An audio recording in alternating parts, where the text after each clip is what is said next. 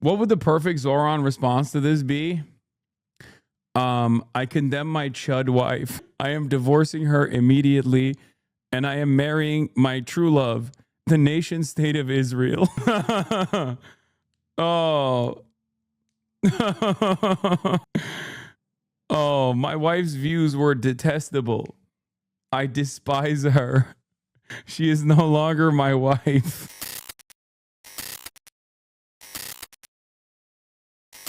Anyway, let's start here. I'm an Afghan Moroccan girl that was raised Russian. I want to talk with you about things. Moved to Barcelona, Spain 2 years ago due to Holland being done with Dutch politics where I was born. Okay, cool. I don't take, like individual conversations like that. There's 31,000 people in the stream with you. This news coming to us from a news agency linked to the Revolutionary Guard Corps in Iran. It's reported the fire teams were dispatched to contain that blaze. South Pars is a portion of the world's largest natural gas field. The Qatari Foreign Ministry condemned the attack as dangerous and irresponsible. What affects one side of the field does have the potential to affect another. It's one big basin, and the two countries do liaise on how they manage it. And in response, Iran's issued evacuation orders for 5 energy facilities in the Gulf, in Saudi Arabia, the UAE and in Qatar. And as a result, there you've just seen on your screens, oil prices suddenly climbing again, topping $108 a barrel in early trading. That's up 5% on yesterday's prices. I've just been watching, in fact, as the indices turned red. The benchmark for UK gas price also rising by nearly 6%. Let's bring in our North America business correspondent, Samira Hussain. And the reason for that, not least the retaliation that Iran is promising, Samira, is because this gas field, it is one. And if there's a fire at one side, as I say, it potentially has an impact on the other side of the gas field. Right. So the enormity of this kind of an attack, because it has such a cascading impact on a large swath of Iran's oil and gas reserves, it really could have quite a huge impact in terms of how much oil is getting out of Iran. Now, you couple that with already these statements by the international maritime organizations that is saying it is just far too dangerous to have any kind of military escort for these ships through the Strait of Hormuz. You're seeing an intense amount of pressure on oil prices, which is why you're seeing it go up to more than $108 a barrel. And depending on whether we see any kind of retaliation from Iran. Do you think there's an off-ramp left? There's always an off-ramp. It's just entirely dependent on if America allows Israel to if America cuts Israel out of the equation, there's your off-ramp, right? The off-ramp will never happen as long as Israel is still leading the pack. I think Israel doing this unironically will create an off-ramp because like Israel, with collaboration with the American government, by the way, at least according to Barack, Israel's most loyal soldier, Ravid, Barak Unit 8200 Ravid, reported that this was in partnership. This strike on the Iranian gas fields was actually in partnership with the American side, or at least they informed the American side that they were going to do this, and they were not stopped, right? And for that reason, it leads me to believe that Israel is trying to get Iran to go up the escalation ladder and retaliate, which is, I suspect, already has happened. I don't know. I was on a podcast, so I don't know if they did. But like America might come out and say, we didn't authorize this, but as long as they don't actually stop Israel, or as long as they don't actually turn around and restrain Israel in some way, it's utterly irrelevant. And Iran, I suspect, is already striking back, which will absolutely melt the energy markets because, it's tit for tat. It's tit for tat. Israel doesn't want an off-ramp, and the faster America recognizes that, or the faster they understand that this is going to be punishing for them, the easier things will be. This is the goal of the Iranian government right now, which is to offer enough of a military deterrence going up the escalation ladder as they get hit over and over again. to literally strike at the heart of capital. Capitalism is very powerful. It's a domineering force. It's the hegemonic cultural attitude. It's the economic organization around the globe, right? But capitalism is also very weak at moments like this. It creates an opportunity for countries, imperialist acts, by not just directly punishing people militarily, punishing troops militarily for invading their country, but also hitting the center of capital. And the Gulf assets sitting right there within striking distance of Iranian missiles creates a unique opportunity. And that's exactly what's going on. I mean, Iran did not do this up until this very moment, partially because they wanted to wait, partially because they thought, hey, we're going to be restrained. As long as you don't hit our refinement processes, we won't hit the other refineries. But, obviously there is a lot there are targets that they could strike that they haven't struck thus far. But now that they've been hit, of course, Moin Rabbani has L takes on Iran. I don't think so. Israel has just bombed Iran's largest natural gas processing facility in the Bushehr province. Israel stated that it conducted this attack in full coordination with the United States. The attack is consistent with Israel's strategy of aiming to destroy not only Iran's military industries, but also its industrial base and its economy. Israel's objective is not regime change, but state collapse. In this particular case, there is, I believe, an additional motivation behind the Israeli attack. Iran has repeatedly indicated that if its energy infrastructure is attacked, this crosses a bright red line, and it will retaliate with attacks on energy infrastructure throughout the Persian Gulf. If Iran does indeed respond in this manner, the prospects of direct participation in this war by the Gulf Cooperation Council states, the GCC, increases significantly. This is exactly what Israel would like to see, and would also explain why the U.S., which previously counseled against such attacks, now supports them and participates in their execution. This attack is not only a demonstration of the U.S.-Israeli capabilities, but also of U.S.-Israeli strategic failure and arguably of growing desperation as well. I think so. I think this is the correct analysis. I think the situation has gotten to, the situation is completely outside of the control of the Americans at this point, and they're actively trying to bring in other regional partners and even global partners to try to create the necessary diplomatic pressure against Iran, because they understand that they cannot open the Strait of Hormuz militarily. And as long as Iran can sit there and keep lobbing at any ship that dares cross the Strait of Hormuz without getting the proper clearance from the Iranian side, it's closed. The Strait of Hormuz will remain closed. America cannot successfully attrit the Iranian ballistic missile capabilities, the Iranian drone capabilities. It's just not going to happen, right? And here we are, another massive escalation that will then have massive consequences after the Iranian retaliation that already started, massive capital consequences, massive consequences in terms of the energy markets and the price of energy in general. We can probably see those prices going up even higher.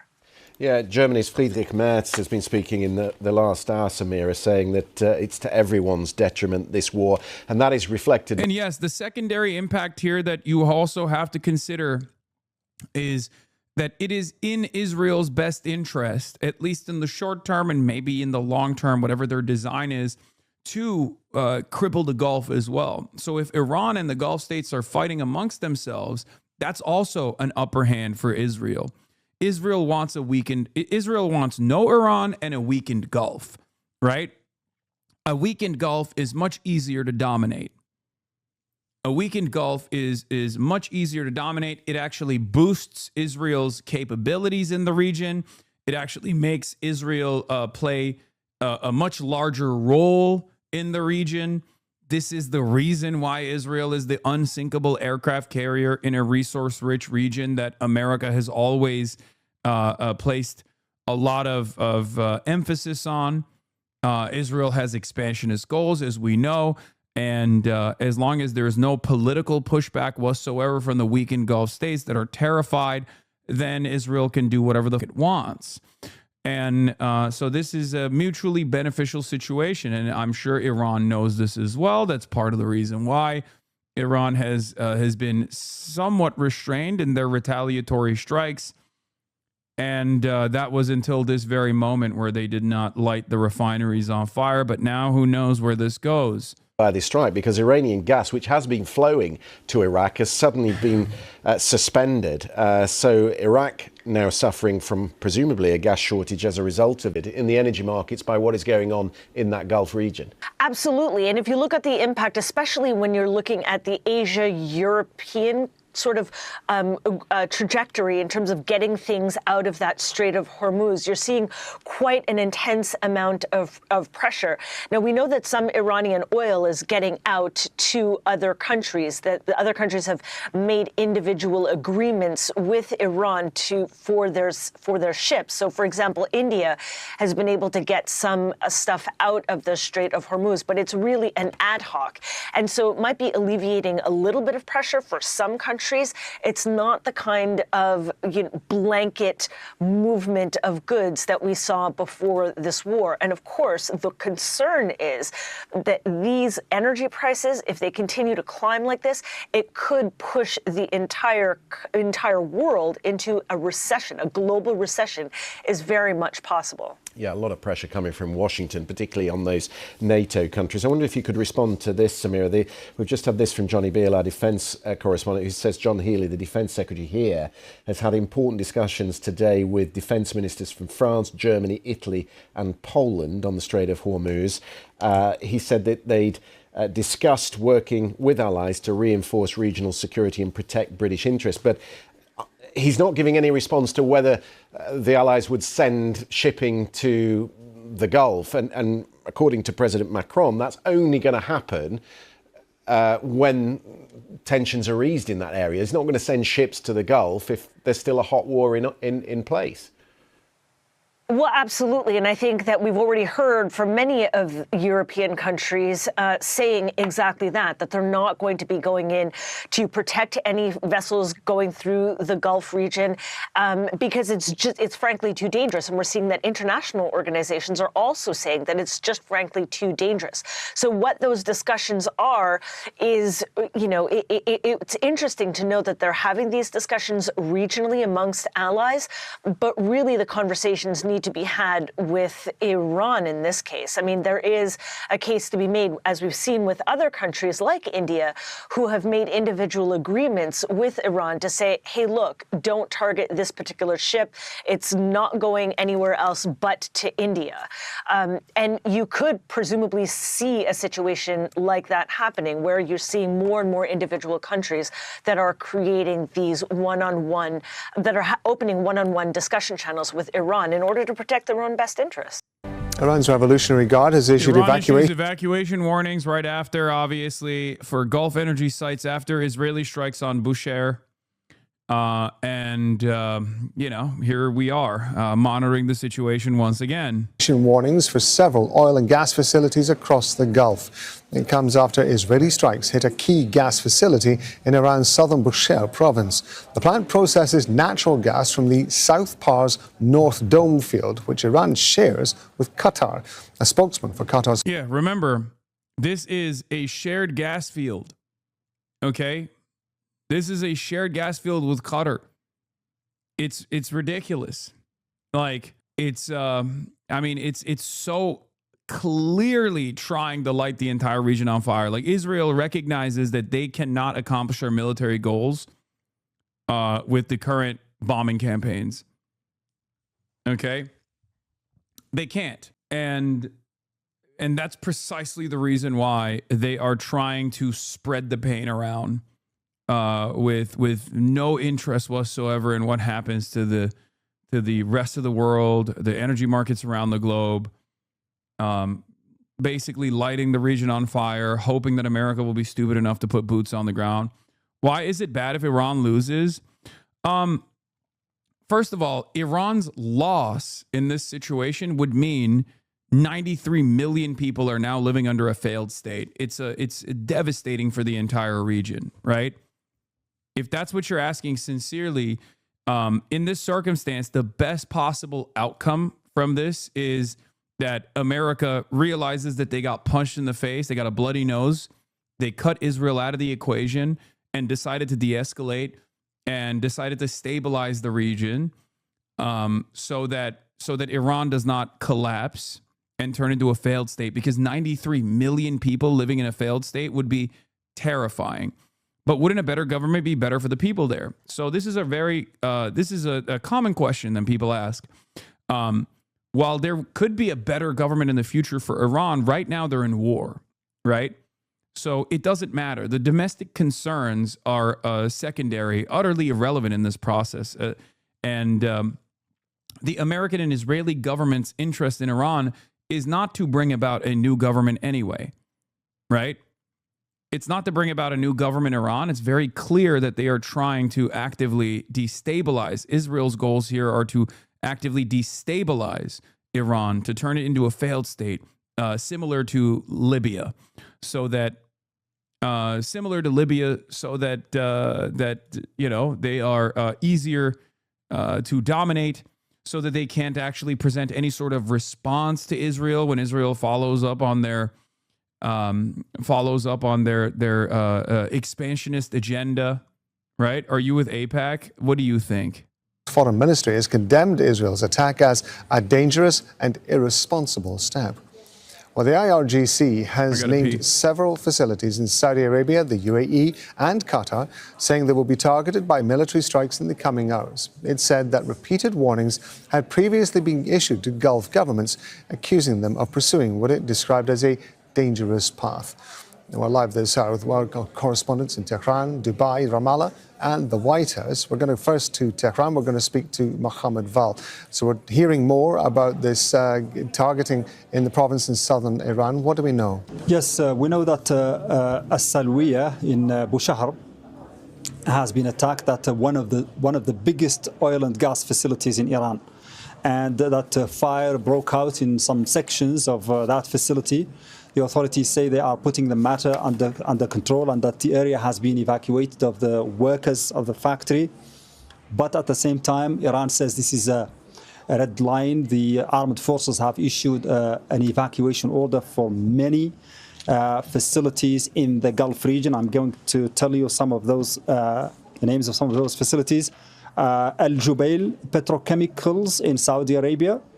Also the Samarf refinery in Saudi Arabia. You have Ras Gas Lafan in Qatar, and also other facilities in the same countries. So about 5 or 6 oil and gas facilities in the Gulf region are now under threat because the Iranian armed forces have said that in the next few hours they are going to... Another spider of the exact same kind just fucking came down on my desk and escaped. I don't know where it went.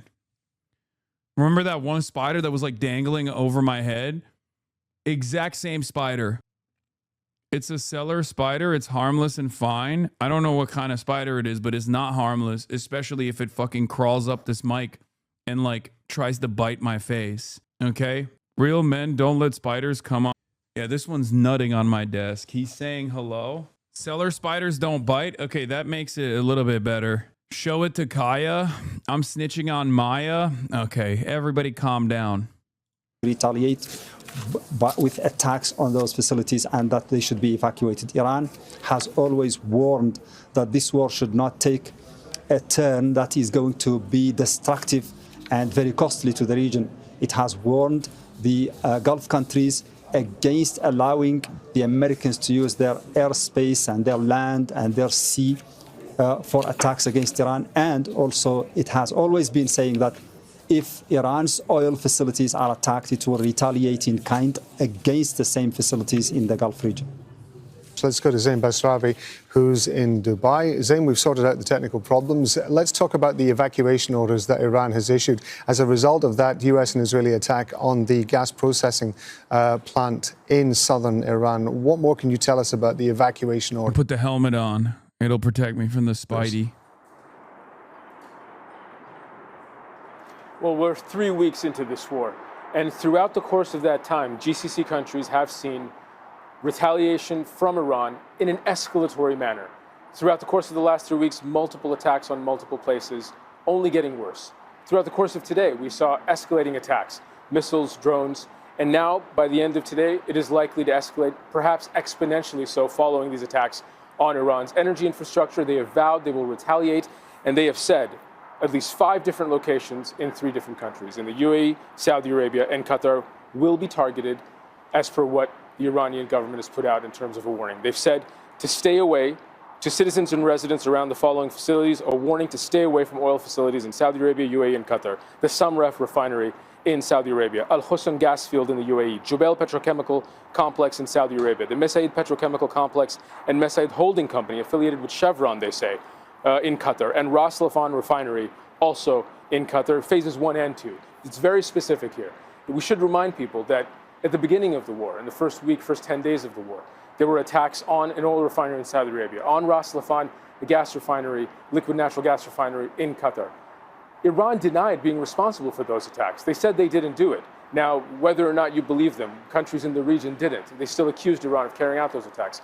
Iran denied it. Here, they're stating very clearly that we intend on targeting these locations and you should leave the area. And they have said, after repeated warnings given by Iran, that it would do this. Their energy infrastructure coming under attack, they're going to mete out a tit-for-tat response. Now, we also have a reaction from Qatar's foreign ministry, the spokesman Majid al-Ansari, reacting to this, saying the Iran South Pars field being targeted by Israel, which extends into Qatar's North gas field. It is a dangerous step. Targeting energy infrastructure is a threat to global energy security, the people of the region, and the environment. A very clear warning, a very clear reaction from Qatar's ministry. Couldn't this backfire and cause the GCC to pressure the USA to de-escalate? The GCC has no power. As long as this conflict continues, the GCC has no power whatsoever. They're just eating it. They're bullet sponges. As long as this conflict continues, I don't think there's any exit ramp for the GCC at all. I don't think there's any way for the Gulf Cooperative Council states to come back to the United States of America and apply pressure right now. I don't know how much they want to do that to begin with. I don't know. I don't think that they're going to be able to do anything. They're just along for the ride right now, and whatever Israel does will have negative consequences for them. And you're seeing it right now. This is a severe Israeli escalation that a week ago was considered a bridge too far by the American government, if you remember. But they have nothing. Forces, they could just turn on U.S. and Israel. That's such a funny take, man. No, they don't. Their Air Force is not their Air Force. You understand that the keys can be turned off by the United States of America. When you get weapons from the United States of America, those aren't your weapons. Those are American weapons. Okay? They have the Ghost of Kuwait. Okay, that's true. I'm talking shit about the Ghost of Kuwait. That was very clearly a mistake because the American fighter jets were clearly turning off their transponders while doing aerial bombing missions, which is precisely the reason why the Ghost of Kuwait actually murked 3 of them, something that they do not want to, a mistake that they do not want to repeat regardless. Qatar has 90 modern jets, 60 European. I'm telling you right now, there is no world in which the Qatar, or not even Qatar, but like the Gulf Cooperative Council states could turn around and just like decide to choose to wage war against Israel. It's not going to happen. People are worried about Gulf countries joining the war against Iran and turning into a regional conflict. The U.S. base in the Gulf were rendered inoperable by Iran in a matter of days. What do you think will happen to the native forces, which have even less air defense protecting them? Furthermore, these Gulf countries do not have any weapons that the U.S. hasn't used against Iran. Exactly. Iran is at war with Israel and America right now, which means Iran is at war functionally with the rest of the world, because the rest of the forces that could potentially mobilize against Iran are all backed by American munitions, backed by American weapons, backed by American systems. Some of them have, modest indigenous defense industries, but most of these weapons that could be utilized against Iran are already turned Hasan, this isn't content. Why do these people care about what your non-expert has to say about all this? You're a cosplayer, bro. Quit yapping. If I look at your comments in the Asmongold chat and I find out that you're glazing his analysis, will you feel a sense of shame or no? Because this is true. I am not a missile autist. I am not a map autist. I'm a political autist. It's ironic because, yes, I do actually, this is literally my area of expertise when it comes to international relations, when it comes to talking about anti-imperialism. Not only do I have a degree in just this, but also on top of that, I've spent the last decade or so talking about exactly this scenario. So no, in comparison to the average commentator in the United States of America, both to my right and the liberal content creators as well, I do have the specific knowledge to communicate about events such as this one, analyze them, interpret them, and educate the public on them. But on the other hand, you can, chat rent-free, holy baited lol. It basically goes to show exactly what you're trying to get out of this. But contrary to your favorite content creator, I do have a degree in just this, right? This is what I studied. And this is what I've been doing for the past 10 years, which is precisely the reason why my analysis so far has been, oh, Crowder called you a commie cosplayer today, so these people were told what to think about you today? Oh, is that what it is? Yeah, Steven Crowder is a great example of a person simply regurgitates American Enterprise Institute talking points, for example. That's like one great example. He's a bad person overall and not very knowledgeable on these issues as well. They're just, repeating whatever kind of talking points they're getting from, Israeli think tanks. So if you want to hear that, you can go and get that pretty much everywhere else on the internet. This is the one area where you will hear a sober assessment on the way things are going, which is precisely the reason why, if you're confused, a lot of people tune in here.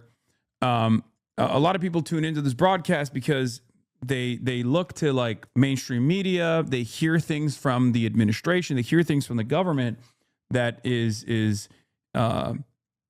explaining a very different scenario than the one that's unfolding in real time.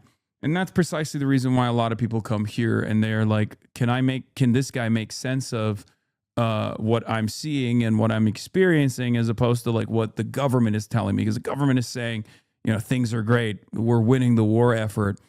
And yet the situation on the ground shows a very different reality, right? Anyway, as far as the Gulf nation states like waging war against Israel, that's laughable. That'll never happen. And as far as the Gulf nation states joining the battle against Iran, well, Iran is basically fighting against them already. So they don't have a massive force to mobilize anyway. They don't have massive forces that they could possibly mobilize. It would be laughable to expect that like the Saudi military would do boots on the ground military warfare in Iran. That's even more laughable than the American troops landing on Iranian soil and conducting any sort of military operation. So from the Iranian perspective, they're already fighting against every single one of these countries because they're fighting against America. America dominates every single one of these countries. American weapons are held in the hands of the militaries that they could potentially activate, right? It's not going to happen. Foreign affairs there. Zain, it's worth remembering, of course, that apparently there are Gulf countries meeting in Riyadh later to discuss the security challenges that the region is facing. What more do we know about that meeting? Well, in the beginning of the day when the meeting was announced, it was really going to be addressing the last few weeks, a status quo kind of. Can the GCC states deploy an embargo like they've done in the past? Well, currently Iran is already doing a de facto embargo, which is why I think the GCC states adding into that embargo would mean nothing. I mean, it would increase the pain in the energy markets, which are incredibly fake, right? It's more fake than it has ever been. But adding on to that is not really going to do anything because like there is already a de facto embargo that is enforced by the Iranian blockade. Continuous bombardment of these Gulf Arab cities as far as the retaliation, but just to illustrate the day's events, how dynamic this conflict is. There's been targeted assassinations, attacks on energy infrastructure. Israel saying they're going to kill anyone in the Iranian leadership that they want to. Iran saying that they're going to use more potent and precise weapons and more heavy weapons to carry out its retaliatory attacks on whoever they deem necessary, wherever they deem necessary.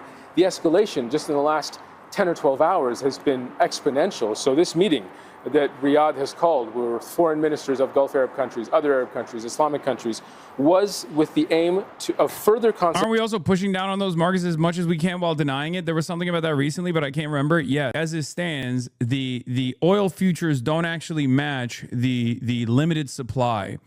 And there is going to come a point where like the lack of commodities is going to catch up with whatever the market manipulation that's taking place. Because if you're pricing as though 100% of production is still taking place, or 85% of production is still taking place, when only, let's say, 75% of production is taking place, then eventually people are going to run out of fucking oil, right? And when that happens, I suspect that the markets will correct, and that correction will be really damaging. It's very interesting, though, like watching the oil markets move in a way that is not anchored around the real amount of barrels that are passing through has been truly interesting, because this is the one area where like you have to abide by the fundamentals. You're kind of you can't lie about how many barrels of oil are readily available, right? Oil has inelastic demand.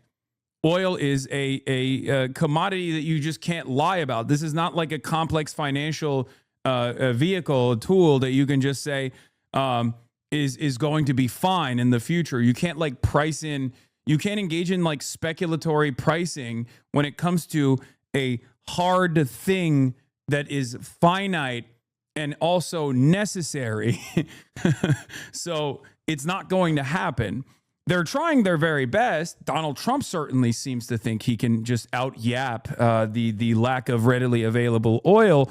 And he has seen some success in this endeavor, but there is a physical limit to how much you can manipulate the speculative. I say speculatory. Okay, speculative. There's a physical hard limit to how much you can engage in complex financial engineering. Given the scale of the shock, many people are understandably surprised that the price of oil hasn't gone even higher. But as Main FT reported, this Financial Times reported yesterday, the oil market's idiosyncrasies is arguably obscuring the distress. It's important to remember that oil isn't actually one homogeneous product. It comes in a lot of different densities, forms, and sulfuricides. And therefore has a myriad different uses, buyers, prices in different parts of the world. You know, you got the sour crude, you got the heavy crude, you got the light, beautiful oil that comes out of the fracking in the United States of America. Heavy crude is utilized for jet fuel and things like that. And so, the type of crude that is being restricted right now is different than the type of crude that's available in the United States of America, for example.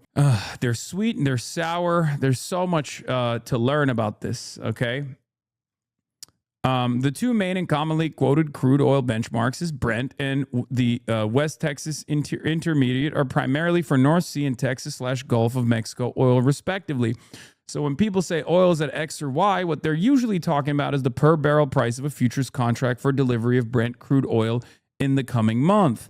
However, the jumps in Brent and WTI, while large and alarming, actually understate the degree of dislocation, as the Financial Times Verify Ratcliffe highlighted yesterday evening. This is why the Financial Times is one of the more reliable outlets out there. It's the one newspaper that can't lie, because of the people that read it. Because the purpose that it serves is to educate people who are making decisions on the market. So you can't get away with the shit that like Wall Street Journal gets away with, or the shit that The Economist gets away with.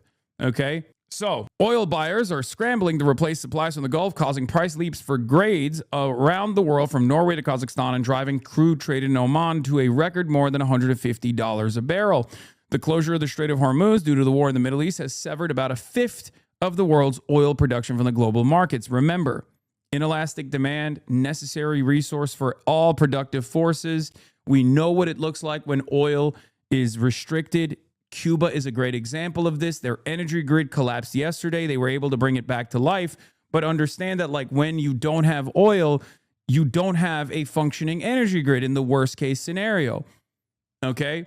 When you lose a fifth of the world's entire oil production, when it's removed from the global markets, all of a sudden, you're going to start seeing, especially in the Asian markets, rolling blackouts and things of that nature once their strategic reserves also dry up. The goal here, obviously, is to stop this war of choice from continuing until it gets to that completely chaotic situation. Okay. The growing disruption to supplies has driven a number of regional price benchmarks to all-time highs, even as global marker Brent has fallen back to just above $100 a barrel after jumping to a nearly $120 in the early stages of the Iran war. It's sheer physical scarcity driving prices. David Fye, chief economist at Argus Media, the price of a barrel of oil in Oman, which exports from ports outside the Strait of Hormuz, soared to nearly $154 on Tuesday, driven by intense competition for the small volumes while still leaving the Middle East. By the way, there's also another entry point or another choke point that could be closed. And that is, of course, the Ansar Allah movement. That's under the Ansar Allah movement. As easy to close that choke point as it is to close the Strait of Hormuz, of course, but the Ansar Allah movement could effectively create a de facto blockade in Bab el-Mandeb, which is the entry point into the Red Sea, or the exit point of the Red Sea. So once the Houthis are activated, which they've said they're waiting for their time to get in, which is not as small as the Strait of Hormuz, of course. It's much more difficult to. It's much more difficult. Yeah, I know. He sent this to me. That's funny. All right, let's continue for now. It'd be a lot more difficult to control, but it would be punishing. It would be it would be very difficult to pass oil tankers safely if the Houthis start taking pot shots at these ships. So even then, if the Houthis get active, I mean, this will further collapse the global energy markets. Just to hammer home the point, here are the charts of the long-term prices of Dubai and Omani oil, which have now exploded higher than the infamous 2008 spike. The Oman benchmark has hit a record 173.24 today, at least according to the LSEG data that Alphaville has access to. Yeah. This is the other choke point. Yemen has access to this choke point. And this is obviously the Strait of Hormuz, much smaller than Bab el-Mandeb, but once again, very difficult for commercial traffic to pass through if you have a militant state that is ready to try and stop it and implement a blockade. The Red Sea isn't as impactful as there is a way around, just takes longer. The Gulf oil has nowhere to go with the Hormuz block. No, you're wrong about that. Because right now, the Red Sea is incredibly impactful. Because 15% of all of the oil that is refined by Saudi Aramco can get to a port. The goal for all of the 20% of the world's entire oil and gas comes from this little area. Okay, that's just where it is. They can't get out of the Strait of Hormuz. Iran is controlling it. But what they could do, technically, there are some pipelines. What they could do is, and they have started doing this. Saudi Arabia started doing this. I believe it's about up to 15% of their overall capacity that they could flow back to the Red Sea. They have a port on the Red Sea side that would still load up right here, somewhere around here, and would go down the Red Sea and have to cross through Bab el-Mandeb. And they are doing this right now, for the record. Those ships will go through here, and then will flow energy to the Asian markets if they are able to successfully cross Bab el-Mandeb. Another choke point. So they can go through the Suez Canal? No. We're talking about the energy that's going to the Asian markets, chatter. What are you talking about? They're not going to go through here. There is no entry point into the Asian markets if you pass your oil through the Suez Canal. Bab. It's not Bob. Okay, whatever. You can't like the Suez Canal is for Europe and for the Western world.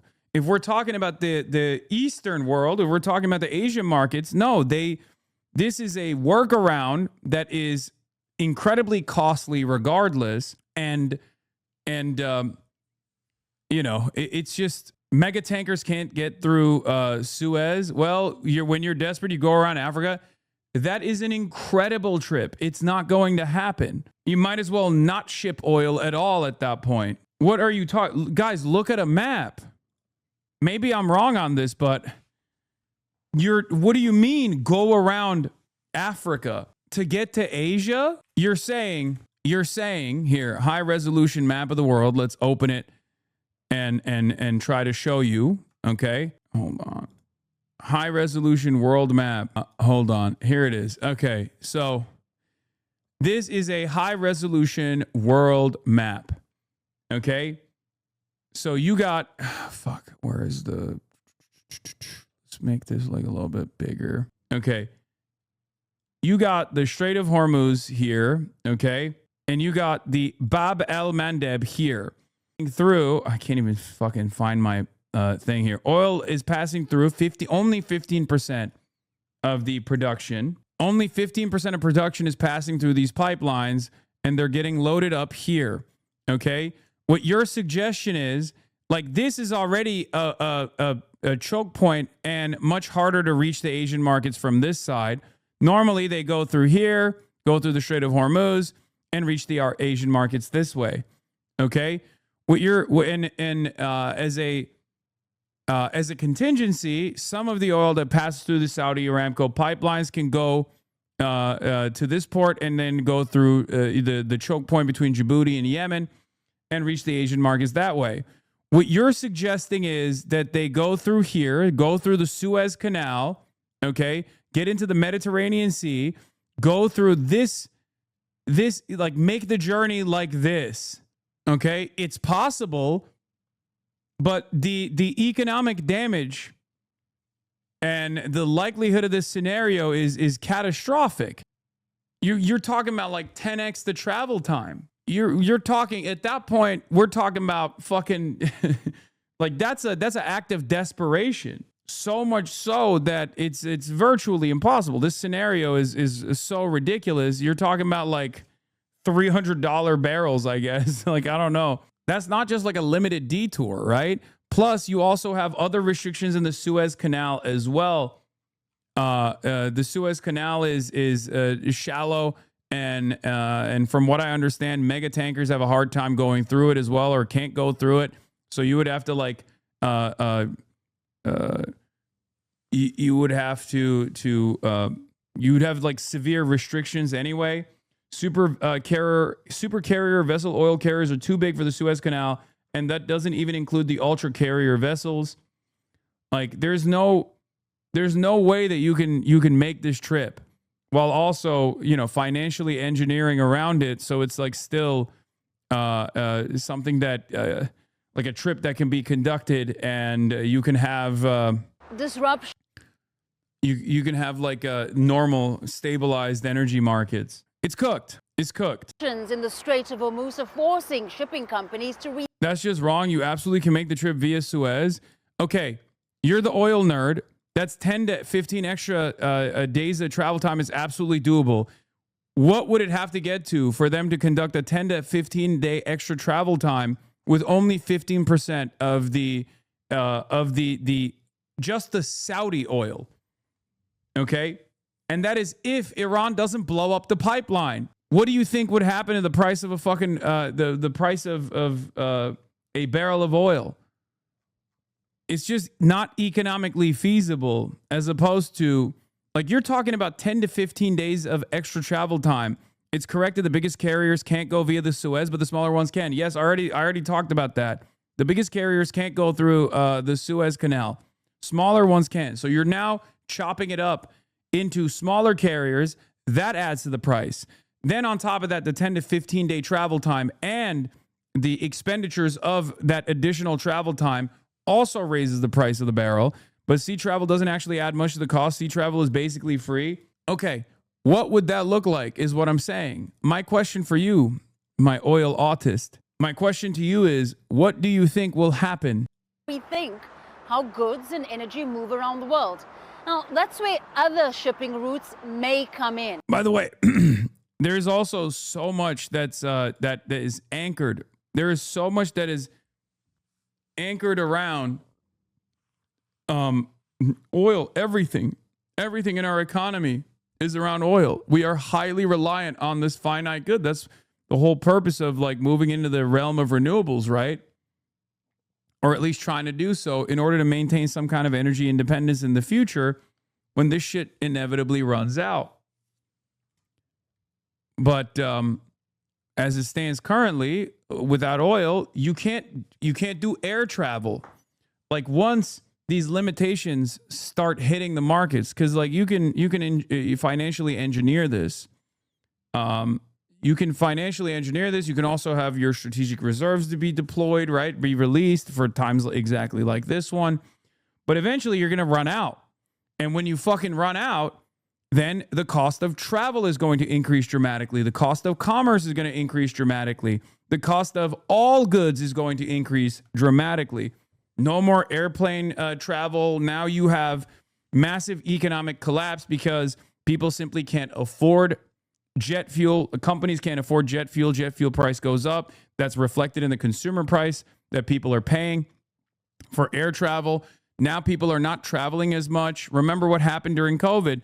And once people can't travel as much, then these companies are on the verge of insolvency. They're bankrupt. They start closing. Jobs are lost in the process. First, there's a reduction in the workforce. Then there's like employees that are furloughed. Then employees are fired altogether. It will have a devastating domino effect on the entire the global economy. Instead of moving through the Gulf and onto the Mediterranean via the Suez Canal, some vessels are taking the much longer journey around the southern tip of Africa, the Cape of Good Hope. But the longer route increases travel by 3,000 to 5,000 nautical miles. That's 10 to 14 extra days of travel. That means higher fuel costs. In total, this detour adds about $1 million in extra costs per trip. Now, while port authorities here at the Cape Town port say they're ready to handle the additional traffic, ships that may take the Cape route are not stopping at these ports. It would take up too much time and cost more. The rerouting might offer some benefits to African ports, but that will be far short of the extra costs for shipping companies and their clients. Famida Miller, Al Jazeera, Cape Town. Yeah, it doesn't add virtually no cost. Of course it adds to the cost. It's not undoable. It's just not economically feasible. Breaking, the U.S. is accumulating forces for a weeks-long operation to take control of the Strait of Hormuz, according to Israeli assessments on Khan News. Unbelievably stupid. Going up the escalation ladder, I think it's going to lead. There's only two options out of this, man. I swear to God, either America is brought to heel if they continue down this escalation trap, or Iran completely collapses and it's a failed state and it has devastating impact. It has devastating impact in the region, which still renders commerce in the region unfeasible regardless. Do you understand? Because like when Iran is not stable, when it's a failed state, that's going to take at least a decade to solve, if you can ever solve it at all. 93 million people. You can't have the country that is slammed on one side of the Strait of Hormuz turn into Libya. This is functionally the same as Israel deploying a nuke. Yeah, for my Eurocuck chatters, kiss your European summer travel season goodbye. Global average jet fuel price rose plus 82.8%. Iranian missiles can reach the Suez lull. Imagine if they fire it while there's a ton of traffic. There's no reason for Iran to strike at the Suez at all. at least for the time being. There's no reason whatsoever to do that. That would literally that would frustrate European partners even further. I mean, it's something that they can do. They have limited capabilities of reaching there. It's not the same as like holding the Strait of Hormuz, obviously, but that is like, what the fuck? How are you under 250K viewers, HasanAbi? This is big shit. Because everyone's on fucking autopilot, man. Everyone's on autopilot. They don't understand how these things. They only respond. They only respond to like immediate action where they're like, "Whoa, this is a big deal. Let me go tune into the HasanAbi broadcast." But like, a lot of this stuff, especially here in the United States, is very far away from us, both as far as like physical proximity, but certainly far away from us because it's considered unthinkable. Like the American government will protect us. But the collapse is happening in real time, and it's I wouldn't even say it's a slow burn collapse. It's actually much faster, much more accelerated than I could have ever imagined. But you know, Americans are just like sleepwalking into complete collapse of the energy markets. It's very interesting. Just to be clear, these crazy Gulf oil prices reflect how some Asian refiners are simply desperate to secure the crude they need and are happy to pay it what it takes to get it. Norwegian oil naturally takes longer to ship. Meanwhile, the current Brent and WTI contracts are for May delivery when there should be a lot of supply coming from various strategic reserves, leading to a big divergence. They therefore reflect different oil markets, but that doesn't mean that the Gulf oil price craziness isn't worrying. These benchmarks are directly exposed to export disruptions and therefore capture marginal scarcity more effectively than the Atlantic-linked crudes, JP Morgan's analyst argued in a note yesterday. They pointed out that Asia is already feeling the crunch. JP Morgan's emphasis in bold below. Earth destruction are emerging in Asia as product prices surge and spot barrels become prohibitively expensive. Timing effects further reinforce this divergence. Typical voyage from the GCC to Asia takes approximately 10 to 15 days, while shipments to Europe require closer to 25 to 30 days via the Suez Canal, or even 35 to 45 days if rerouted around the Cape of Good Hope. As a result, the impact of disrupted Gulf flows will hit Asian markets earlier and more acutely, whereas Atlantic Basin benchmarks such as Brent and WTI will remain cushioned for longer by inventory overhangs and slower supply adjustments. Gas station in Japan says, sorry, out of gasoline because of Trump, not photoshopped. So maybe now you understand why I'm saying the best possible scenario out of this for the entire globe is if America takes enough of a bloody nose here that they see no other option other than decoupling from Israel and de-escalating. Do you understand? Because any sort of further pressure here, like achieving Israel's military goals here, would be a devastating scenario that doesn't actually solve the problem that we're experiencing currently. Okay? Because the Iranian state, being a failed state, still has tremendous capabilities of doing terrorism on the Strait. Okay? It's just, you can't outdo you can't have the most like efficient the military campaign that simply makes this 2 nautical miles that you need to traverse with oil tankers become easier to control. Okay?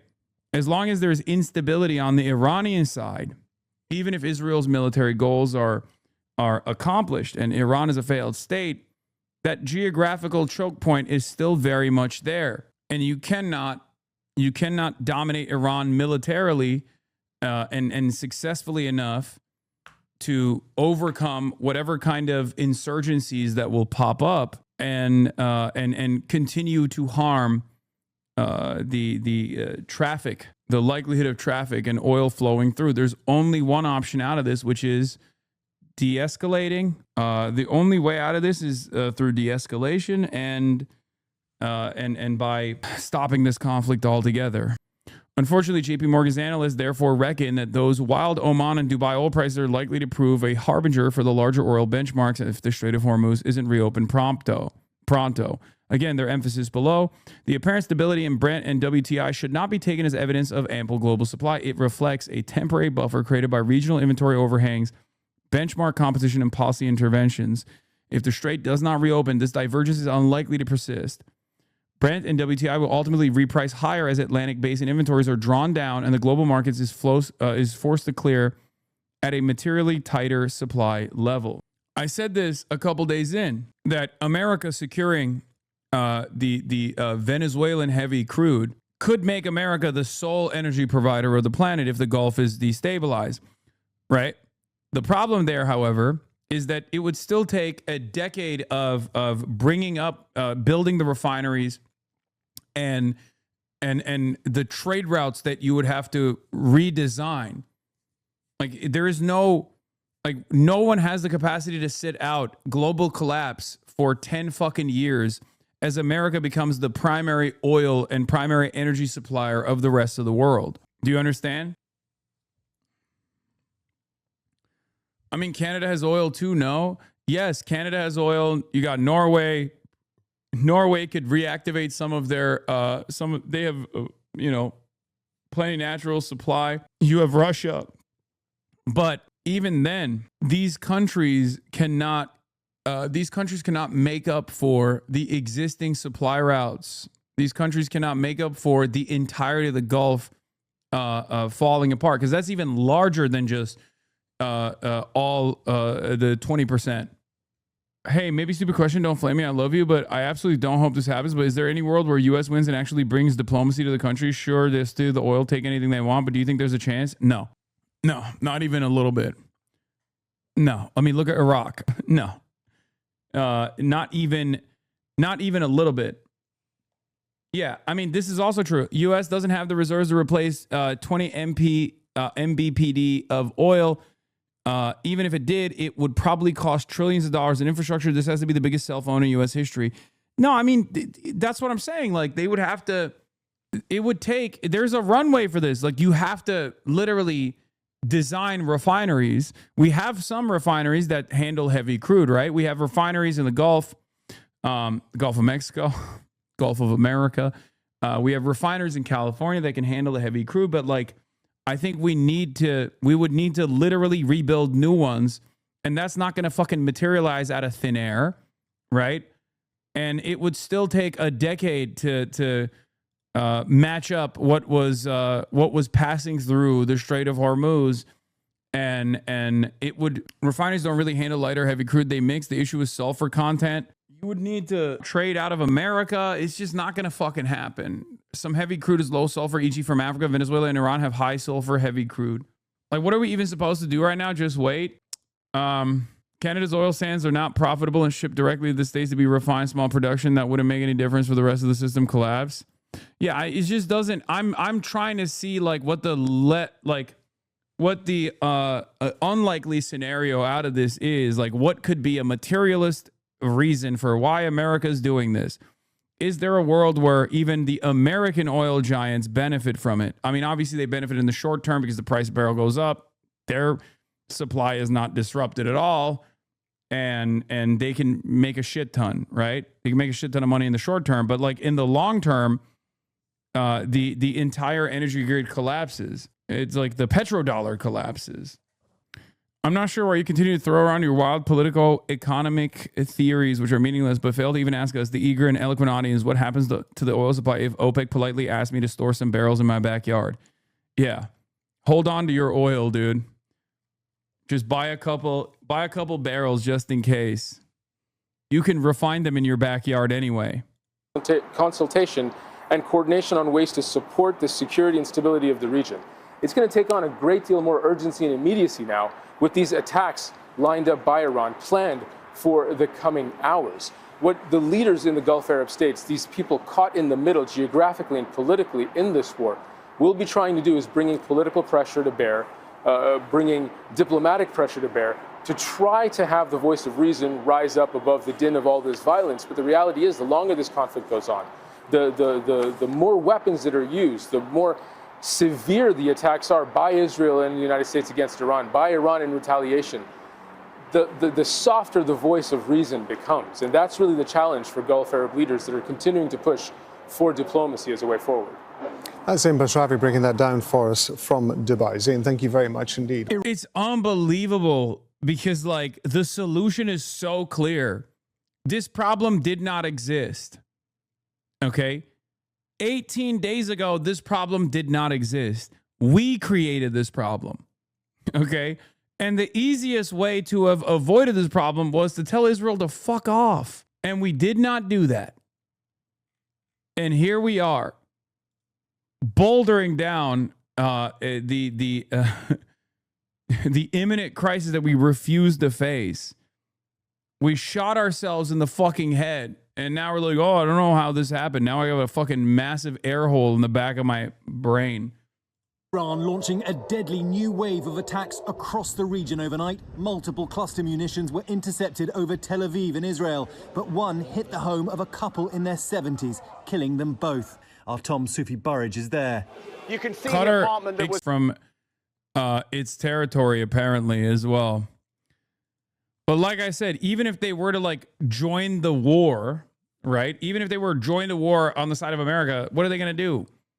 They don't have anything other than America. It's just more America. Who's going to put their fucking troops, which they don't really have too much of anyway, in the line of fire now? At the behest of Israel? Good luck selling that. Americans don't even want to fucking fight for Israel. Now you're going to get the mercenary troops. It's a couple in their 70s killed here in what was a major barrage on Israel overnight. In Lebanon, Israel's campaign against Hezbollah intensifying, where more than 900... Dude, people are saying like Saudi's got a huge air force. What do you mean? Brother, what are you saying? That is just more America. You're joking, right? They couldn't even handle bombing fucking Yemen. What makes you think they can go up against Iran? Like, what is the UAE going to do? Hire every Colombian mercenary on the planet?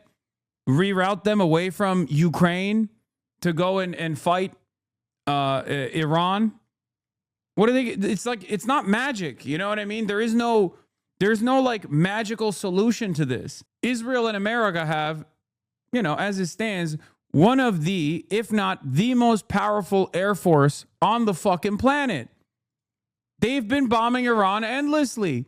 More Israel and more America is not going to solve the problem. Do you see what I mean? Unless you know something I don't, and the Gulf states have the power of alchemy, and they got like top-ranking jujutsu sorcerers or some shit that they're going to deploy on Iranian soil, it's not going to fix the fucking problem. Yeah, they're going to send in Leon Kennedy. 100 people have now been killed. The IDF demolished this entire building. Meanwhile, these fucking psychopaths the Israelis are also bombing the fuck out of Beirut. Okay, they're just like, it's so crazy to me that Israel in the middle of all of this is like, well, time to take over southern Lebanon in its entirety. Like, it's so psychotic. It's literally the same Nazi trap that Adolf Hitler fell in. It's very different than doing this to Gaza and Syria and Lebanon and fighting the network of resistance piece by piece, okay? Now you got Iran. Now you got Iran in the fucking equation. Iran has shut down the Strait of Hormuz. It's a very different scenario. In central Beirut, air emergency personnel searching the rubble for survivors. Israel gave the alert to evacuate an hour earlier, but that came at 4 in the morning. The U.S. and Israel couldn't take these underground launchers out. What is this? Another attack on the U.S. embassy, the most serious since the war began. Flames could be seen inside the compound in Baghdad. A huge gun used to shoot drones out of the sky. And as the White House struggles to get allied help to open the... Iran is no Soviet Union and Hezbollah ain't no America. It obviously is clear to anyone with fucking any working brain cells that you don't have to be the Soviet Union to be able to disrupt the energy markets, brother. What are you talking about? Crucial. US aircraft dropped multiple 5,000-pound bunker busters along the coastline. Yeah, nice CGI. Doesn't mean anything. Strait of Hormuz is still closed. The strait, which is a critical trade route for the world's energy supply, has been closed for 18 days, causing turmoil for global markets, sending the price of oil skyrocketing. President Trump lashed out at NATO members who were not consulted before the conflict began for not helping to reopen the strait. They insist it's not NATO's war. I think NATO's making a very foolish mistake. The president then saying he doesn't need their help after all. We don't need too much help, and we don't need... Yeah, no, totally. Bro, you're acting like the Houthis weren't hiding in caves. The entire north of Yemen is mountainous. Saudi's the 13th strongest army in the world. Oh, the Americans couldn't win against the Taliban because they were in caves. Same with the Houthis. You know this, dude. Saudi's the 13th strongest army in the world. Okay. If the Saudis couldn't defeat the Houthis, what makes you think they can fucking defeat the Iranians? The IRGC is infinitely more powerful than the fucking Ansar Allah movement is. The Ansar Allah movement is a fucking... a paramilitary state pretty much that won the civil war with Iranian weapons that they were receiving. Iran is the country that was shipping the weapons to the Houthis. Sure, they're fucking steadfast and undefeated and they were able to push back, dig in and push back as the Saudi forces. They obviously won't beat them, but they'll be effective. Yeah, if they couldn't be effective with the Ansar Allah movement, they can't be effective against Iran. That's my point. Also, if you're riding this hard for Saudi Arabia, I suspect you're an oiler and you better be fucking subscribing and also showering the community with gifted subs. What the fuck is this? We got Saudi oil barons in the chat not even subscribing to the broadcast. It's crazy to me. It's madness. Also, once again... You think they're going to fucking... These are American weapons. So it's just more America. That's my point. Love you, bro, but you're acting like their army is the UAE's army, Lamau. Brother, what fucking Saudi national is going to fly over Iranian airspace? Please, man. They literally stopped. They learned their lesson. Stop doing so. You think the Saudi nationals are going to get on a fucking fighter jet and fly over the Iranian airspace? Or are you delusional? I don't think the Saudis would be on board with that at all. They're far too comfortable. Why would they fucking do that? Any help, actually. This as the US grapples with damage to its weaponry, losing over a dozen unmanned MQ-9 Reaper drones to Iranian fire in the 2.5 weeks since Operation Epic Fury began, each drone costing millions of dollars. And overnight, the International Atomic Energy Agency says Iran's Bushehr nuclear power plant was hit by a projectile. Iran says there's not been damage to the plant or any injuries, but the agency is calling for maximum restraint in order to prevent the risk of a nuclear accident. And these dramatic images from... Yeah, also the thought of like Saudi nationals getting into their fucking American fighter jets to go die on Iranian airspace at the behest of Israel is, I'm sorry, a little hilarious to assume. Like, that is crazy. Like, Americans don't even want to fucking do this shit, but they're cattle and you know, they're used to like blowing up brown countries and shit at the behest of Israel, sure. But like Saudi Arabia, like Saudi nationals doing this for Israel is a whole different predicament. Iran. Why wouldn't they? Are they anti-Semitic? Yes, America, the least anti-Semitic nation, of course, is gladly willing to die for Israel's goals. Saudis might be a little anti-Semitic and not want to die for Israel like that. Who knows? In the streets, videos circulating online show the Israelis turning their focus to local regime targets. The IDF says they've hit dozens of police checkpoints and vehicles in Tehran. Along with security chief Ali Larijani, Israel killed the commander of Iran's feared religious militia, the Basij, Gholam Reza Soleimani. He oversaw the brutal crackdown in January that left nearly 7,000 people dead. Now, the Israeli tactic seems to be to clear enough local systems of government repression like checkpoints and militia patrols. Yeah, this equation is really funny because NATO countries don't want their troops to die for Israel, okay? And you're over here being like, well, the Saudi nationals will do it. Like, that's an unbelievable scenario, brother. I'm sorry. It's unbelievable. I just don't think it's happening. To get Iranians out into the streets to protest and eventually bring down the regime. I think it's fair to say that's an optimistic scenario. As we saw in January, they would face enormous danger from Iran's security services. Robin? You're right about that, James. Thank you. It's been another day of airstrikes here, threats and renewed escalation. Israel targeted the South Pars gas field in the southern Bushehr province. It is shared by Iran and Qatar. It is a significant escalation. Israel also claimed to have killed another of Iran's leaders, Intelligence Minister Esmail Khatib, who was targeted overnight in Tehran. Hello, Hasan. I'm from the region. Your assessments are usually bang on, but you severely overestimate the Arab countries' own liberties to make choices based on their own interests rather than follow American orders. Wait, what? That's why I'm saying I don't think the GCC is going to cooperate with like any sort of military campaign on Iran. I might be wrong. That doesn't necessarily mean that there will be tremendous success there, but I just don't think, unless you misunderstood what I was saying, they will. So, okay. If America told them to, simple as, wait, oh, you're saying, well, no, you're wrong. You're saying they have no free will. Okay. So you're saying they have no free will if America tells them? No, they have been. America's been telling them to. They're not doing it so far. So you're wrong. Because you want to know why? Because it's not about free will. It's not about the sovereignty of the Gulf states. They are not sovereign. We know that already. It's about the capabilities. What good is it going to do if a bunch of fucking Saudi nationals die? Will America actually achieve its goals? America doesn't want NATO forces in the region to be deployed against Iran because this will allow them to achieve their strategic objectives, their military objectives. The reason why America wants NATO nations to be involved in this war is so that there is more diplomatic pressure, that Iran feels isolated from the rest of the globe even further, which I think is still a strategic mistake regardless, because they're willing to go to war with America. And if you're willing to go to war with America, that means you are willing to go to war with the rest of the world. Do you understand? You're failing to consider Iran's domain expansion. Simple domain, bomb Qatar. Yeah, simple domain, bomb Qatar, bomb Saudi Arabia. That's their domain expansion, which they have been expanding. How are you going to Cuba if you have an American passport? Are you using a Turkish? What are you talking about? Cuba literally does not have any issues with American passports. You can go to Cuba right now. You can literally fly out of Miami to Havana right now, right at this moment. You can purchase flights right now from America as an American citizen and fly to Cuba. It's like a 1-hour flight. The war is already threatening the political economy and security model of the GCC states. It's a war they didn't choose, but they were pulled into, yet seeking a defanged and enfeebled Iran risks a wider, more destructive conflict.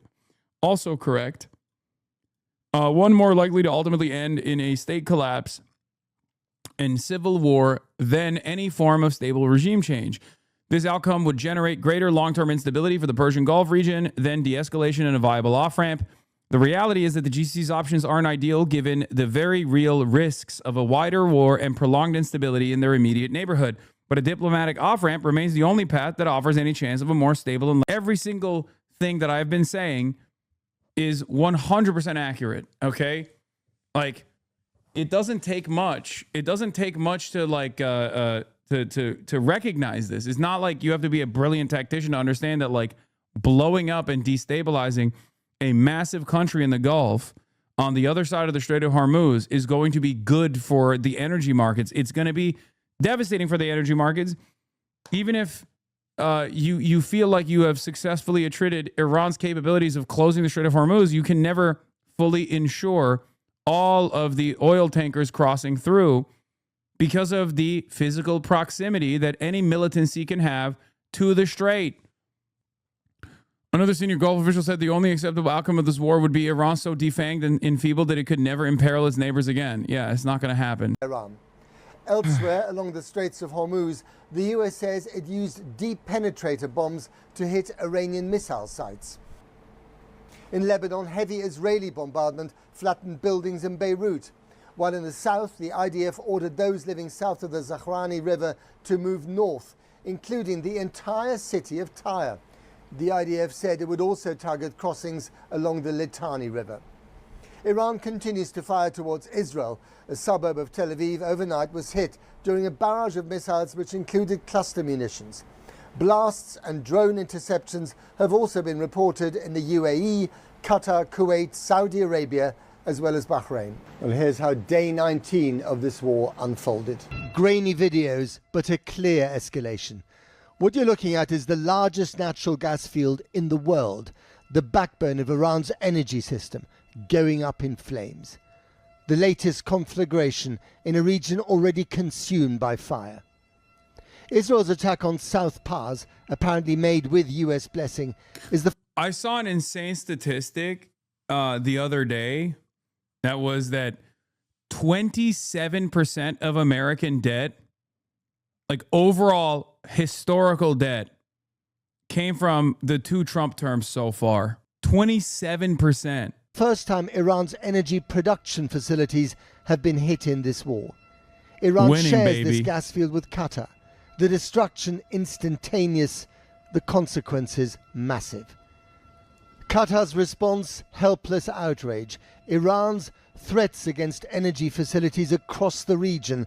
And in the last hour, this attack on Saudi Arabia to prove the point. As a direct result of this action, the fuel, energy and gas infrastructure of the source of the aggression will be set ablaze and turned to ashes at the first opportunity. Their backs firmly to the wall, the Islamic Republic is burying its leaders at a relentless pace. Today it was Ali Larijani, the all-powerful security chief, killed yesterday by Israel, along with Gholamreza Soleimani, head of the regime's street-level paramilitaries, the Basij. The intelligence minister was also killed overnight. The mourning is a message that the Islamic Republic retains a hard core of support. Even for some of its many, many opponents, though, Israel and America's war is a terrifying lurch into the unknown. Regarding Larijani's death, some people think he could have probably at some point played a role in ending the war.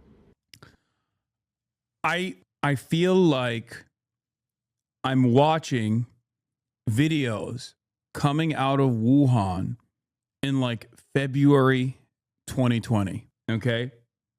Like I feel like we are as a community, the vibes are identical. The rest of the world has not picked up on stories from Italy. People are like a little bit worried, but everyone is saying, it's going to be fine. It's going to be all right. Elon Musk is going to come out and tweet, it'll be done. It'll be done by, April. It'll be gone by April. It's just the flu. It literally feels like that right now. I don't want to freak you guys out, but what is this? Relevant. This time reminds me of how I felt at the beginning of COVID when it was clear everything would come crashing at a halt, but most people could not see it yet. Yeah. I'm glad other people are seeing it too. It's pretty wild. Do you mean a good outcome or a bad outcome is coming? There is no good outcome here, no matter what. There is the least bad scenario, and I've described it over and over again. The least bad scenario requires restraining Israel or decoupling from Israel altogether and actually de-escalating. Okay? That's the least bad scenario here. The most bad scenario is obviously nukes. The less bad, but still unimaginably bad scenario is Israel and America launch a war against Iran. Troops are deployed, coalition of the willing, NATO forces, boots on the ground, an extended conflict with no real solution, no immediate solution whatsoever. That leads to in a couple, I don't know, in like 5 to, in like an extended military campaign, there's a destabilized Iranian state. I don't fucking know. I don't know how, I don't know how long that conflict would take. People don't want this war to continue for a long time, especially given the collateral civilian damages and already dire economic situation. This war is becoming a catalogue of grim firsts. Here's another. Iranian cluster bombs raining down on Tel Aviv. These bomblets get released even when the missile carrying them is intercepted. In this case, the residential neighborhood of Ramat Gan, Eshel Street, corner of Haroe, 3rd floor. The apartment of Yaron and Ilana Moshe, both in their 70s. It seems that they were too old to make it into the shelter, and that was their death sentence. Are you getting more vulnerable now? We've seen a decrease in the Iranian regime's fire. This is cope, by the way. Like this is cope. Like even the Western journalists are straight up asking like the Israeli officials, like, do you feel like you're less safe, less secure? And the answer is yes, because the Israeli defense capabilities are also not infinite. And the longer this goes on, the worse things are going to get. While Iran increased their capabilities again, by the way. Iran is firing more and they're hitting more per shot than during the first days of the conflict. Not good. Like, remember, they hit a low point on day 8 and Israel and America was like, oh, by this standard, it's fucking over, right? By this standard, it's done. It's over. We've successfully destroyed their strike capabilities. Yeah, except it turns out they have still strike capabilities. They've increased the number of missiles that they're launching and severely increased the number of drones that they're launching, as I said.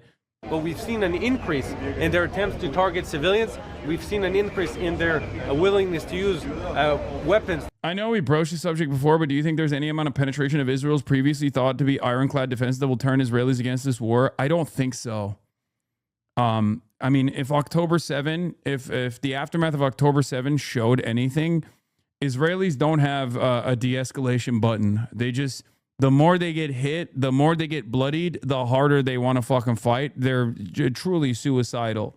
They're fascist. It's a fascist country. This is how fascism works. There is no restraint. There's no restraint here at all. There is no interest in restraint here at all. Israel will not stand down. Israel can only be forced to stand down. And that's where America comes into play. That are a war crime to be used against civilians. Israel prides itself on defined normality. For the record, this is why I say this is why I have been saying that Israel is a Nazi state. Okay? Did the Nazis stand down? Or did they become increasingly more belligerent in their final days? Fascism is a suicidal ideology. Israel is a fascist country. Zionism is a fascist ideology. Why did you make it seem like you donated to Casey Tron's GoFundMe when she unequivocally said you didn't? That's awesome. Chatter tuning in from a fucking Motorola Razr phone. Japanese imperial battle 30 years after it's over. Sent from the year 2024 or 2025. Amazing. Enjoy $10 gas, Chatter. Manicures in the mayhem, a trim at the barber's, a breakfast at the neighborhood cafe, and a broad consensus. Yeah, Chatter's about to come in and be like, you know, it's really fucked up that you leased that Porsche, dude. That this war against Iran is necessary. Did you have to fight this war? Yeah, it's a necessary war. We have to end it with all the terror and the fighting from Iran. I born in Kibbutz Neve Tam. In 56, I was in the shelter. And now you're still in the shelter? Yeah, still in the shelter? Yeah, 70 years, the second, all the time, whoa. Few people think that this will be the last one, and few dare to think what would happen to Israel without the support of its American protector. Presidents can change, but geography is here to stay. Well, as you can imagine, this strike on the gas field in Iran is having a huge effect on the global energy markets. For more on this, our economics editor, Helia Ebrahimi, is with me now. Helia, how has all this played out in the markets today? Well, Kathy, as Matt was just saying, Pars is the biggest gas field in the world. And after the attack, the price of oil immediately shot up 5%. A society full of fashion, the world is treating them like normal people. Insanity. I mean, let's be real. It's the fucking Western blind spot, right? I mean, it took a good deal of pain for the Western world to recognize the dangers of fascism with Nazi Germany, too. Like, think about it. At the time, it was new, right? It was a new formation. It was a new ideology. It was seen as like a revolutionary one. But like, it did take a while for Western countries to move away from appeasement to be like, yeah, we got to fucking fight these guys. This is unbearable. This is unacceptable. There were people who recognized the dangers and wanted to fight back against it, FDR being one of them. But even to galvanize the American population, it took Pearl Harbor, right? To directly join the battle rather than just like offer support to the USSR. So Israel can no longer be controlled. There's only one way this is going to end. I don't think so. I think Israel is so Western reliant to operate as a nation state, at least at this present formation, that the older Ashkenazis that still run the government are a little bit different than the next generation.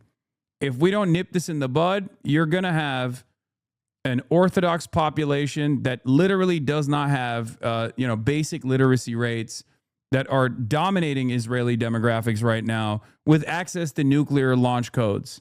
And that, I don't know what that would look like. But I will tell you right now, Israel doesn't exist without Western support. Unlimited Western political cover, unlimited Western support. That's why I kept repeating the importance of cultural boycotts, academic boycotts, BDS of every sort. It's the least bloody way to rein in this fucking fascist state, this rogue state. Okay? It's okay. They can't use the nuclear launch code. They can't read the nuclear launch codes. What does nipping in the bud mean in this case? It means like fucking bringing Israel to heel, like telling them to cut it out, stopping them, applying as much pressure as possible. No more aid, no more defensive weapons, no more offensive weapons. You tell Israel you're going to fucking cut them out of being seen as a normal country, as a you remind them that they are a literal pariah state, okay? And they will change their attitude very quickly. But this might be the last chance that the world has before they become completely insane. They already are a fascist country. But at least there are some people, I think, that helm the state that could be reasoned with. Some fascists that you could bring to heel if you explain to them that they will lose all of their favorable contracts and the favorable relationships that they have with the Western world. Their security will be threatened. Their day-to-day existence will be threatened for a long enough time, for far longer than they're used to. They'll have to make different cost-benefit analyses. No, I'm good. But which country will do this? There's one country that can do this, the United States of America. All the other countries in the world could technically pressure the United States of America to do this. And I don't think they're ever going to do that until they eat enough of the economic harm. Until America receives enough economic penalties that they have no other way out of this, that they recognize that they have no way out of this. Wait, oh shit. Wait, hold on. Almost $110 a barrel. The price of European gas also immediately was impacted. You can see shooting up, that sharp tick up 6%.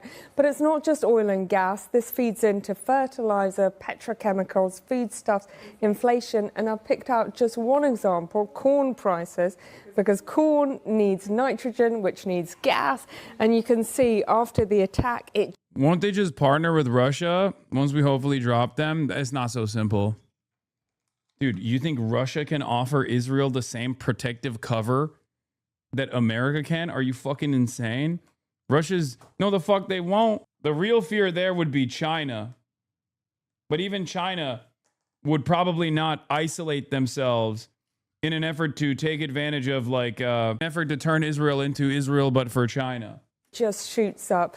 Now, there are farmers out in Iowa and all over the American heartland right now, Kathy, choosing whether to plant corn, which needs gas, or soybeans, which doesn't. And that matters because if they plant less corn, that is going to constrict supply, which is going to push up inflation later in the year. Reuters just today. So why is this gas field so important? Listen, I don't think you can underestimate how politically and financially important it is. It's set in the middle of the Persian Gulf, owned half by Iran and Qatar. It's estimated that there's 1,800 trillion cubic feet of gas there. That is more than any other gas field in the world combined. The South Field, which was attacked today, is owned by Iran. Most of that is used domestically in homes, in heating, in industrial activity. The North Field, owned by Qatar, is basically exported in LNG to Asia, to Europe, but also to the UK, Kathy. But remember, that is offline now. Mm-hmm. And we've had the Federal Reserve decision on tax today, haven't we? Yeah, really critical decision. Last time they met, oil was at $60 a barrel, and now it's almost at $110 a barrel. But they were fairly dovish today. You know, even though they held interest rates and raised inflation expectations slightly, it was the best that Donald Trump could have hoped for. You know, in a world where diesel in the US is about $5 a barrel, which touches a real political nerve in the US. Elia, thanks very much for joining us. Let's go now to Matt. Thanks, Kathy. Well, now in the US, the Director of National Intelligence has been testifying before the Senate about the intelligence that prompted the war on Iran. Tulsi Gabbard has said that while the Iranian government has been weakened, Iran and its proxies are still a threat to the US and its allies in the Middle East. Let's go over now to Washington and our US editor, Anushka Astana. Anushka. So yesterday we had a senior resignation, Trump's counter-terrorism chief, going and saying that there was no imminent threat from Iran. Now, that has turned attention from him, Joe Kent, to his boss, Tulsi Gabbard, who is the Director of National Intelligence. She's an interesting character, a former Democrat who switched to support Trump in part because she didn't believe in forever wars. She actually put on social media in 2019 that she didn't want Trump to go into a stupid and costly war in Iran. She called on people to join her in sending a message to the White House. The US must not go to war with Iran. So what is she thinking now? I sat in that hearing earlier, Matt, and I tried to tell, but she was being very careful with her language and her face was studiously neutral. I wished I could read her mind because it felt as if she was holding back. At one point, she said that she wouldn't answer whether or not the White House had asked for intelligence related to the Strait of Hormuz. And then there was another bit that was in a written thing she had submitted in which she said that last year strikes had obliterated Iran's nuclear capability and that they hadn't enriched uranium since then. She didn't actually say that out loud in her opening statement, but she was pressed on it later on. She did say it, and then she said it's up to the president to decide what is an imminent threat. Listen to what followed that. Was it the intelligence community's assessment that nevertheless, despite this obliteration, there was a, quote, imminent nuclear threat posed by the Iranian regime? Yes or no? It is not the intelligence community's responsibility to determine what is and is not an imminent threat. Okay. That is up to the president here's the problem. based on a volume no, of it is information. precisely. What are you saying? It is literally the only job. It's the one job. You have one fucking job, you animal. What the fuck are you saying? Yeah, no, the president could just like materialize threats out of thin air and we have to go along with it. Okay, fuck the intelligence community. There's no reason for any intelligence whatsoever. We don't even need to like make up fake intelligence to justify our actions. I guess shutter the operation entirely. The president makes unilateral decisions. One day he decides Iran is a threat. The next day he decides Greenland is a threat, and we just have to go along with it. Unbelievably fucked. Precisely your responsibility. So in truth, we don't know what Tulsi Gabbard is really thinking about this. And Matt, of course, I did try, as she came out of there, I tried to ask her again. Just have a quick look at asking her that question. Director, will you say that you support this Iran war? Do you support it? Could you say that? Now, look, she may just not have wanted to answer questions, but I thought it was interesting. This is a major moment for the US, and the Director of National Intelligence wasn't giving anything away. Anushka, thanks very much indeed. Well, in the last few minutes, there have been reports of explosions at Qatar's Ras Laffan gas field. Joining. I think this administration forgot why there's a separation of powers to begin with, why there's an intelligence community to begin with. It's not so that they can actually offer a check or a balance on the presidency. It's not for that reason at all. It's the perception of checks and balances that give people the confidence that the administration is moving in the appropriate way. So when you drop all of that, you have no confidence and therefore no support. You can't continue waging war like this with just the MAGA base. Something's going to give. When those gas prices start fucking blowing up in the United States of America, or even if you can overcome that with domestic production, let's say, and you offer price controls, shit like that, to stave off the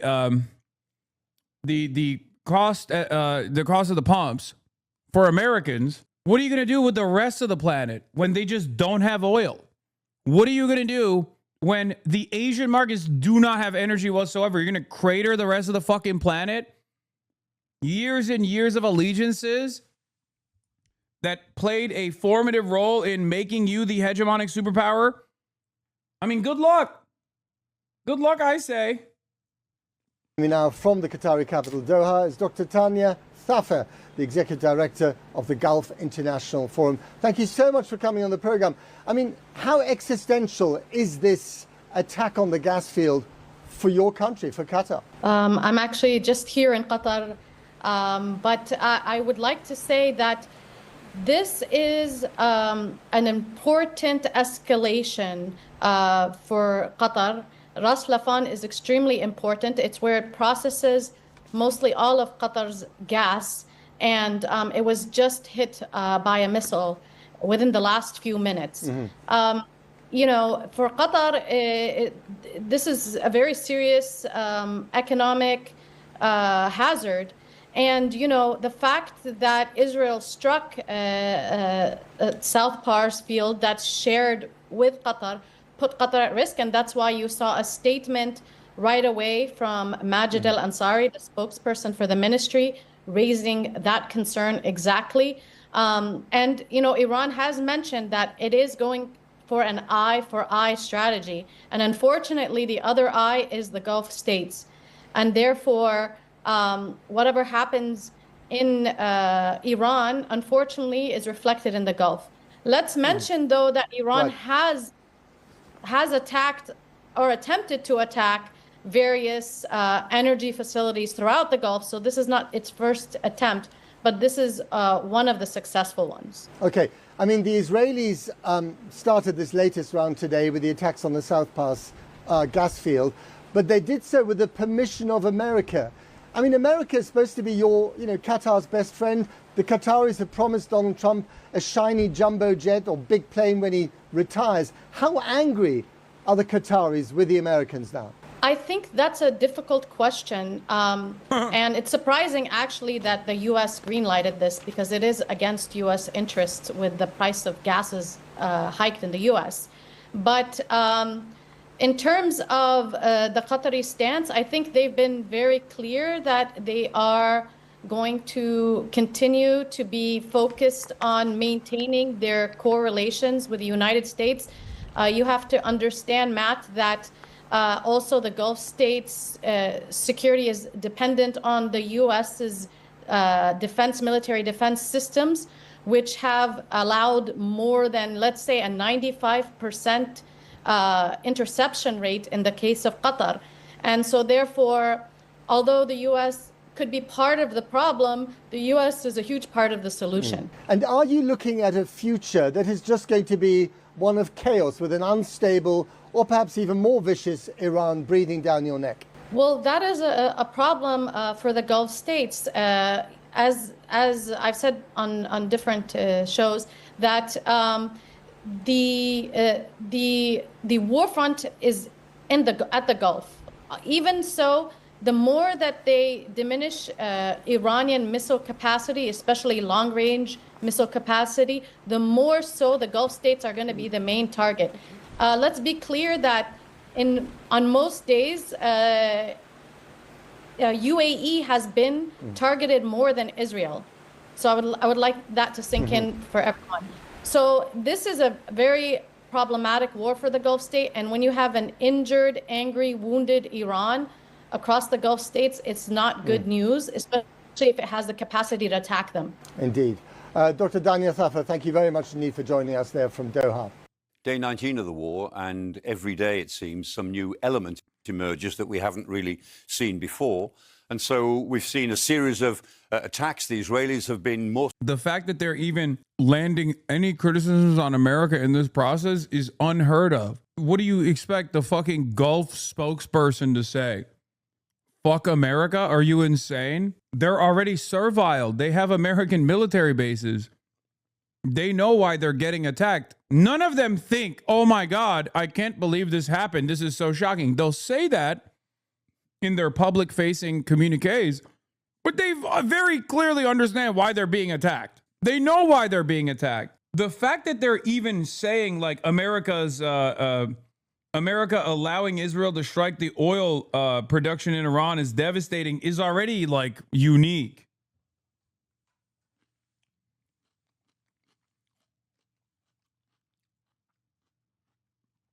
It's also funny because, like, Israel directly struck Doha already. And all they got out of that bargain was like one Benjamin Netanyahu phone call apologizing publicly to Qatar. Successful than before in decapitating the leadership of the Iranian government, and the Americans have continued their bombing policy, and they're taking out more. I thought your stance with the Gulf states are going to turn on the United States. Yeah, not right now. They can't do anything right now. She already explained it. She's like, all of our defenses are American. They can't do it right now. When the dust settles, yes. Who knows when that will be? Who knows if there is even a Gulf at the end of that bargain? Because think about it this way. Imagine they come out and they're like, actually, America is now our enemy. Okay, so who's going to protect them? All of their military equipment is American. America shuts them off remotely. Israel goes, all right, it's open season. Now we're going to bomb now we're going to turn every fucking Gulf capital into Gaza. You know what I mean? Who's going to stop Israel? More and more targets getting deeper into the Iranian military structures. The war within a war, really, Israel's war on Hezbollah in Lebanon gets ever more fierce, and that's something which will go on relatively independently of the rest of the conflict. But this is something else that we've seen. Last night, the Iranians launched 10 barrages of ballistic missiles specifically against Israel, and they hit areas across the whole of Israel. Some of them got through because they were able to overwhelm the defense. And in particular, they actually got some missiles onto Tel Aviv.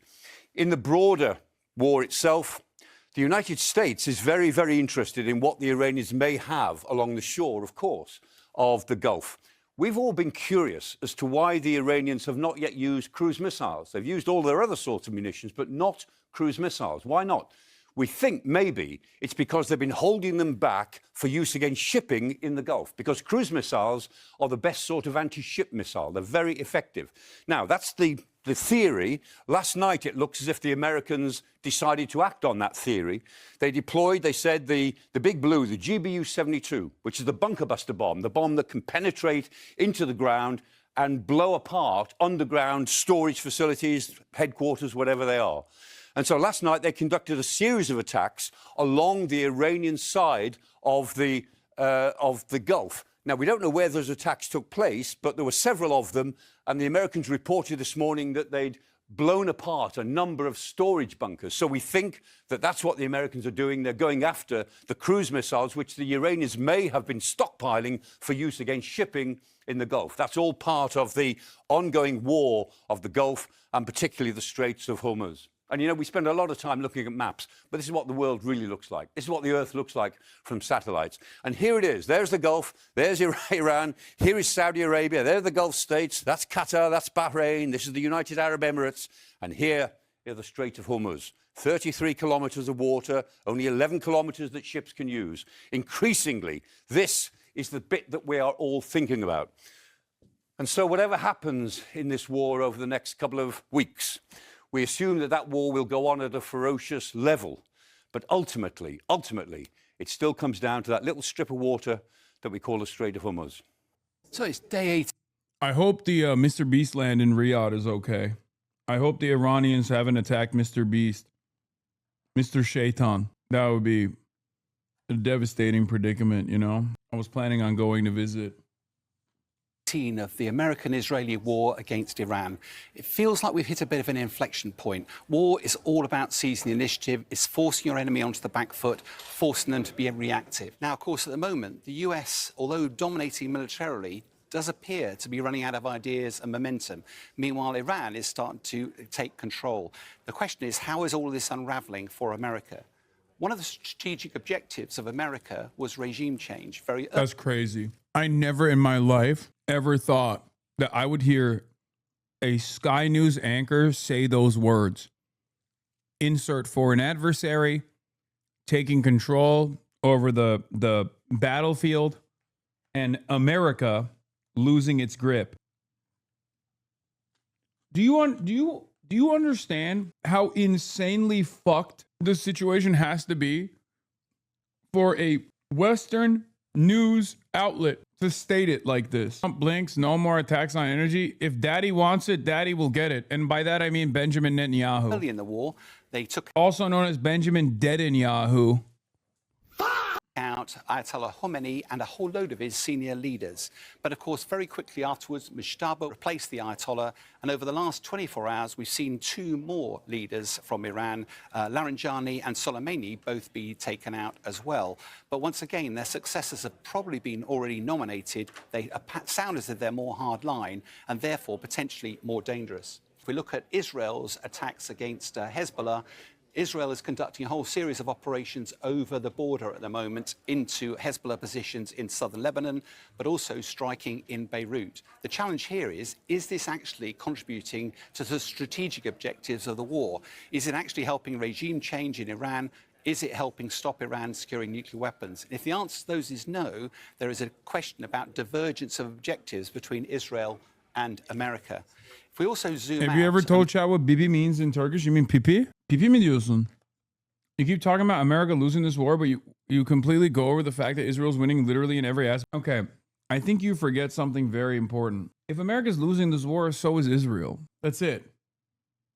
Like, I get the point that you're trying to make here, which is like, oh, well, Israel gets to blow up whatever it wants to blow up. But like, America is still the big daddy in the equation. If America's not achieving its military goals, then Israel doesn't care about the Hormuz or Gulf states. No, I understand the point that you're trying to make. But if America, quote unquote, loses this war, then who the fuck is going to carry Israel on its back? How do you not understand? It's over. No America means no Israel. There is no world where Israel exists without America.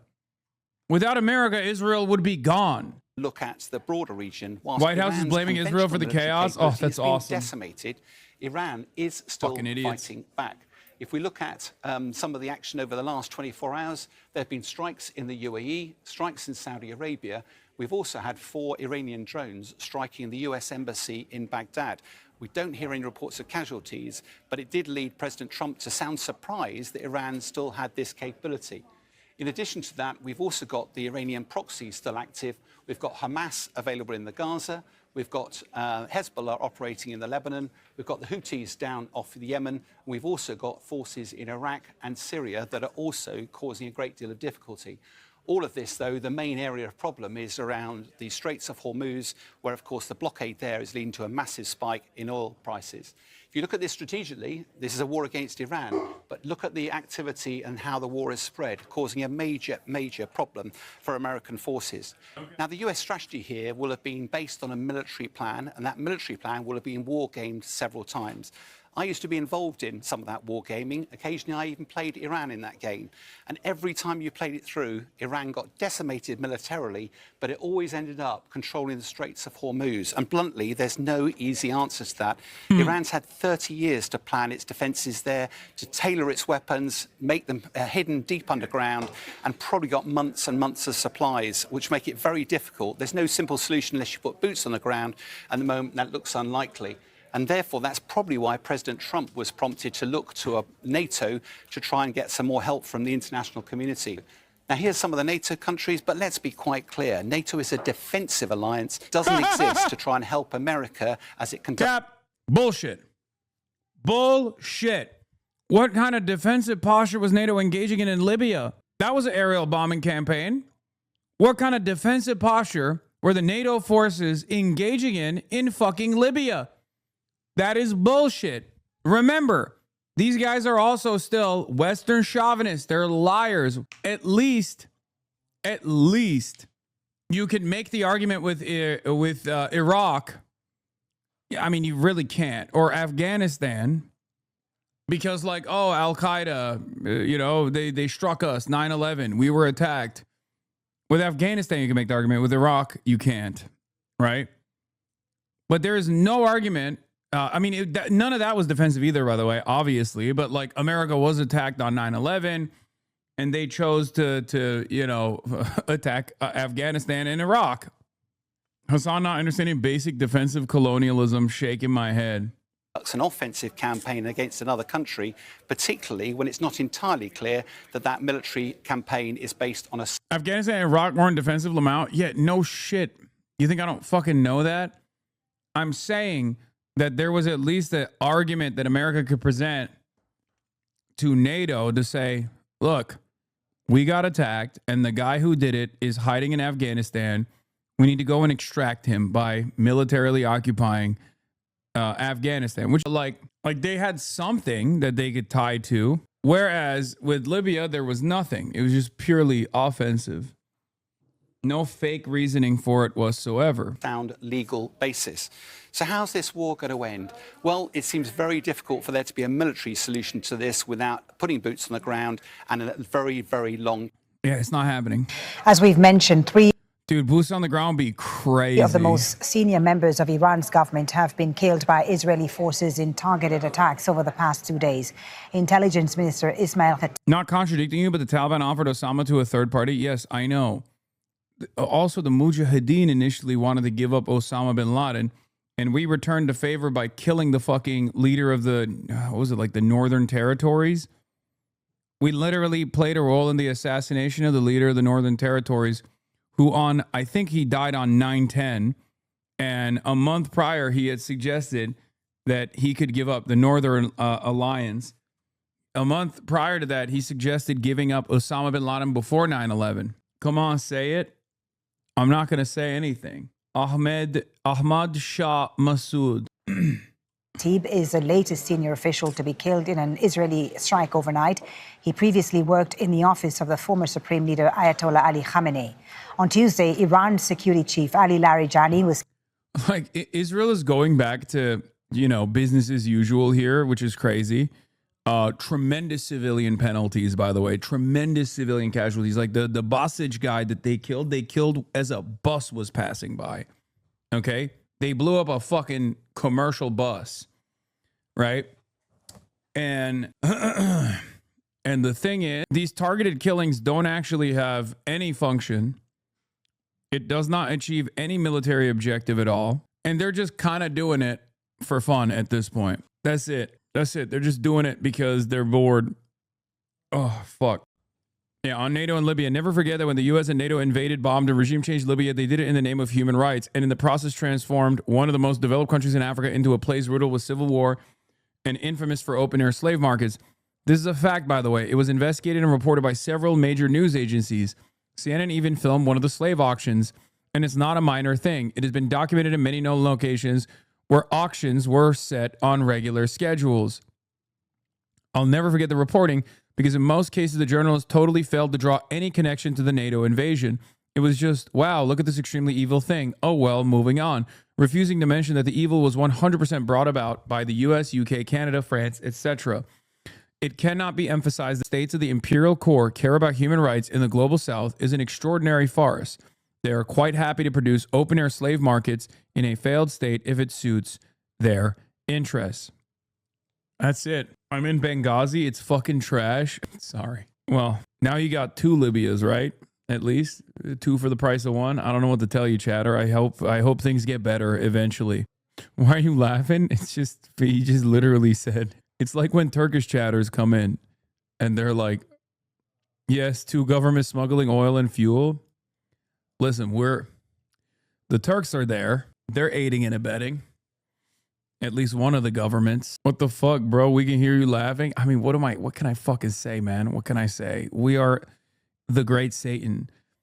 Trump wants no more strikes on Iranian energy sites after Israel Wednesday's attack on a vital Iranian gas field. I live in Mississippi. Y'all don't know what it's like. Man, you're really gonna fucking compare Mississippi to Benghazi? Turks, Russians use Egypt, Italians, and Americans, it's all here. I mean, yeah, Mississippi's ass, but come on, dude. At least they don't have open-air slave markets. I mean, actually, I don't know if Libya still has it. They don't have it anymore. Yeah, Mississippi don't have it no more. They do slavery, but it's behind closed doors. They don't do it in open-air slave markets. They do it in the prison system. It's hidden, justifiable because it's constitutionally approved slavery as a mechanism of punishment. Israel doesn't hate the chaos. We do. Anthony Lameza says, Israel doesn't hate the chaos. We do. We want stability. Netanyahu, not so much, especially in Iran. They hate the Iranian government a lot more than we do, a White House official said. Israel doesn't hate the chaos. Trump aides foresee Iran endgame divide with Israel, despite close coordination between Trump and Netanyahu. Barak 8200 Ravid, the middleman between the Israeli state and the American one. Very interesting. I love hearing from Barak, Israel's strongest soldier, Ravid, doing the 754,000th report about American government is very mad at Israel. Yeah, every single fucking day, dude. Barak Unit 8200 Ravid. Oh, Benjamin Netanyahu's really angered Joe Biden now. Yeah, this is fucking 10 days apart, by the way. Barak Unit 8200 Ravid. Scoop. U.S. dismayed by Israel's Iran fuel strike, sources say. Israel strikes Iran natural gas facility in coordination with the U.S. And then again, Barak Unit 8200 Ravid turning around and saying an Israeli official or an American official told me that they're really mad at Israel. Yeah, more from Barak Unit 8200 Ravid. It's awesome. It's great. Things never change. That's just, you know, Israel is going to bomb more civilians tomorrow, and Barak Ravid is going to report on how America is really mad at Israel once again. How do you know about 8200? It's like half of my chat. What do you mean? Of course I know about Unit 8200.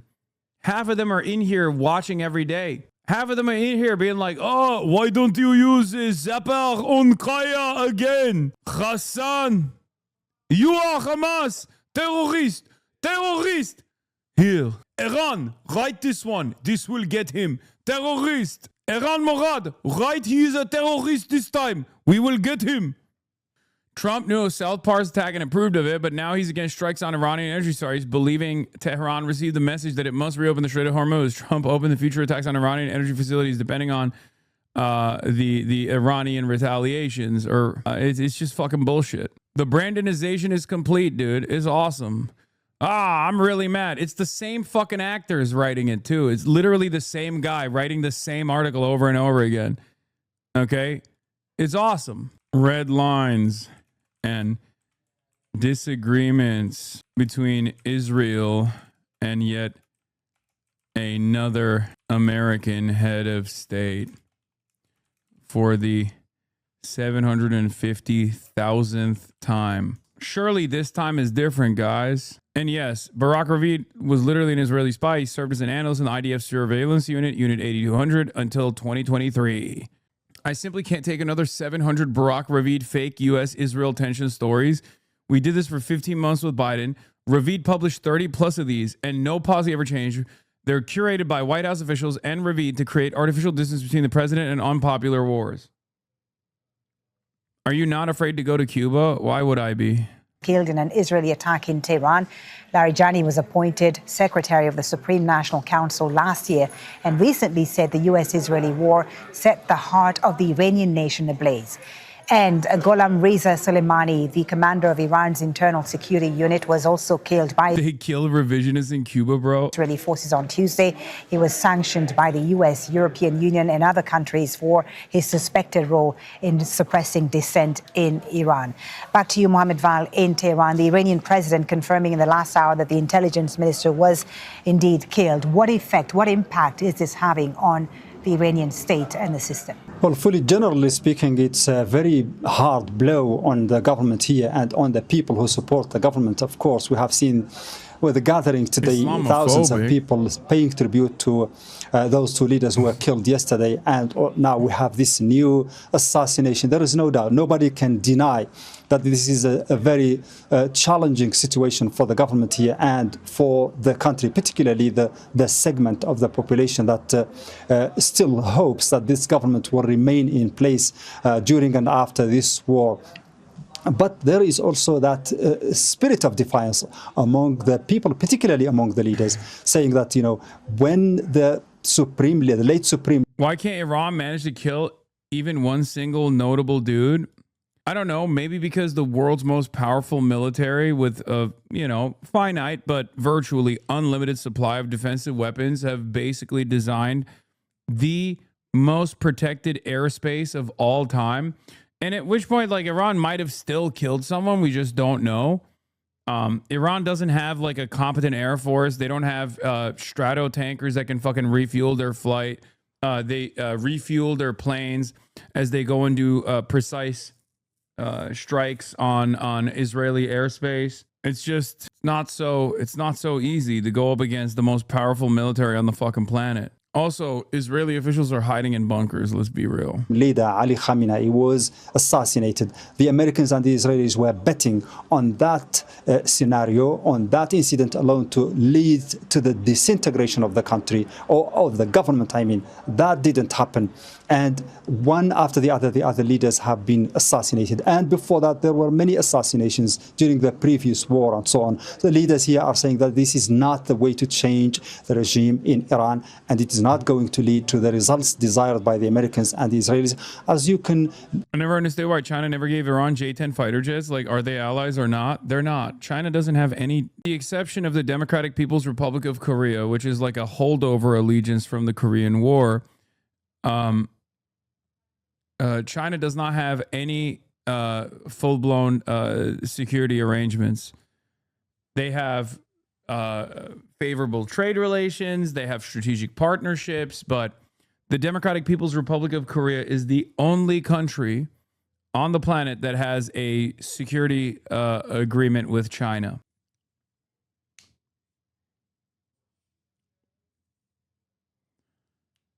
China has one vassal state, Pakistan, which again is literally half owned by China and half owned by the CIA, maybe even more so than half owned by the CIA. So I don't know how that works at all. But yeah, they don't have any full-blown security cooperations. We are slaves, says Pakistani Mango.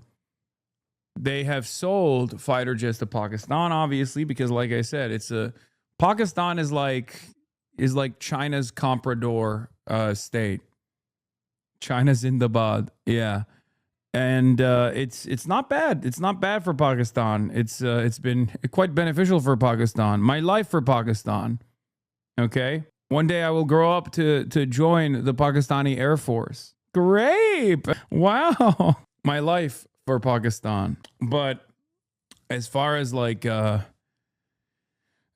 Iran goes, Iran does not have the same arrangement with China, unfortunately for Iran. My mom, what is this?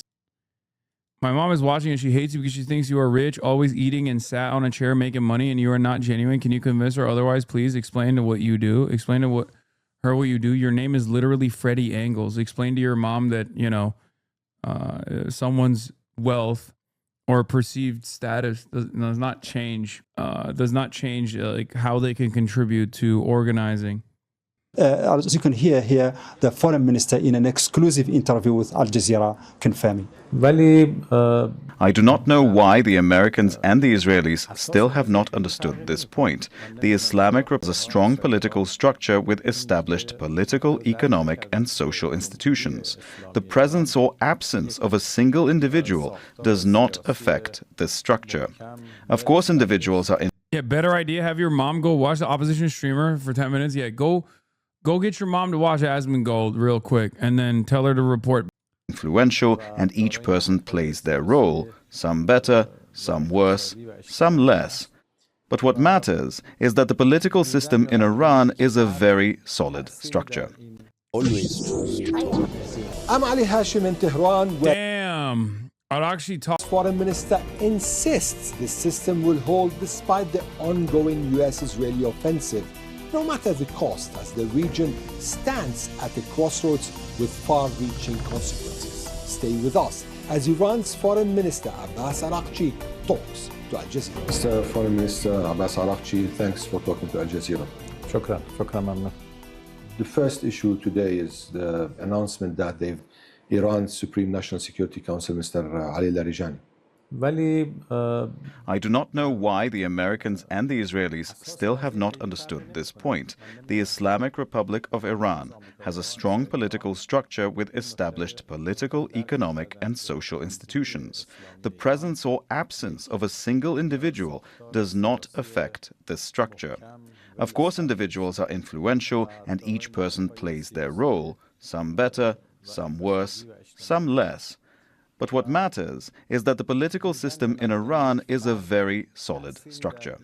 We have not had anyone more important than the leader himself, and even the leader was martyred. Yet the system continued to work and immediately provided a replacement. If anyone else is martyred, it will be the same. If the foreign minister were ever to be martyred, there would ultimately be someone else to take the position. Aren't you afraid that you might be one of the targets? Anyone could become a target. In recent days, we have seen that they have no hesitation about targeting any place. So far, 53 hospitals have been attacked, along with many schools. The Minab school, which has now become well known, where 168 students were killed, is the most famous example, but there have been others as well. Bank branches and many residential buildings have also been attacked. Political figures, civilians, scientists, and university professors have all been targeted. It is even possible that the foreign minister could be attacked. But like everyone else, we are standing firm and working for the goals and interests of our country, and we have no hesitation about giving our lives for it if necessary. You are in the middle of a war, and it's an American-Israeli war on Iran. At the same time, Iran is in a wider war. It's launching rockets towards Israel, towards American bases, and also towards neighboring countries. We did not expand the war. Even Israeli Atlantists are saying the same thing as Arakshi. Yeah, this is Citrinowicz, Dennis Citrinowicz, Middle East national security intelligence expert, non-resident fellow at the Atlantic Council. And Citrinowicz says, another expression of profound lack of understanding of the Iranian system. Iran will not relinquish its control over Hormuz, and there is no concept of signaling in its strategic culture. When it acts, it does so with force, and often against the facility. What happened to my chat? Did my chatterino crash? What's going on? Why did it stop? Okay, it's back. I don't know who is hotter, Mr. Foreign Minister or Hasan. Why you got to pit two bad bitches against each other? Okay, dude. Jesus Christ. I can't do the Shia smirk, so he's got me on that. The Shia smirk. What's the Sunni smirk? The Sunnis don't smirk. Anyway, getting back to Dennis Citrinowicz's statement. This is not just escalation, but escalation based on a misreading of the adversary. Moreover, pressure that weakens the regime may, in practice, strengthen it from within. It allows Tehran to frame the confrontation as a war against the state and the people, not against the regime, and thereby rally internal legitimacy. It's so funny that because he's an Atlanticist, he's still making it seem as though Israel has any ambitions of waging war against the regime, right? Oh, you can't make the argument any longer. I think that argument passed the first day when they blew up a school. And then the second day, when they blew up the oil refineries and engaged in chemical warfare against everyone in Tehran, pretty sure that argument is long gone, buddy. You know, and therefore, thereby rally internal legitimacy, even at the cost of disrupting electricity or gas supplies to civilians. This is precisely the risk in underestimating Iran's resilience and its patterns of action. Gaps in understanding, both in Israel and in the United States, could prolong the war and even contribute to stabilizing the regime instead of weakening it. And above all, no coherent strategy is evident here. It seems like a sequence of action is driven by pressure and fear of not achieving the objectives before political constraints, chief among them the possibility that Washington will block the campaign. As a general rule, if this regime survives, our strategic position could end up worse than when we enter the campaign. To be sure, the regime will be weaker, but certainly more extreme, imbued with motivation and a culture of vengeance, as opposed to the Israeli regime, which is notorious for not being extreme and imbued with motivation and a culture of vengeance. On the other hand, prolonging the campaign is doubtful to topple the regime and will only intensify the war of attrition in which we find ourselves. It's worth pausing to think about continuing the campaign. And no, the current regime in Iran will not concede or submit. Like this guy is not a fan of the IRGC or Iran. He is certainly looking at this from the perspective of like American military campaign objectives, even Israel's strategic objectives, and very clearly having a hard time coming to terms with that. Like it's just not working. It's not working at all. Ostenox in shambles. Official statement from James Tallarico on vegan accusations. Oh no. Oh no. Ostenox. Yeah. I mean, he's running for Texas, bro. He can't be vegan. You know, he wants to be a Texas senator. It's not going to happen, you know? Come on now. Imagine it's fake, dude. Imagine it's fake if it'll, you know, make it easier for you to swallow that pill. The war is inherently expansive. This is a point we had already warned our friends in the region about for a very simple reason. When the United States attacks us, our armed forces, our missiles, and our drones cannot reach U.S. territory. Therefore, we are inevitably compelled to respond by striking U.S. military bases in the region and attacking U.S. military assets in the region. Unfortunately, these assets are spread across the region, are located on the territory of our friendly countries. This is the nature of this war. When the United States attacks us, coming from 10,000 miles away to... IRGC sent a warning to Trump. If you attack energy infrastructure again, we will respond similarly. Next thread. Iran continues to fire split warheads towards Tel Aviv. Impacts in the center. IRGC says if attacks on energy infrastructure are repeated, subsequent attacks on your energy infra and that of your allies will not cease until complete destruction.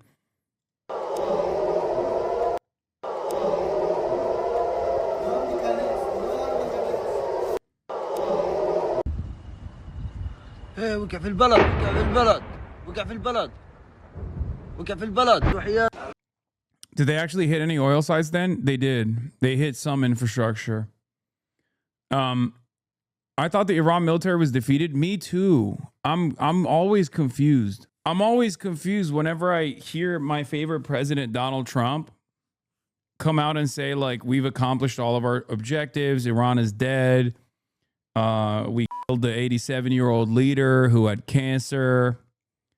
Like, they're obliterated, pulverized, smoked. And I'm always like, yeah, I love my president. Obviously, he would never lie to me. So he's, you know, it's victory. Every day he tells me it's victory. Every day I get excited all the same. It's actually pretty cool because, like, every day I get to experience the same joy of watching the mission accomplished banner get posted up. And I'm also wondering, like, because they keep saying, like, the Strait of Hormuz is actually open. And I look at it and, like, the only tankers that are crossing are the Chinese ones. And I'm like, I guess it is technically open, but for China, but for nobody else. You know, they keep unfurling the banner and it gets me excited every day. What a treat. What a treat. It's like I feel victorious all over again every morning. But then as the day goes by and the Iranian strikes continue, I'm like, what's going on here? Like, I thought it was mission accomplished, right? Where are we at? Why is the mission not fully accomplished? Because I thought it was accomplished. And then I see stuff like this breaking. A fire has erupted at Qatar's Ras Laffan refinery following an Iranian attack. I guess it kind of feels like, you know, we're just winning over and over again. But yeah, you know, it's great. It's great. I love winning every day. It's much cooler to win every day than to win once, to win one time, right? Like, because to win one time is, you're not going to feel that good. But to win every day, it feels good every single day. And I keep saying, Mr. President, I'm tired of winning. And he tells me, you're never going to get tired of winning. We're going to keep winning. I say, please, sir, no more winning. He says, we're going to keep winning. Look at the polling data, and there are numbers that just jump off the screen at you. And this is one of those. Because just take a look here. MAGA GOP view of Trump. Approve 100. Holy Toledo. GOP view of 100%. 100%. If you are a member of MAGA and the GOP, you... Bro, even Kim Jong-un got 99.93, you know? Technically, Trump is beating Kim Jong-un right now. He's beating Kim Jong-un. Approve of Donald John Trump. 0% say that they disapprove. You don't have to be a mathematical genius to know you can't go higher than 100%. He is the 1972 Miami Dolphins. Now, there are some Republicans who disapprove of Donald John Trump, but they are not members of the Make America Great Again movement. The bottom line is this: if you are a member of MAGA, you approve of Donald Trump. It's interesting, though, because there have been a couple prominent people who have sort of come out online, and they're very mad. I wonder what my Uncle Jank has to say about this. About 100% of crackheads say they love crack and want more of it. 0% of crackheads disapprove of crack. Actually, that's not true. I feel like if you ask crackheads, if you polled crackheads on crack, you would get like worse numbers than this. You get like 85% of crackheads that say they love crack and want more of it. MAGA is worse than crackheads. This war with Iran because he promised no new wars. Is there any sign that people might be leaving MAGA relative to? That kind of makes sense then. No, just a silly way to present it. They're basically saying 100%. No, it doesn't. No, it doesn't. Because a healthy number would still have it at like 85%, where like, 15% of MAGA is saying like, oh, we believe Make America Great Again meant no new wars. No, this is like unheard of. There's never an instance where the approval rating is 100% on anything. 2024. Yeah, okay. So, I've said it before, and, the theme of this segment is Tucker Carlson be darned. And when we look at the numbers, I mean, I've heard some people say, oh, you know what, when you look at those MAGA numbers, it doesn't account for those who might have left MAGA. But take a look here. Americans who identify as MAGA, in November of 2024, it was 28% of Americans. Now it's basically the same. If anything, it's slightly higher at 30%. The bottom line is this: the MAGA base within the GOP is not shrinking. It's the same size. If anything, it is slightly larger than it was back in 2024 when, of course, Donald Trump won a second term. So that 100% that Donald Trump has approval among MAGA GOP. Go ahead. Tell me I'm ridiculous for saying we need, rehabilitation and education, places of education. Here, I'll liberalize my language a little bit. I know that's scary for a lot of people when they hear me say this stuff. Go ahead. Saddam Piker is going to turn into an IED one day. Wait, what? I'm Saddam Piker now?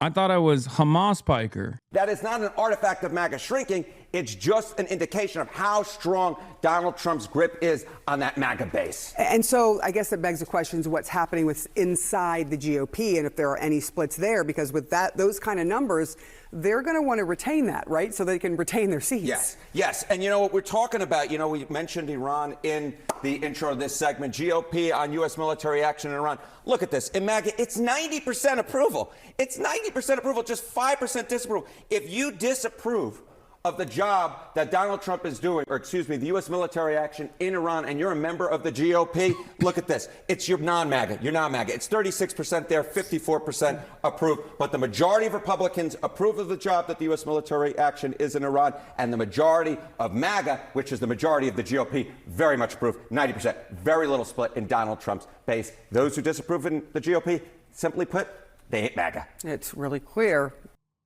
What happens to the MAGA identifying people after Trump's term is over? It's like 30% of the country at this point. Kim Jong-un approval rate. Yeah, Kim Jong-un is kind of washed, low key. Like Trump literally has better performance in his base than Kim has with his. You think the MAGA approval rate will go down if he loses this war? Serious question. Honestly, if you were to ask me a couple years ago, I would have been like, yeah, if the gas prices get too high, if American soldiers come back in flag draped coffins and stuff, I would be like, probably. But I don't know anymore. I don't know. I don't know if anything can shake their confidence. A man was killed by an apparent cluster bomb impact in central Israel following Iran's latest ballistic missile attack. Again, David Adom says it had treated the man in his 30s after he sustained critical injuries from shrapnel. His death was declared a short while later. Several apparent cluster munition impacts were reported across central Israel. It doesn't seem like Iran's capabilities have diminished from what we're reading. But it is only natural that we must respond. Involving airports, ports, hotels, sometimes even some residential areas. And there are many people killed. I mean, for example, I'll give you an example from myself. I was in Doha. In Doha, all the time, we're hearing the drones, the rockets. And at the end, it's not the idea that these are clear bases, because in a way or another, there are some areas that are residential areas, businesses, that are being targeted. Now, in Qatar, they're being intercepted. In some other places, they're not. First of all, I am truly surprised that the world does not speak out about the attacks on Iran's residential areas, the attacks on schools and hospitals. Why does no one talk about these? But I can say with confidence that we have not attacked civilian targets in neighboring countries. We have not targeted them. Of course, in some places there may be collateral consequences, but that has not been our intention. However, when it comes to striking what the Americans call their bases in the region, it is natural that we have not limited ourselves only to their formal military bases. Wherever there has been a concentration of Americans, wherever they have had facilities belonging to them, those places have been targeted. Some of these may have been close to urban areas. This is not our fault. It's the Americans' fault. They evacuated their soldiers from military bases and moved them into hotels inside cities. Overall, it is the United States' behavior that has brought the region to this point. I accept that our friendly countries are upset and that the people of the region have been harmed. That is why Dr. Pezeshkian apologized to the people of the region, because as a result of U.S. aggression against us and our response and retaliation, they may have been affected. But all of this is America's fault. We did not start this war. We are only defending ourselves. There was a lot of controversy around Mr. Pezeshkian's apology, whether this created a rift in the system and whether the military was, in a way or another, reserved towards this apology. All this commotion was unnecessary. Mr. Pezeshkian spoke very clearly. First of all, in our country, apologizing is a sign of strength and honor.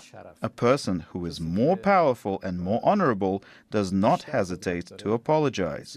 The apology he made was addressed to the people of the region out of respect for the difficult situation they are facing.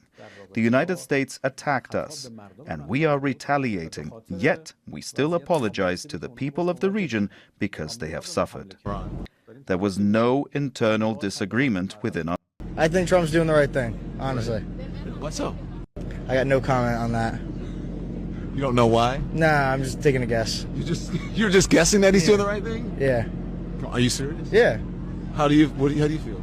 I mean, I don't know. I don't think Trump's doing the right thing. Is this a joke?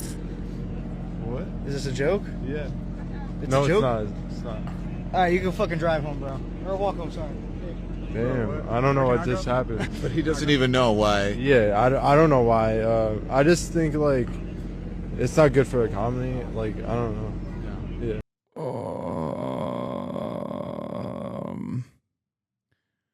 God, even the one that you expect to have, like, some sanity is crazy to me, bro. Is this like a fucking bit? Is that what this is? I don't really give a fuck about the war. Smoke weed, get money, fuck bitches. Hell yeah. How do you feel about the God damn, bro. As for why President Pezeshkian's constructive approach did not succeed, low-key, this is unironically what, dude, this is the full spectrum. I'm sorry. I don't know if this is a bit. I don't know if this is a sketch or if it's sincere. But this is the spectrum of American politics. Okay? Cultist psychopath who doesn't even know why he likes Trump but likes Trump. Democrat who doesn't know why he thinks it's bad. Okay?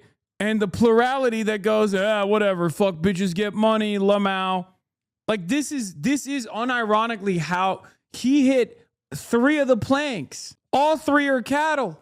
All 3 of them. Meanwhile, their cousins are going to get fucking fragged Shahed drone in a matter of a month from now. But hey, maybe you'll get his fucking Camaro. We are so fucking cooked, dude. We are so unimaginably dusted, bro. You can't have a future with a country like this. You can't have a future with a citizenry that is this out of touch with the unlimited super violence that we subject the rest of the world to. The American working class straight up are so far removed from the consequences of our actions both due to American proximity, like physical proximity to the violent incidents that we're causing everywhere, but also because of a pliant media apparatus that totally keeps people servile, totally keeps people neutral to American foreign policy, endless militarism. Part of that is because we don't have a draft. That's part of it, because a draft would universalize the pain real fucking quick for a lot of these guys. Okay? Part of it is because the American state, due to its distance, doesn't ever get impacted, rarely ever receives blowback other than like 9/11. And the other part of the reason is because like even the American economy is kept at bay from the worst kinds of impacts. The economic pressures, at least the economic pressures that Americans will feel, they feel with latency. You're kind of being a liberal right now. I'm just saying, man, it's so discouraging to see how much those in the imperial core sit around and have the capacity not to think. Sit around and have the liberties not to fucking think about like where their tax dollars are going. Motherfuckers in here are calling for the draft. Holy shit, fuck off. I mean, might put an end to this fucking war business very quickly, because that's part of the reason. Because the people already signed up for it. It's voluntary, right? Also, it's completely outside of our control anyway. 41,713 individuals in this chat. If every single one of them demanded the draft, it wouldn't even change the reality one bit. Have Los Pollos on the stream? I would love to. He hates me. In Iran right now in a war? We should. We absolutely should. We should? We should. There's no question. You support it? Fully. Tell me why. 100%. You have a very oppressive regime that is a threat to democracy around the world. And this is a group of people that were in charge that can no longer wreak havoc in the world. And I think people that believe in a better future will be better off. They're wreaking havoc on our economy with the Strait of Hormuz. If that's the case, maybe there's a short-term blip for a better future. The head of national counterintelligence resigned today. He said that Donald Trump was led into this war unnecessarily and that he's doing this for Bibi Netanyahu. Basically, he's saying we're fighting Israel's war. Do you agree with that? I disagree wholeheartedly. If that's his prerogative, then so be it. The person that resigned. The U.S. needs Israel. They're our first front in the Middle East. Okay. Nah. I only hear this from... This is straight up Hasbara talking points, okay? This is straight up Hasbara talking points. Motherfucker's like a Jerusalem Post columnist, dude. That's crazy. And without Israel stopping the growth of potential terrorism in the Middle East, Europe... This is so far removed from the average American's perspective. It's not even... This is not even close. The United States and the broader West. Don Lemon serving Israeli hummus. Will eventually feel the potential consequences. He's saying there's no imminent threat for the war, and there's no justification. There's no imminent threat to the U.S. nor Israel, and so doesn't understand why we went to do this now. Well, I don't think there's one person that can speak for this whole country. This individual that resigned. Well, not just him. I mean, that's what the intelligence shows as well. You're entitled to believe that. I think if you look at who's providing greater value to the... He's this guy, 65-year-old Israel supporter. Oh my God, they're our greatest ally. Is physically incapable of recognizing his own best interests. Has never heard of the U.S.'s liberty in his life. Gives his entire pension to Israel. Unable to maintain erection unless he thinks about young men dying in the Middle East. Thinks Ben Shapiro is the smartest man in the world. We got to support them or the bad guys will come attack us. God curses those who curse Israel. Yeah, I love that one. Yeah, that's Bob. That's low-key Bob. The world. I understand what you're saying, but the war, if you go to war with someone, there has to be some imminent threat of attack. There was no imminent threat of an attack. And there's no intelligence that they had a nuclear weapon. Well, you can get caught off guard all the time. I mean, yeah, this is just Mossad, okay? He might as well be interviewing Barack Unit 8200 Ravid, you know what I'm saying? Yeah, Israel's the greatest nation on earth, honestly. Like, I mean, they're the front line of they're the front line of defense against radical Islam. It's great. We have to give them the billions upon billions of dollars. I mean, that's obviously what we got to do. And it's also awesome that Israel is causing the entire global energy markets to collapse, because guess what? Those guys haven't given their pensions to Israel, and therefore they're anti-Semitic. Reason lies with everything is Israel's fault. I mean, yeah. You think this is a good verse? Hey, Chatter, let me ask you something.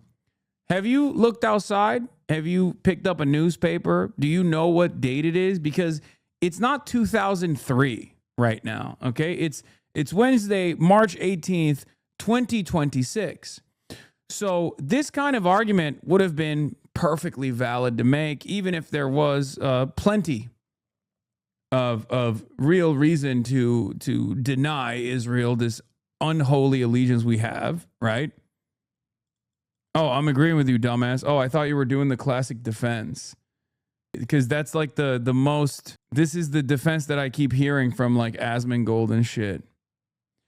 That claim like, oh, I guess everything's Israel's fault. Didn't realize you were being sincere. My mistake. I thought you were being sarcastic, because I hear that is like the last line of defense from people. Yeah, net favorability of Israel, all minus 14. 18 to 29, minus 27%. 30 to 44, minus 23%. 45 to 64, minus 17%.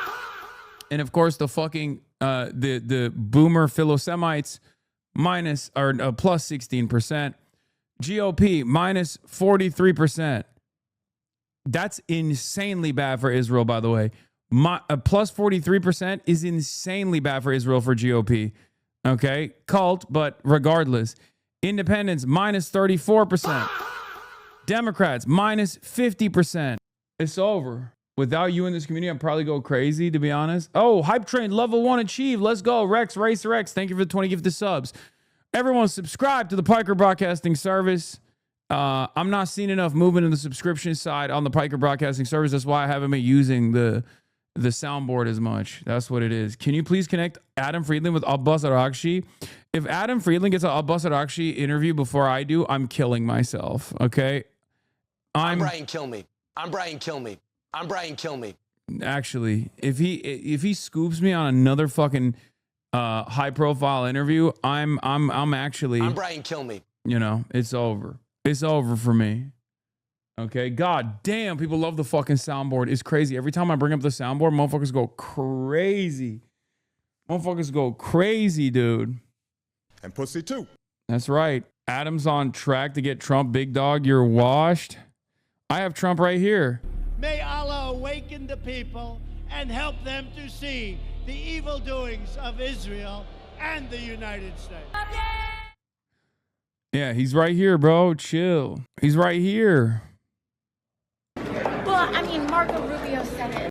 Iran's foreign minister, Abbas Arakshi, Israel has no regard for the repercussions of the normalization of its heinous methods of terror, but the international community should not disregard their recklessness. As for every action, there will inevitably and always be a reaction. God damn. Yoit Spipes, thank you for the 10 gifted. Holy moly, we're going crazy. Ham and fist, calm like a tom. Hear the crow. Thank you for the gifted. China learning. What is this? China is closely studying the U.S. War with Iran to learn from American military tactics and weaknesses, especially for a potential future conflict over Taiwan. Officials say China sees an advantage as the U.S. shifts attention to military resources from Asia to the Middle East, weakening its presence in the Indo-Pacific. The heavy use of U.S. weapons and rising costs are also viewed as beneficial to China. Yeah, no shit. You know who else also said that? Not just me. Motherfucking General Raising Cane, dude. If you hit the Alex Jones liberal soundboard, I'm leaving chat. Chatter, gift subs right now, and we'll get Megaphonics to leave the chat. This is the China.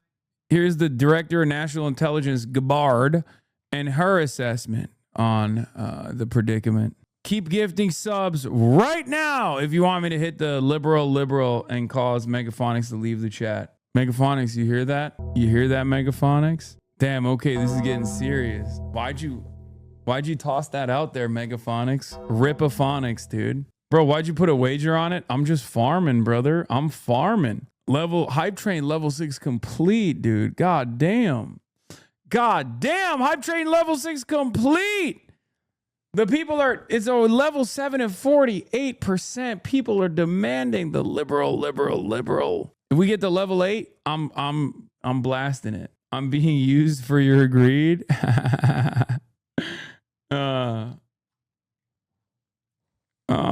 It's coming. Hype train level 8, and I hit it. The IC assesses that China continues to rapidly modernize its military forces across all domains in pursuit of its goal to achieve world-class status by mid. Liberal. Happy fun, la la la. Human smuggling, fentanyl deaths, forced government euthanasia, chopping up children's genitals, la la la la la la la la la la la la la la la.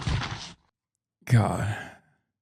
You paywall the soundboard, shaking my head. I mean, I gotta sing for my supper every now and then. You know what I mean? I keep forgetting to demand people subscribe, and then people don't subscribe. Sometimes you gotta sing for that supper, baby. The IC assesses that China continues to rapidly modernize its military forces across all domains in pursuit of its goal to achieve world-class status by mid-century. This includes building a force with the aim of being capable of deterring U.S. and allied forces in the region, and to achieve their stated objective of developing the ability to seize Taiwan by force if necessary. However, the IC assesses that China likely prefers to set the conditions for an eventual peaceful reunification with Taiwan short of conflict. The IC assesses that China continues to rapidly modernize its... No crazy war! No crazy war! Yesterday, you yelled at me, but you kind of betrayed me because I was saying you shouldn't run because you're doing a lot of building the grassroots base. I said you should create a PAC or nonprofit org to get your fans and channel into local seeds. You have a fan in all 50 states. You could probably run effectively. No crazy war. Yeah, I got new ones. Yeah. Holy Toledo. Peace forever. Peace forever.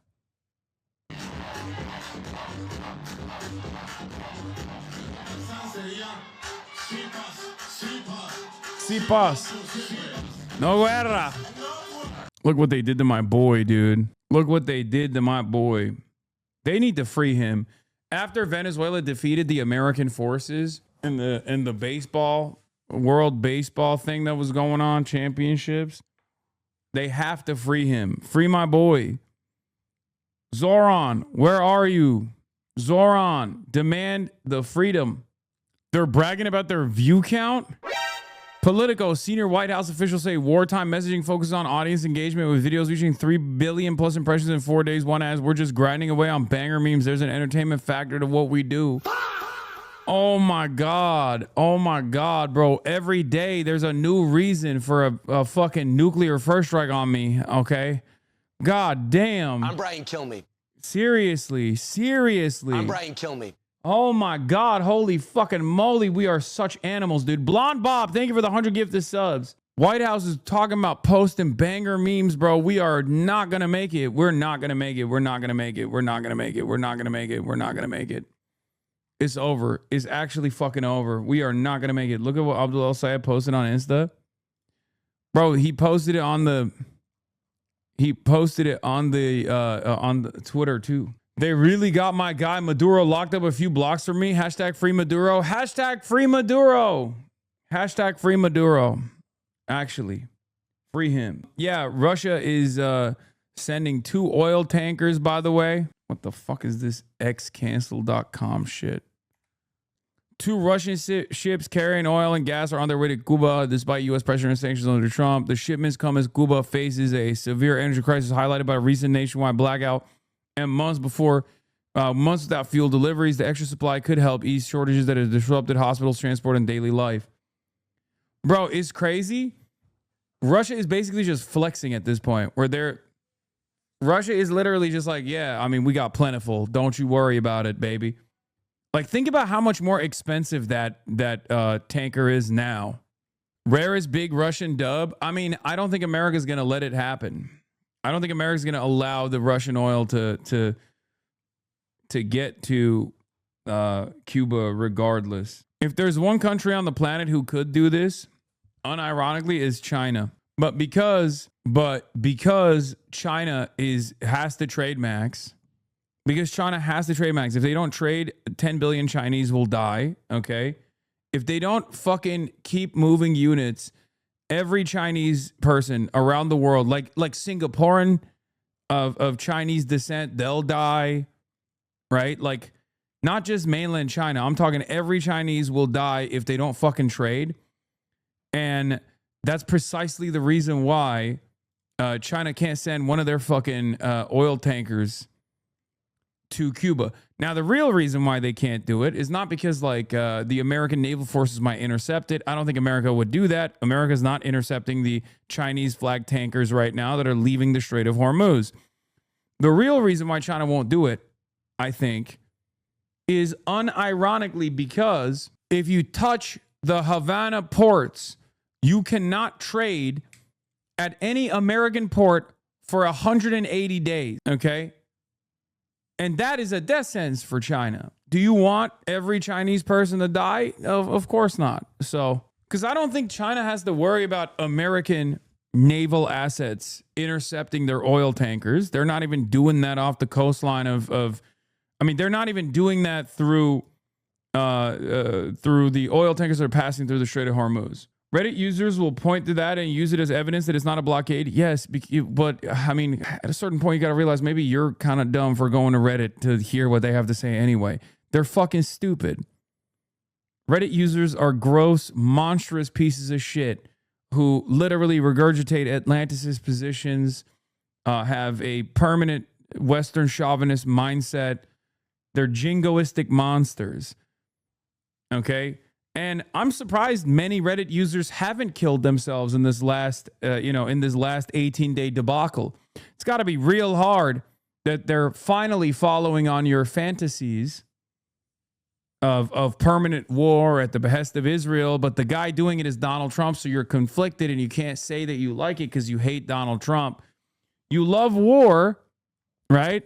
Not war. You love war, but you hate Donald Trump because Orange Man is bad. But Orange Man is conducting this war, so now you can't say that you love war. So I assume Reddit users are killing themselves in confusion because they, on the one hand, want this kind of death and destruction because they get off on it, but they hate Donald Trump. Reddit is fine, only LSF is a cesspool. No, it took 2 years at least of a maximum genocide, a child holocaust that was live streamed. Like, take a turn, like a marginal turn against Israel. Do you understand? They're some of the grossest fucking freaks. Reddit is completely captive. All the primary Reddits they might as well be stationed in fucking Langley. Most of the default subs are just Mossad and Langley bots. It's unbelievable how bad it is. Reddit is the easiest to manipulate aggregator on the internet, and that's precisely the reason why. Like, even with Twitter is Nazi infested. It's dog shit. It sucks. There's so much misinformation. But Reddit is more devastating than Twitter in some ways because the propaganda is, one, super easy to manipulate, and two, people rely on Reddit as a necessary resource, the front page of the internet, as opposed to everybody knows that Twitter is a neo-Nazi shithole. And if you're careful, you can still piece through all of the noise to find valuable information.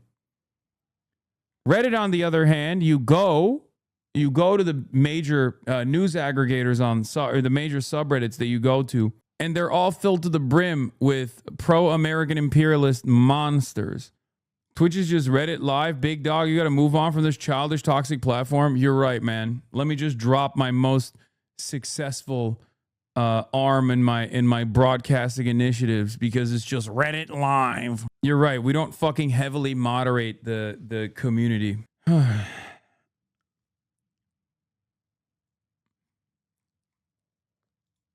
The thing about Reddit is most of these subreddits are actually very progressive when it comes to domestic affairs, very progressive when it comes to social issues, but they're unbearable monsters when it comes to American imperialism and Western imperialism. Okay? It's Unbelievable. A lot of people on Reddit love you too. Yeah, I mean, you're talking about like some subreddits. Go ask any Redditor what they think about China and you will understand, okay, what I'm talking about.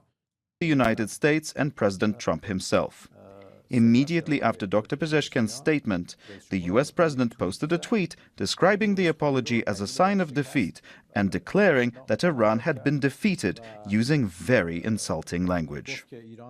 In reality, Mr. Trump killed this approach from the start. He prevented the emergence of a new atmosphere and a new perspective between us and the regional countries. Ultimately, everything about the current situation is the Americans' fault. They must answer, not only to their own people, but also to our people, to the people of the region, and to history in the future. This war is not our war, not the war of the American people, nor the war of the region. It is America's war, a war that the United States itself chose. It's a war of choice. Yeah, but you're losing friends. Alongside with this war, you're losing friends. Because now, for example, in countries like Oman, Qatar, UAE, Bahrain, Saudi Arabia, which you had a deal with in China, Kuwait, Iraq, Turkey, Azerbaijan, many countries in the region. Our people are our best friends. First and foremost, we must protect them. We must not bargain with the lives of our people because of friends who are making mistakes. Our friend its military bases over the past 47 years. Over the past 47 years, our friends have built very good relations with the United States, which has been our enemy. They have provided a wide range of services to the United States, and they can... Where did Redditors' political views come from? Langley, the American State Department. Also, one thing I gotta mention here, this is what bitty bitty users think about your... Yeah, I already covered this. Because there's no obligation. This is what bitty bitty users think about your comments on China not intervening. Because there's no obligation or responsibility. China will not shoulder responsibility that do not belong to it unless there's a clear treaty. Morality and aid have no standards. It's hard to say whether something is done right or wrong. Assuming China sends troops to help Iran, even if it's for justice this time, what happens after the war? For example, would Iran prioritize supplying oil to China forever, even if other countries offer higher prices? If so, how is China any different from the United States? Conversely, if Iran retains its autonomy, it's all cope, man. It's cope. I get it. I know China is strategic and doesn't engage in world affairs. I know. I would prefer a non-interventionist country to an interventionist one. So I guess it's better, I guess, overall than the United States of America, because the United States of America is constantly interfering militarily with other nations' affairs. But like, having said that, you know, it's getting to a point where China has that power that the USSR never had, okay? Especially with its manufacturing capabilities and how deeply interconnected to the rest of the global economy China actually is, with no real alternatives to Chinese manufacturing. Anyway, that's also possible. If that's the case, why should China sacrifice its own people? That's not what my ask is anyway. We are a civilization, not the concept of civilization as defined by the West, nor are we so-called the boss concept. We prioritize ourselves and admire the strong, courageous people of our nation. We do not wish to interfere with any country's self-revolution or process, as this is impossible. Also, this is objectively anti-Maoist. China used to interfere in the foreign policy of other countries all the time, and sometimes actually at the directive of the American State Department. It wasn't always great. They were trying to carve out a space for themselves, but this is against Mao's principles. Mao is the one who openly and correctly called Western imperialism a paper tiger. Although I do understand it's, you know, it's obviously silly of me, an American, an Amerifat, living in the heart of empire, to demand another major country step in and intervene. But, you know, we prioritize ourselves and admire the strong, courageous. Even if it falls, bleeds beside us, we can only stand to offer little assistance. We cannot help but stand up again. Ultimately, it must rely on its own strength to recover. This is the wisdom of our 5,000-year history. Just because we have the capability does not mean we are willing to be immoral like you. A country may be strong, but it will perish if it loves war. A country may be peaceful, but if it'll perish if it forgets war. What are you saying? I'm not saying fucking send the People's Liberation Army to Iran, man. You know, a couple missiles won't hurt. It's beneficial for China. It's literally beneficial for China. You have the opportunity to test out your weapons. directly in the field. Soldiers are for defense, not for invasion. Oh my God. Oh my God. Every guy has to literally, every pro-China guy has to talk to me in fucking Proverbs for some reason. That's not what I'm saying. Just turn Iran. I mean, Iran doesn't want this anyway. Turn Iran into Pakistan, and then turn Saudi Arabia into Pakistan. When the Chinese help, they don't announce it. Also, they are helping through info. I think you're used to American government announcing everything they do. They are helping. They are aiding to a certain degree. I'm just saying there's more room there in terms of defensive aid. If I'm Chinese, if I'm a Chinese general, I was straight up, you know, I'm in a weird position right now because like a bunch of big generals got fucking axed. But if I'm a Chinese general, I'm going, hey, we should train the IRGC on our weapon systems. Okay? We should train the IRGC on our weapon systems. They should start, you know, testing out the Dongfangs. Okay? They should start testing out the Dongfangs. These weapons need to be battle tested. These weapons need to be battle tested. These weapons need to, you know, they need to be hardened against American defenses. That would be the smart thing to do. Prime opportunity. Also, this wasn't even about Iran necessarily. I mean, I have talked about like Chinese intervention in Iran, but the real question is like, why the fuck won't it do anything for Cuba? China's relationship with the Gulf states is far more important to them than their relationship with Iran. They're not doing anything to jeopardize that. No, I understand that. But like with Cuba, easy. It's humanitarian. The entire world wants it. Why the fuck do you think Russia is sending oil tankers, you know?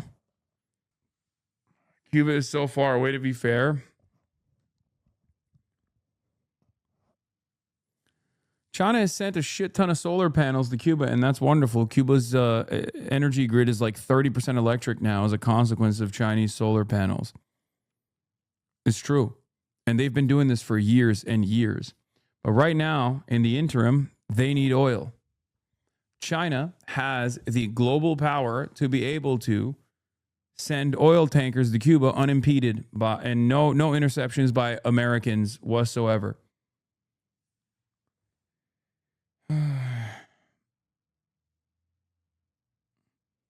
Aid to Cuba is relatively cheap, but gold PR. It would be a spectacular act against American imperialism. And you would be saving a lot of children that desperately need it right now. They're fucking sitting at hospitals. There's dialysis machines and shit that are about to fail. You'd be saving tens of thousands of lives.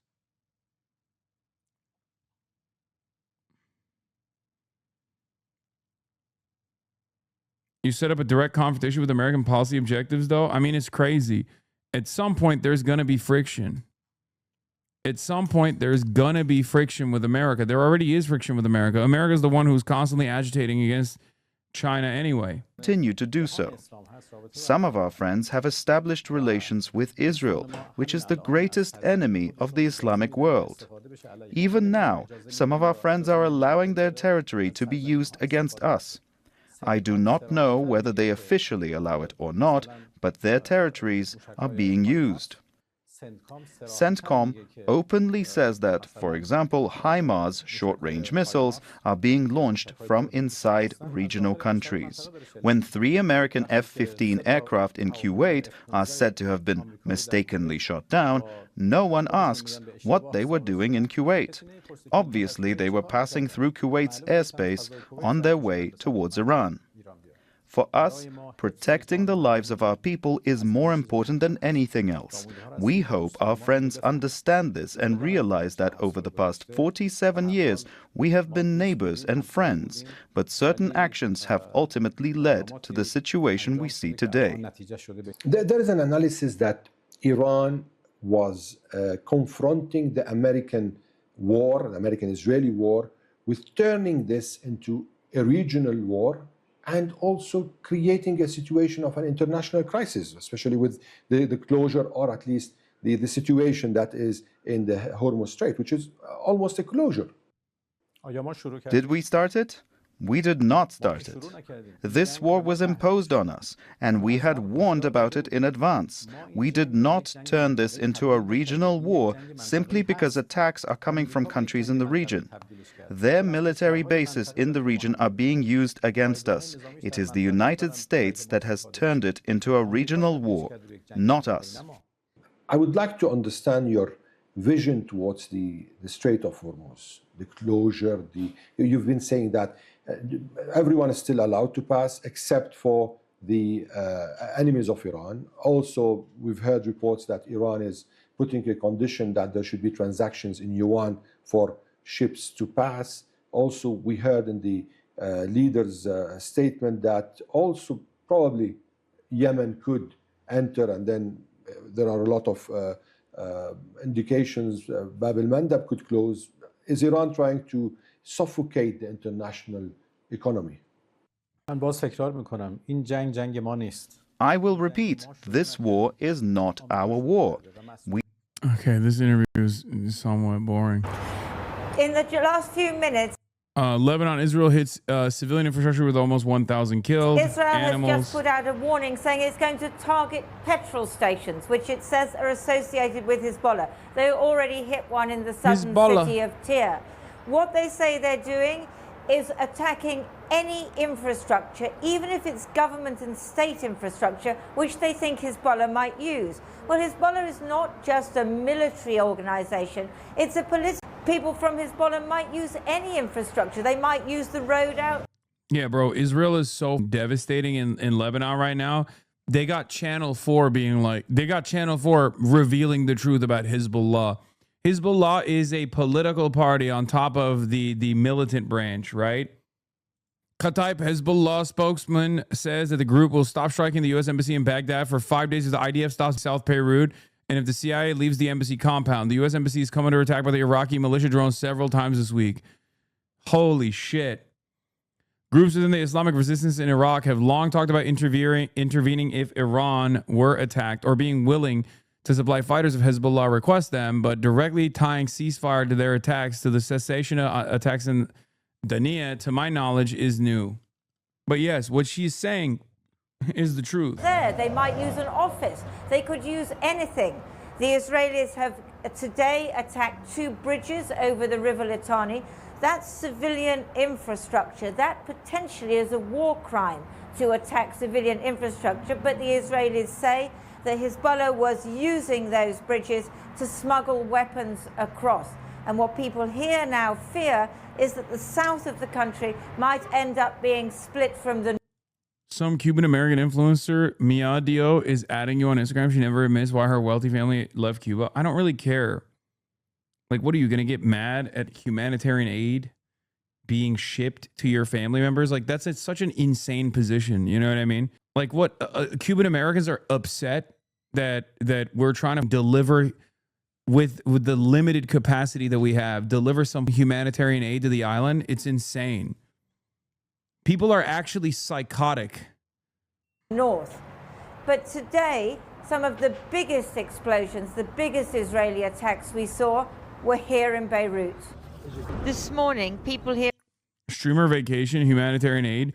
Yes, I know that it sounds, I know that you want to present it as such, but this is a humanitarian aid mission with numerous global partners. Politicians like Jeremy Corbyn are participating in it. Like, I know your focus is unimaginably narrow and you can't comprehend anything beyond like drama on the internet. But my addition to this and the work I put into it doesn't make it a streamer vacation, you baboon. We are bringing hundreds of thousands of dollars worth of aid by way of sea, by way of cargo planes. It's so stupid. Please, I beg of you, stop behaving like a child. It genuinely doesn't make any sense. You don't come across like you are, when you say stuff like this, you don't come across like you're brilliant. You're making a brilliant point, you know? Not only are we trying to bring awareness to one of the many different tentacles of American imperialism that's like devastating an island with 10 million people on it. Like, we're at the precipice of murdering children directly.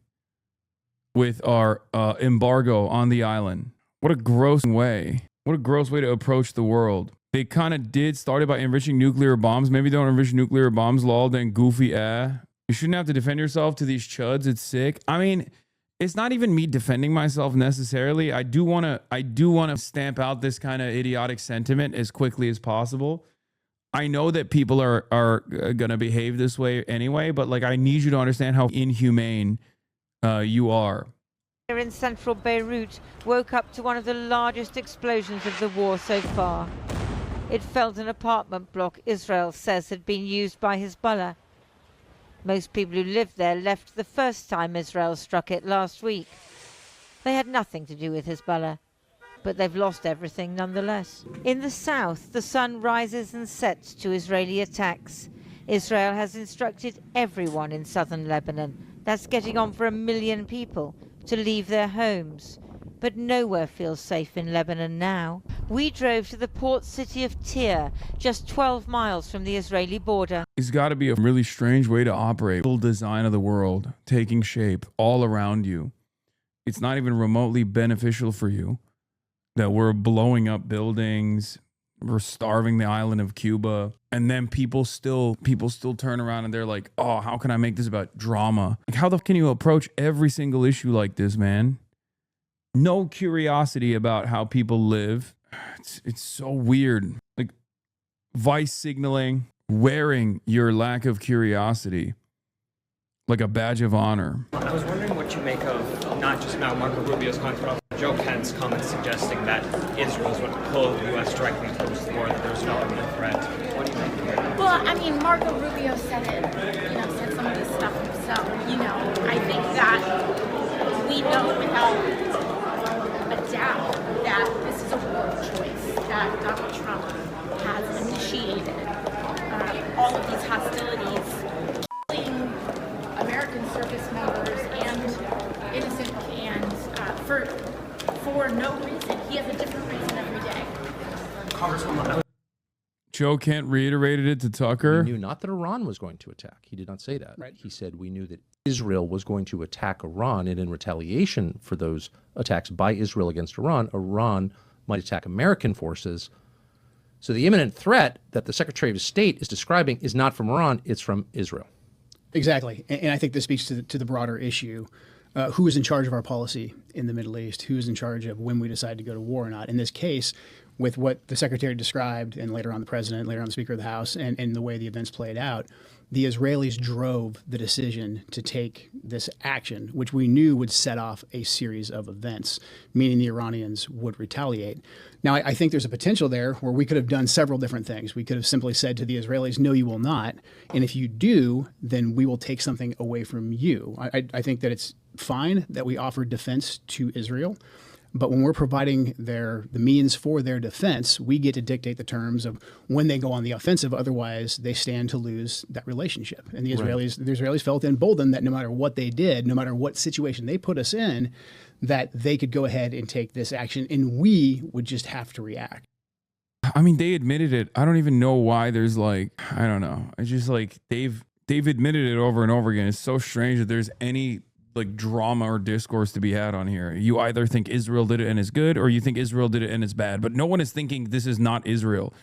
I genuinely don't know a single person that's like, nah, actually this is totally America, has nothing to do with Israel whatsoever. It's two separate camps.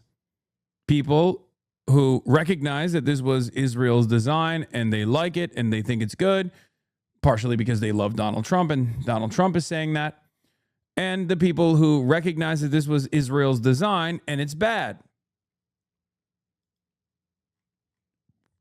Oh my God, you're right, actually. There is one person, Rachel Maddow. It's unironically the libtard brigade that's speaking to an audience of 12 people. Rachel Maddow keeps saying it's the Gulf states, and that's the reason why they're doing it. And Jake Tapper keeps saying, no, actually, it's Donald Trump. Donald Trump is doing this. Donald Trump can stop. Yeah, he could, but that doesn't change the reality that he absolutely was goaded into this by Israel. Oh my God, I'm realizing once again, this is why liberals always lose. They lose because they refuse to recognize reality. They just speak to an increasingly shrinking audience, and everyone outside of the audience looks at them like they're fucking idiots. Maddow, you were seriously claiming that Qatar bribed Trump to bomb Iran? Awful take. You don't understand the Gulf and the region's geopolitical and security dynamics. You were trying to shape facts around a narrative rather than understand the facts. When you're a Rhodes Scholar, to put a V-chip in your head to unlearn how to say the word Israel when negative thoughts arise. Yeah, it's crazy. Yeah, dude, Qatar, the one fucking country in the Gulf that literally shares a gas field with Iran, that has like a literal shared extraction agreement with the Iranian state, was actually like, please, Mr. President Trump, please bomb the country on the other side of the fucking water line so that they can bomb in retaliation our facilities. Maddow is obviously trying to avoid the Israeli elephant in the room, but it's really been memory hold so quickly how much the Gulf states cheered on U.S. belligerency until like yesterday. I mean, it's true, but like to say that about Qatar is like it's the worst one to say it about. It's like saying it about Oman. Oman has been actively, pushing for this war would be ridiculous, right? Qatar is only a little less ridiculous than that. You can say this about the UAE every day. I agree with you. You can even say this about Saudi Arabia. They're crazy enough to demonstrate that kind of hubris. Qatar is the one country that Israelis despise for this reason. And no, Jordan is a holdover state, so it doesn't matter. Jordan is inconsequential. Jordan just plays a role in the security apparatus. Jordan is negligible, inconsequential, not a real state, literally designed specifically so that they could put the Palestinians there. Okay? Jordan knows that it's a missile sponge state. They don't get to have a say in this. They're not like a fucking oil giant like the Qatar, the Gulf states are. Andrés Manuel López Obrador, Presidente de Mexico, AMLO, said this: I'm on retreat, but it pains me that they seek to exterminate the brother people of Cuba for their ideals of freedom and defense of sovereignty. To those who think it's someone else's fight, I remind them what General Cardenas said during the Bay of Pigs invasion. It is not permissible to preach our indifference to their heroic struggle because their fate is ours.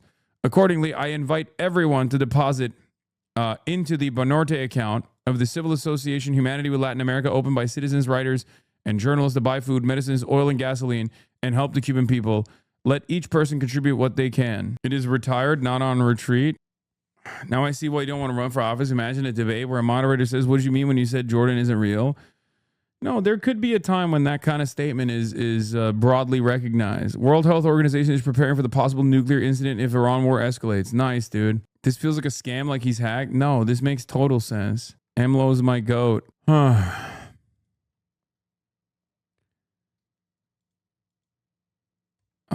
The 100% Trump thing is so crazy. Yeah.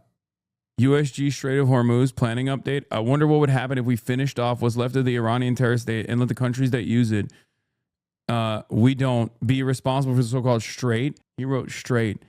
So-called strait that would get some of our non-responsive allies in gear and fast. President DJT. Anyway, Jason Hickel has some statements about Cuba as well. He said, let me tell you something about Cuba. U.S. officials are constantly saying socialism in Cuba is a failure, but in fact, Cuba's achievements with socialism are extremely impressive. First, remember that the U.S. imposed sanctions and blockade on Cuba immediately after the revolution with the explicit objective of destroying the economy, preventing development, and immiserating the people. And yet, Cuba nonetheless managed to achieve some of the very best social outcomes in the developing world, rivaling even high-income countries in the imperial core. Cuba has a higher literacy rate than America. Cuba has a higher life expectancy than the United States of America. Cuba has a lower murder rate than the United States of America. Cuba has functionally no homelessness in comparison to the United States of America. Okay? Don't say that's not a high bar to clear. It's an immensely high bar to clear because that bar has been placed there by the United States of America. Okay? It's unfucking believable what we have done to this country. Okay? Unbelievable. It is one of the long-standing evils that is on autopilot, okay? The pressure on Cuba intensified dramatically after the fall of the USSR, which was a key trading partner, which, by the way, we, once again, pushed Cuba to the hand, okay? We kept doing terrorism over and over again We kept activating sleeper cells inside of the country. We took all the people that were super wealthy, the ones that left initially, that were super wealthy, that fucking hated the revolution, hated the expropriations that took place, and we used them as terror cells against Cuba. We tried to do terrorism on our own soil and then blame it on Cuba. It's fucking insane. Can you imagine another country doing what we've done to Cuba because they don't like, I don't know, our policies around housing? Like, because that's technically what this is, right? They don't like that Cuba has a different economic organization of society. Israel. The pressure on Cuba intensified dramatically after the fall of the USSR, which was a key trading partner. The blockade bit harder, and Cuba was forced into a severe economic contraction known as the Special Period. And yet, even while GDP and consumption were declining or stagnating during this period, Cuba not only accelerated its progress on life expectancy, it caught up to and surpassed the United States in 2003, despite having 80% less GDP per capita. Cuba also used industrial policy to develop one of the most advanced biotech industries in the world. They literally have a lung cancer vaccine that America has rendered illegal to take. Okay? They have one of the only known cures, not complete cures, but one of the only known solutions to Alzheimer's on the planet right now, escaping dependence on Western monopolies and providing life-saving assistance to other countries in the global South. Yeah, they have an Alzheimer's dementia treatment. How? Because socialism. Socialism enabled Cubans to organize production and resources around what is most important for human needs, rather than what is most profitable to capital. This made them extremely efficient at converting limited resources into human well-being despite the blockade. Cuba's food system is a great example of this. Cuba developed a public food system that guarantees everyone has access to basic nutritional requirements. Thanks to this system, Cuba has one of the lowest death rates due to malnutrition in the world, lower even than in many high-income countries such as the United States, Denmark, and France. Anyone who visits Cuba immediately notices that it is totally unlike any other developing country. You just don't see people homeless, starving, or begging on the street. People certainly aren't rich, but nobody lives in misery. People have dignity. They have freedom. They have sovereignty. I always find myself thinking, what could Cuba be like if it was not for the U.S. blockade? What if it had been allowed to develop freely? It is not difficult to imagine the heights of human progress the Cubans could have achieved. The U.S. blockade is tightening, strangling the country of basics in order to destroy that potential, to destroy that dignity and sovereignty. They are doing it not because socialism failed, and that reality cannot be accepted. Here's the life expectancy in Cuba in blue and the average high-income countries in green from 1960s onward to 2005. Here's Cuba's death rate from malnutrition compared to selected countries. Think about that. There's a particularly odious type of apologist who claims the sanctions against Cuba don't actually cause any suffering or prevent development. This is wild because the U.S. government itself claims exactly the opposite. The first U.S. State Department memo on sanctions against Cuba was written in 1960. It promoted imposing an embargo to deny money and supplies to Cuba, to decrease real wages, and to bring about hunger, desperation, and hardship to the Cuban people. Okay? U.S. sanctions are, in fact, very effective at harming countries, so effective indeed that the U.S. and EU unilateral sanctions imposed on the global South are associated with over 500,000 deaths per year, or 38 million deaths since 1970. Sanctions are extremely harmful. This is the Lancet study that just came out, actually, that shows this. Okay? The effects of international sanctions on age-specific mortality across national panel data analysis. And this is the Cuban embargo and the goals of the Cuban embargo, the original intent. This is declassified information from the National Archives. You can go and see it if you want to.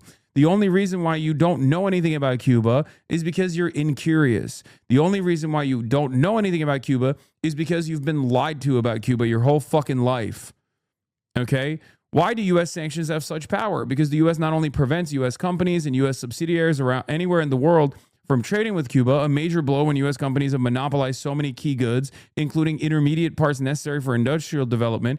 It also uses its dominance in the global financial system, the SWIFT, and as the issuer of the world's reserve currency to police third world transactions with Cuba, creating a regime of secondary sanctions that creates penalties for any country trading with Cuba. I'm applying for a journalism visa for this trip to Cuba. Okay, I got a journalism visa. I can't pay the Cuban state the $90 necessary to acquire this journalism visa with regular cash. I can't go to a website and pay the Cuban government to get this visa. I have to get a U.S. mailer check, a U.S. Postal Service check to be able to pay it. Do you understand how fucking insane that is? It's a competent, functioning sovereign state. Do you understand what level of restrictions exist for this country? So when people say, oh, dude, it's not the sanctions. What are you talking about? America's done nothing. People could just trade freely with Cuba. It's fucking bullshit. Okay? It's fucking bullshit. Someone with a courier in Washington, D.C. has to bring a U.S. Postal Service money order to pay for the journalist visa. Think about how nutty that is. There's no PayPal, nothing. Can't do it. That's why people get urged to bring cash when they go to Cuba, like hard cash, when they fly to Cuba, so they can just like pay for everything with hard American dollars. Because tourism is basically the lifeline, the only fucking industry that allows there to be foreign capital that enters the Cuban markets.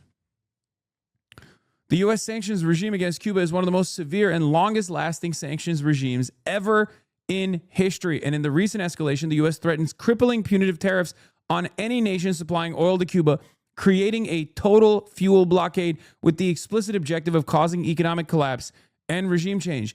These are heinous crimes against the civilian population that poses zero threat to the U.S. or to anyone. Any sane person can see this. It is disgusting that anyone would seek to minimize this fact. This is Marion L. Tupi saying, this is misleading on many levels, but let me point out one obvious falsehood. Cuba has not been blockaded as when, for example, the Royal Navy blockaded French ports during the Napoleonic Wars. It could not do business with the U.S., in part because communists stole American property on the island.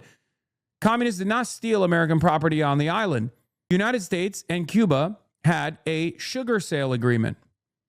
Once Batista was overthrown and the Cuban Revolution succeeded, the United States was frustrated by this, okay? Cuba was getting oil from the USSR. American refineries, American-owned refineries, were being utilized to refine the oil that they were getting from the USSR. America said, we are not allowing you to do that. Those are our refineries. That's when Cuba took over the refineries. And then America said, we're no longer purchasing the fucking, we're no longer getting the sugar from you guys. Fuck you. So then Cuba had to transfer all of their agricultural products to Russia in exchange for materials and parts necessary for industrial development. They didn't just take American property, okay? They said they would pay back the funds to purchase the property with the stolen assets, with the price that they would pay for Cuban sugar. The reason why Cuba is desperately poor, therefore, is not because of the U.S. blockade, but because the socialist system produces next to nothing on the island, has, therefore, next to nothing to sell. Here's another little fact to know. During the period 1999 to 2019, Cuba managed to bring its infant mortality rate to lower than that in the U.S., again, despite the U.S. blockade. And despite having a fraction of the GDP per capita. During this period, 101,674 children died in the U.S. due to mortality rates in excess of Cuba's level, based on UN and CDC data. The blockade that we have had on Cuba has been ridiculous. None of this is new, by the way. It has been understood by development economists for a long time. Back in 1981, Amartya Sen himself noted Cuba's standout performance. The piece famously demonstrates that among developing countries, socialist economies tended to perform better in terms of social outcomes than capitalist ones. One thought that is bound to occur is that communism is good for poverty removal, he wrote. That's the real reason why we starved Cuba for years and years. And we've angered the Cuban population that remains on the island as well, for the record. This isn't to say that there aren't any Cubans that don't hate their government. Of course there are. Of course there are Cubans who think, oh, well, in times of tremendous economic hardship, in times of tremendous setbacks born out of the American blockade, the government has had to engage in austerity, right? Or rationing. And then they think that the government is rationing so they can like feed the Castro family, which they see as corrupt or whatever the fuck they envision, right? Oh, the government is actually rationing so they can like only aid the tourists, so they can have a tourism industry. The government is rationing because they hate us, the regular Cuban citizens, and don't want us to be fed, don't want us to get milk, don't want us to get meat. It's idiotic. And you hear that nonstop. You hear that from Americans all the time. Oh, the government is actually refusing to give antibiotics to regular Cubans. Yeah, dude, the government has antibiotics, but they're hiding it. You know? Commie streamer just living off of other people's takes. Stop regurgitating and respond to chat. Commie streamer just living off other people's takes. This is Jason Hickel. He's a fucking professor, dumbass. This is not his takes. This is his analysis that I agree with. It's unbearable what we have done to Cuba. Unfucking believable. And there's so much misinformation out there. So many people who think like, oh no, the island is just like, the island is just run by evil people, evil, scary communists. It's one of the clearest instances of American propaganda. And the thing is, the American government can't even make the same arguments that it does with every other country. Like America loves, developing civil society organizations and then claiming that like people are very pissed off about the Cubans are very pissed off because like their gay Cubans are getting dominated by all this shit. Like, Cuba is a backwards country. They're homophobic. They can't even say that, right? They can't say that about Cuba. Cuba is literally objectively more woke than America. Cuba has enshrined LGBTQ protections by referendum in their fucking constitution. By referendum. They voted for it overwhelmingly. The only area where you can make criticisms of the Cuban government is like the people that get arrested for actively trying to destabilize the goddamn country. Calling them communists is insulting enough for them? What do you mean? Cuba is a communist nation. It's run by a communist party. Doesn't mean that they've been able to establish. Oh, you're saying in a right-winger's view, this is enough of an insult. Oh, yeah. Half of my family has ties with Cuba's traditional musicians. I can tell you, even traditional culture is woke. Yes. So woke that they can't maintain their own country without outside support. Did you just not... Did you hit your head while I was explaining to you American embargoes, American efforts to destabilize Cuba for the past 60 fucking years? Do you understand anything? So woke they can't maintain their own country without outside support. God damn it. One day China is going to shut off the fucking faucet and all you Treatlerites alongside myself are going to fucking suffer the penalties. And then maybe they'll turn around and go, why can't you refine your own fucking rare earth minerals? Whoa, what's happening? Why can't you minerals? You dumb fuck, stupid Amerifat. God damn it. I hate you so much. God, the fucking arrogance, the hubris of the suburban Treatlerites. Holy fuck. We do deserve the fucking maniacal exterminationist welfare state of Israel slammed into our ass cheek like a fucking parasite, bringing the entire globe into a devastating energy crisis. We kind of deserve it, honestly. That's the average American's entitled attitude. Oh, they can't fucking trade with other people? Like, what country exists without trade with other countries, dude? What country exists? Stupid fucking Amerifat. Multi-millionaire. Maybe they shouldn't have enriched communist nukes. Okay, shut the fuck up. Pyongyang, baby? Fuck no. North Korea also fucking does trade with Russia and China. What are you talking about?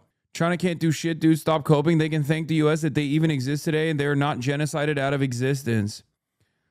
Once again, you'll see. You should thank whatever God you believe in every single day. You should be licking Xi Jinping's boots on a daily fucking basis. You should build a shrine to Xi Jinping that he does not have that same dog that Americans have in him to actively push and pull wherever he could.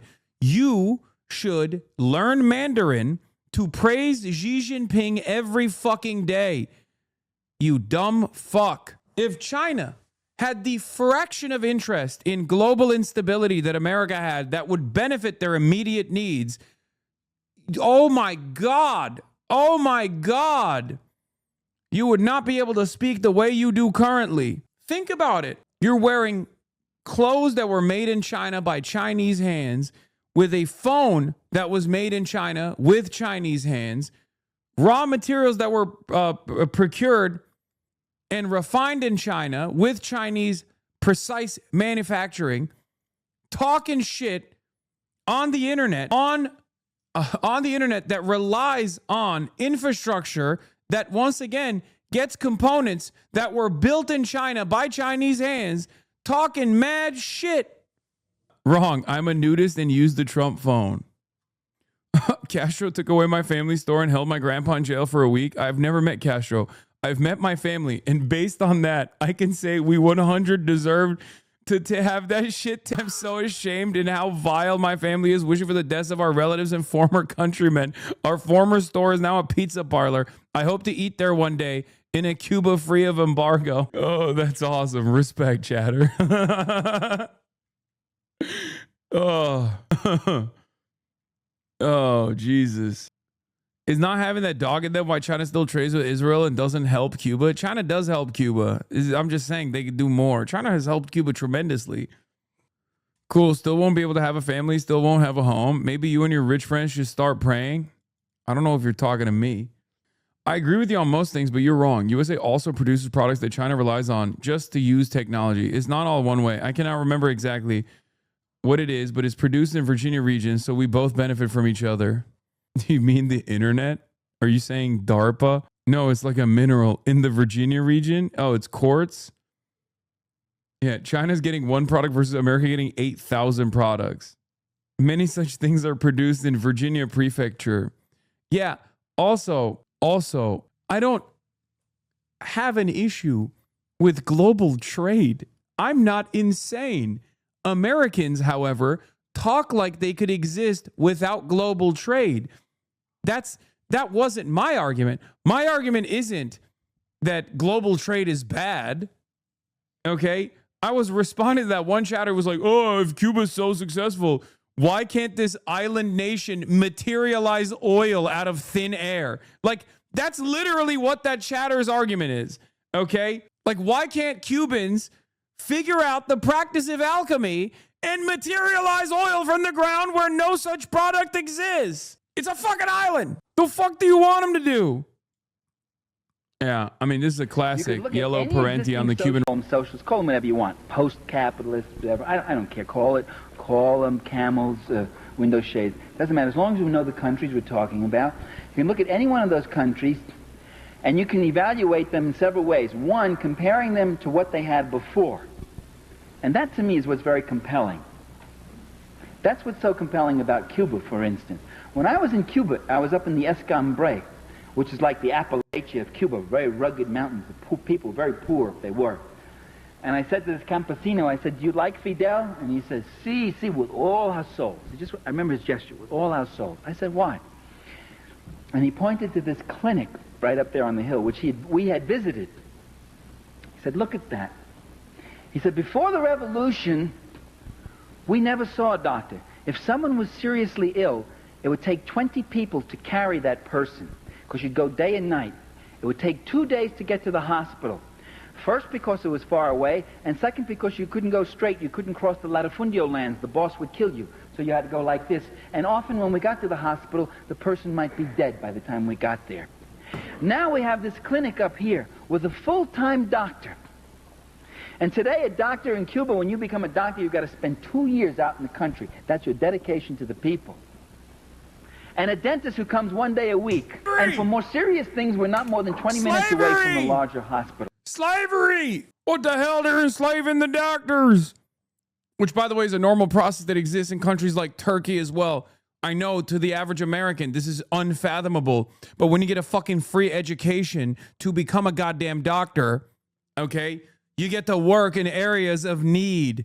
This is also the same in Turkey as well, which also has a nationalized healthcare system. Just so you understand, every competent fucking country on the planet that has a fraction of the interest of taking care of its fucking citizens understands this basic necessity. Americans, on the other hand, treat this like it's fucking slavery. They literally think it's slavery because they're fucking stupid. This is one of the biggest problems with Americans, is that they lack the imagination. They've never traveled outside of the United States of America. It's such a massive fucking country. So they just literally cannot comprehend a world that exists outside of the United States of America. So it doesn't exist. because the average American lacks object fucking permanence. This system that exists in Cuba exists in virtually every fucking country that has a socialized system of healthcare. That's in the Escambray. That's freedom. We're freer today. We have more life. And I talked to a guy in Havana who says to me, before, all I used to see here in Havana, you call this drab and dull. We see it as a cleaner city. It's true, you got the paint is peeling off the walls, but you don't see kids begging in the streets anymore, and you don't see prostitutes. All we used to have was prostitutes. Prostitution used to be one of the biggest industries. And today, this man is going to night school. He said, I can read. I can read. Do you know what it means to be able to read? Do you know what it means to be able not to read? I remember when I gave my book to my father, I dedicated a book of mine, Power and the Powerless, to my father. I said, to my father with my love. Gave him a copy of the book. He opened it up, looked at that. He'd only gone to the 7th grade. He was a son of an immigrant, a working class Italian. And he opens the book and he starts looking through it. We do this to get doctors for the Army, Navy, and other armed forces, free medical school for 5 years of service after you get your MD. Yeah, but that's not slavery. And he gets misty-eyed, very misty-eyed. And I thought it's because he was so touched that his son had dedicated a book to him. That wasn't the reason. He looks up to me and says, I can't read this, kid. I said, that's okay, Dad, neither can the students. I mean, that's not something, I mean, don't worry about that. I wrote it for you. I mean, it's your book, and you don't have to read it. You know, it's a very complicated book, academic book. He says, yeah, I can't read this book. And the defeat that man felt. That's what illiteracy is about. That's what the joy of literacy programs is. That's why in Nicaragua you got people walking proud now for the first time. They were animals before. They weren't allowed to read. They weren't taught to read. So you compare a country to what it came. My lab mate from Cuba referred to it as slavery when talking to liberals. It's just so crazy that the reactionary Cubans unironically have some of the most like right-wing attitudes I've ever encountered in my fucking life. It is mind-boggling. Mind-boggling, dude. Like they cannot imagine a world outside of like the 17th century capitalism.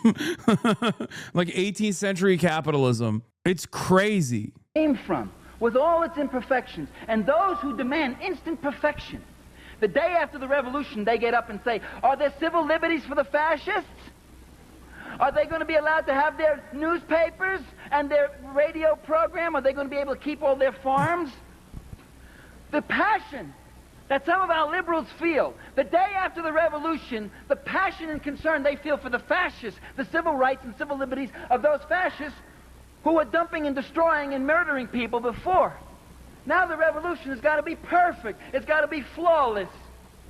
Well, that isn't my criteria. The Cuban Revolution literally was functionally bloodless in comparison to the previous formation that existed, by the way. Like, in comparison to Batista, the Cuban Revolution had some field justice that took place. This is true. A lot of people criticize this quite a bit, okay? The people that were executed for being the executioners and the torturers under the Batista regime. And according to the American government's own internal assessment, the number of deaths in the Cuban Revolution was marginal in comparison to the Batista regime. Marginal. My criteria is what happens to those people who couldn't read. What happens to those babies that couldn't eat, that died of hunger? Yeah, the Cuban Revolution was the most people's revolution that has ever happened in human history. Fidel only landed with 82 men with big beards and got through the swamps with 13 and fewer weapons. How do you think they won that? Yeah, because the people were agitated. They were ready to go. And that's why I support revolution. The revolution that feeds the children gets my support.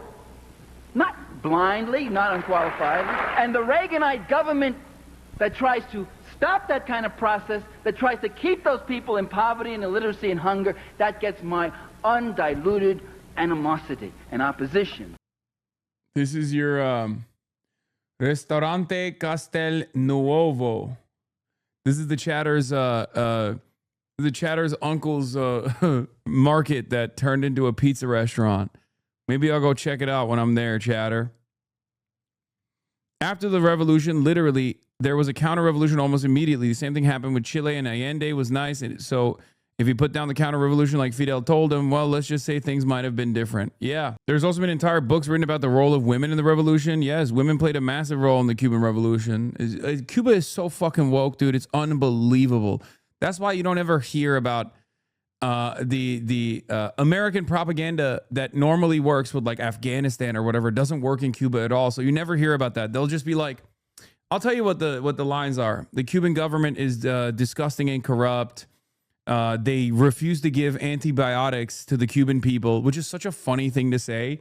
Like, tackling Cuban medicine is one of the worst angles to try to criticize the Cuban government because they have a higher life expectancy and they have a better medical system than we do, objectively. Like, this is the one area that they put a tremendous amount of effort into. Okay. They'll say the Cuban government withholds antibiotics from this population. They withhold, Castro refused to give milk to the children. You can't even hunt your own animals on the island. You'll get thrown in jail for it. They force the doctors into slavery. That's another one. They force their athletes into slavery as well. Athletes that fucking travel around the world when they go to competitions have to have a government handler with them at all times. And if they escape, their families will be put down. All this shit is lies, okay? Complete fucking lies. As far as Fidel and Che goes, he's a lion. Okay, he is the GOAT. He was an incredible figure. But because he's Argentinian, you can't really hold it past him. When he was growing up, he wrote extensively, and he wrote some unfavorable things. Okay? He wrote some unfavorable things people always point to. They'll also say that they were homophobic, which is ironic because Fidel literally apologized. Fidel Castro apologized for his initial homophobia. Okay. I think it was like was it in the 80s when Fidel Castro had a perspective shift and openly released a statement apologizing. Don't put that. Wait, what do you mean? Don't put that. He grew out of being Argentinian. Someone said, don't put that on him being Argentinian. What do you mean? He was the greatest Argentinian of all time. The fuck are you talking about? Every Argentinian should be writing endlessly and reminding people all day, every day that Che Guevara was Argentinian. Yeah. Fidel Castro takes blame for persecution of Cuban gays. He cried. Fidel Castro said he is ultimately responsible for the persecution suffered by homosexuals in Cuba after the revolution in 1959. The former president told the Mexican newspaper La Jornada that there were moments of great injustice against the gay community. If someone is responsible, it's me. In the 60s and 70s, many homosexuals in Cuba were fired, imprisoned, or sent to re-education camps. Mr. Castro said homosexuals had traditionally been discriminated in Cuba just as black people and women. But nevertheless, he admits he didn't pay enough attention to what was going on against the gay community. At the time, we were being sabotaged systematically. There were armed attacks against us. We had too many problems, said the 84-year-old communist leader. Keeping one step ahead of the CIA, which was paying so many traitors, was not easy. He said, I'm sorry to the gay community. In 1979, homosexuality was decriminalized, and more recently, there have been efforts to legalize same-sex unions, which they did. Anyway, yeah, he went woke. Like, are you going to tell me he's bullshitting? That's obviously a very real thing he dealt with. Yes, Americans cannot comprehend. Americans cannot fucking comprehend what Cuba, revolutionary Cuba, looked like and what we tried to do. Okay? They tried to kill him 638 times. Yeah, they did. They tried to poison him. They tried to fucking use like comical means of trying to murder him. They tried to blow up his cigars, bro. The CIA was the most indecent, is still the most indecent institution on the planet. But like the shit that they were trying to do to this man is crazy. They tried to use one of his ex-girlfriends to assassinate him. She fell back in love with him. It failed. She turned. It's beast mode. He seduced her. It's kind of crazy. I think a lot of Zoomers don't know why. Even in the United States of America, motherfuckers used to ride for Fidel Castro. Motherfuckers used to ride for Che Guevara. It was such a common revolutionary figure that there's still a holdover meme about like the Che Guevara t-shirts, right? There's a reason why people were wearing Che Guevara t-shirts, not because he's hot. So was Fidel. But it was because these dudes had maximum aura. Okay? They were mogging the entire state apparatus on a daily fucking basis. Che Guevara would literally, on his off day, go and work with the regular fucking workers. He'd be carrying bags of cement. He was like, I ride for this shit. I live for this shit. Che Guevara literally spent the last half of his life trying to liberate Africa. And motherfuckers still talk shit and say he was racist as an Argentinian teenager. The fuck do you mean? Going to Cuba will change your life, man. It's one of the reasons I'm here and got radicalized, because I went to Havana and never seen people with more solidarity in life. It will touch you. Yeah.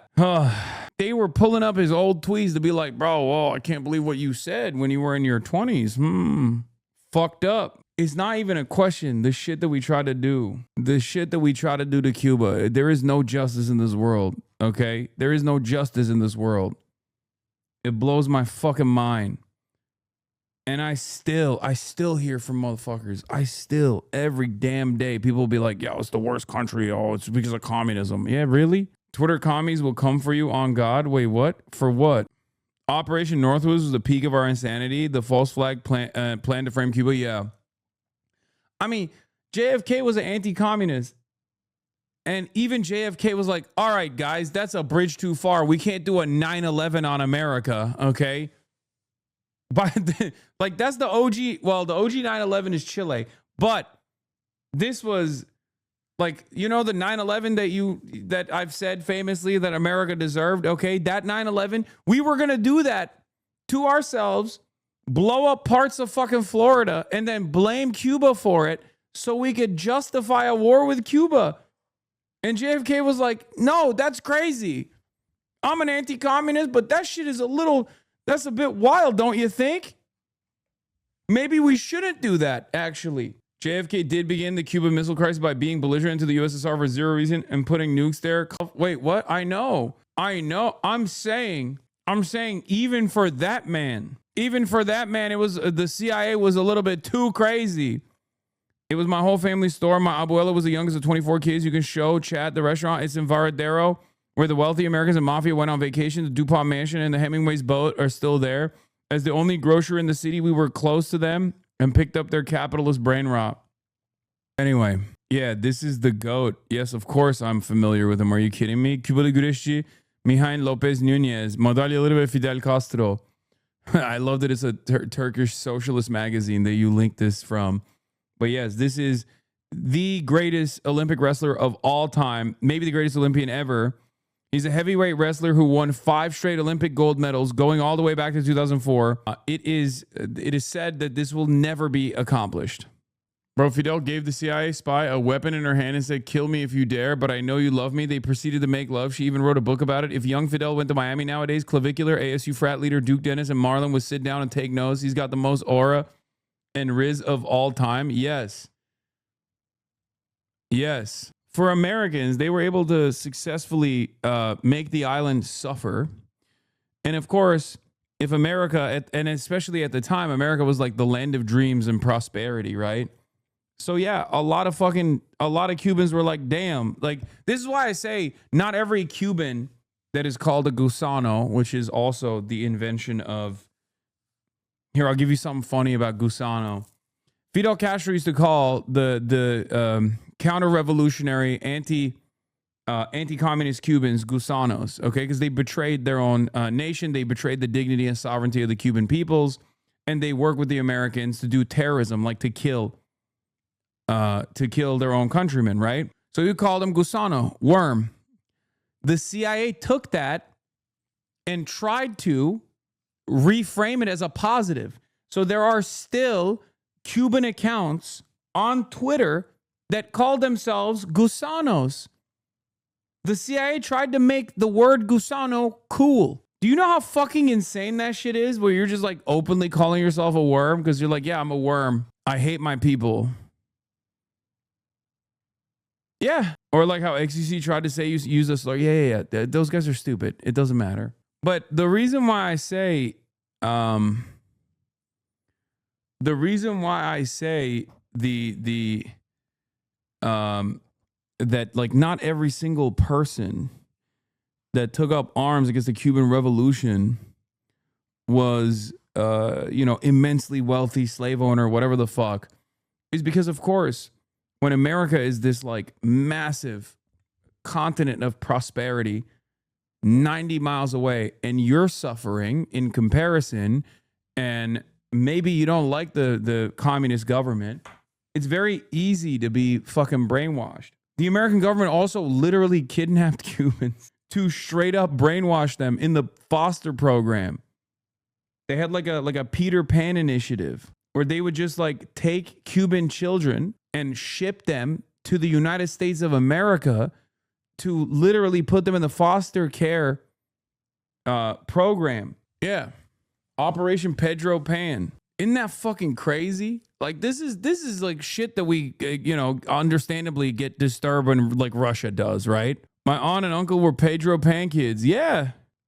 Yeah, I've covered this before. In 1996, a Cuban pilot observed a U.S. government fumigation plane spraying. Oh, this never stopped, by the way. This never stopped. They would use like Cessnas. They would use, because it's 90 miles off the coastline. So the American government would consistently arm and offer material support to like straight up Cuban American terrorists. And they'd just be like, go crazy. They would ship them off to fly over the island and just like crop dust and destroy their agricultural output over and over again. Is one of the most evil and one of the most fucked up things, dude. In 1996, a Cuban pilot observed a U.S. government fumigation plane spraying an unknown substance over Matanzas province. Shortly thereafter, an invasive pesticide-resistant insect never before seen in Cuba, the Thrips palmi, was discovered devouring potato crops in Matanzas. The Thrips palmi was later found in neighboring provinces among corn, beans, pumpkins, cucumbers, and other crops. Despite the Cuban government's best efforts to eradicate the pest, the palmi plague persisted. The U.S. provided a flimsy excuse that the U.S. pilot was marking his position with a smoke generator, something this plane was not outfitted for and would have been unnecessary because the Cuban ATC had already radioed the U.S. plane asking if they were having any technical difficulties. The U.S. plane N3093M was operated by the U.S. State Department, supposedly to destroy drug crops in Colombia. In fact, combating drug trafficking was used as cover for covert biowarfare against the Cuban people. It's so fucking evil. Like, the shit that we did to Cuba is so fucking evil. That's why I always say, like, you want to know something? This is what Israel's doing in Lebanon. This is what Israel is doing in Palestine. Okay? So just understand that we haven't stopped doing this shit at all. And what Israel is doing is so close to what America has done over and over and over again. That's why it's like, it's a cold, hard pill to swallow. Can you at least give a trigger warning for all the juicers in here before you say the G word? You're hurting their sensitive ears with your foul slur usage. Oh my God. Yeah. Big Daddy Hoops, thank you for the 20 gifted subs. Hasan, is now a bad time to resub? No. It's never a bad time to resubscribe. Scoop. Let's get back to America Big Bad. Scoop. Trump administration considering deploying thousands of additional troops to the Middle East as the military prepares options for a possible next phase of the Iran war. One option for securing the Strait of Hormuz includes deploying troops to Iranian shores. Oh my God, they're going to try to take Karg Island and the Iranian coastline. Ay, ay, ay. Uh-oh, another wife condemnation incoming. Rama Dawaji, the wife of New York City Mayor Zohar Mamdani, shares several posts glorifying Palestinian on all social media accounts that remain active. Dawaji also used the N-word. Wait, what? This is what it is? If it does good for my cause, I'll be happy to accept death. The caption read, Khalid, longtime member of the PFLP, one of the coolest people of all time. A U.S. designated organization? Yeah, fuck you, dude. Yeah, PFLP is awesome. Suck my dick. Imagine getting mad at a Layla Khalid repost. Like, what are we doing at this point? That's crazy. Uh-oh, another wife condemnation incoming is so funny. Oh, I hate my chud anti-Semitic wife. Once again, maximum support to Rama Dawaji, okay, in these trying times. I hate my based ass wife, dude. This is part of the reason why I was saying, like, you can't give the Zionist lobby any room, dude. You can't. You just, because they're going to come after you over and over again. They're going to find you participating eventually in activities personally, you know? She was also like 16 for the N-word tweet that they found. Oh my God, they should put her in jail. New York City First Lady Rama Dawashi used the N-word in an X post from 2013. Brother, it was not called X back then, okay? It was called Twitter, and it was in 2013. Oh my God. Tumblr included a post blaming white people for creating Al-Qaeda. True. And disparaging U.S. troops fighting abroad is not brave, nor are they fighting for anyone's freedom. Double true. Oh my God. The more I read about her, the more I'm like, she's cooler than Zoran. She's so much cooler than Zoran. It's crazy.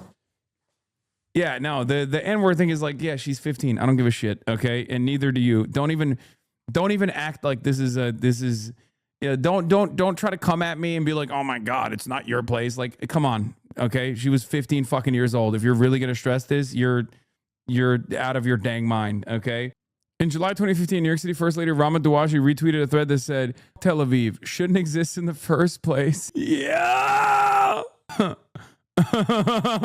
She's so awesome, dude. Oh, maybe she should have ran for mayor. New York City First Lady Rama Dawashi shared these images on our Tumblr account. Left, a Palestinian woman sewing a flag, caption, photography. A Palestinian demonstrator sues a Palestinian Liberation Organization flag before a protest during the first Intifada. Can you shock your dog for me, please? I don't like dogs. No, I can't, but I can shock you. Place. Right, a Bangladesh postage stamp featured an arm with the slogan, "We salute the valiant freedom fighters of Palestine." On International Women's Day, New York City First Lady Rama Dawashi retweeted a post praising Shadia Abu Ghazaleh, another PFLP. Yo, she was riding hard for PFLP. Ghazaleh participated in the bombing of an Israeli bus and led several other attacks. Ghazaleh was killed in 1968 when a bomb she was building in her home, which she intended to use to blow up a building in Tel Aviv, exploded accidentally. New York City First Lady Rama Dawashi, we already saw the N-word thing. Tumblr included a post blaming white people for creating Al-Qaeda. Again, correct. For more, you can read the full story here. This is just cyber-stalking masquerading as investigative journalism. By the way, John Levine is a stalker-ass obsessive weirdo, finding tweets from 2013 when she was 15 years old. Her Tumblr account. What the fuck is wrong with you, dude? I know. What would the perfect Zoran response to this be? I condemn my chud wife. I am divorcing her immediately. And I am marrying my true love, the nation state of Israel. Oh. Oh, my wife's views were detestable. I despise her. She is no longer my wife. I will now be marrying Laura Loomer instead. Please stop yelling at me. I just want to give ADUs to all New Yorkers so we can alleviate the real estate crisis that is facing every working class New Yorker, please. Oh, anyway, look, the obviously I'm joking, and he was not going to do any of that. Oh my God. Kathy Hochul, my new wife, surely has done nothing objectionable. But yeah, this is why you don't deal with these losers. Okay, this is why you don't deal with these losers. It's that simple. They're never going to stop, because the point of this is not like a sincere confusion that must be addressed. It's just to like talk shit. Never cave. Yeah, never cave. Those views are reprehensible and don't represent her anymore. If he says that, I will lose my mind, dude. The only thing that's like even remotely worthy of like scrutiny would be the N-word thing. And even then, she was 15. Don't address it, please, for the love of Christ, for the love of Allah, for the love of the 12th Imam. Okay, for the 12th Imam, the hidden Imam, please. I don't know. You're Shia. I'm trying to appeal to the Shia thing. Okay, please. What would you do if he said the Cuban government is oppressive? I mean, he's probably, I don't know what he will say about the Cuban government, if at all, if he'll say anything at all. I've been left officially on red at this point on things like that. So he has said it already, but I'm saying now he could have a different take, a different approach. Billionaires are mad that Mamdani's about to tax out of them, and they're using Zohar's can't be president, but Rama can.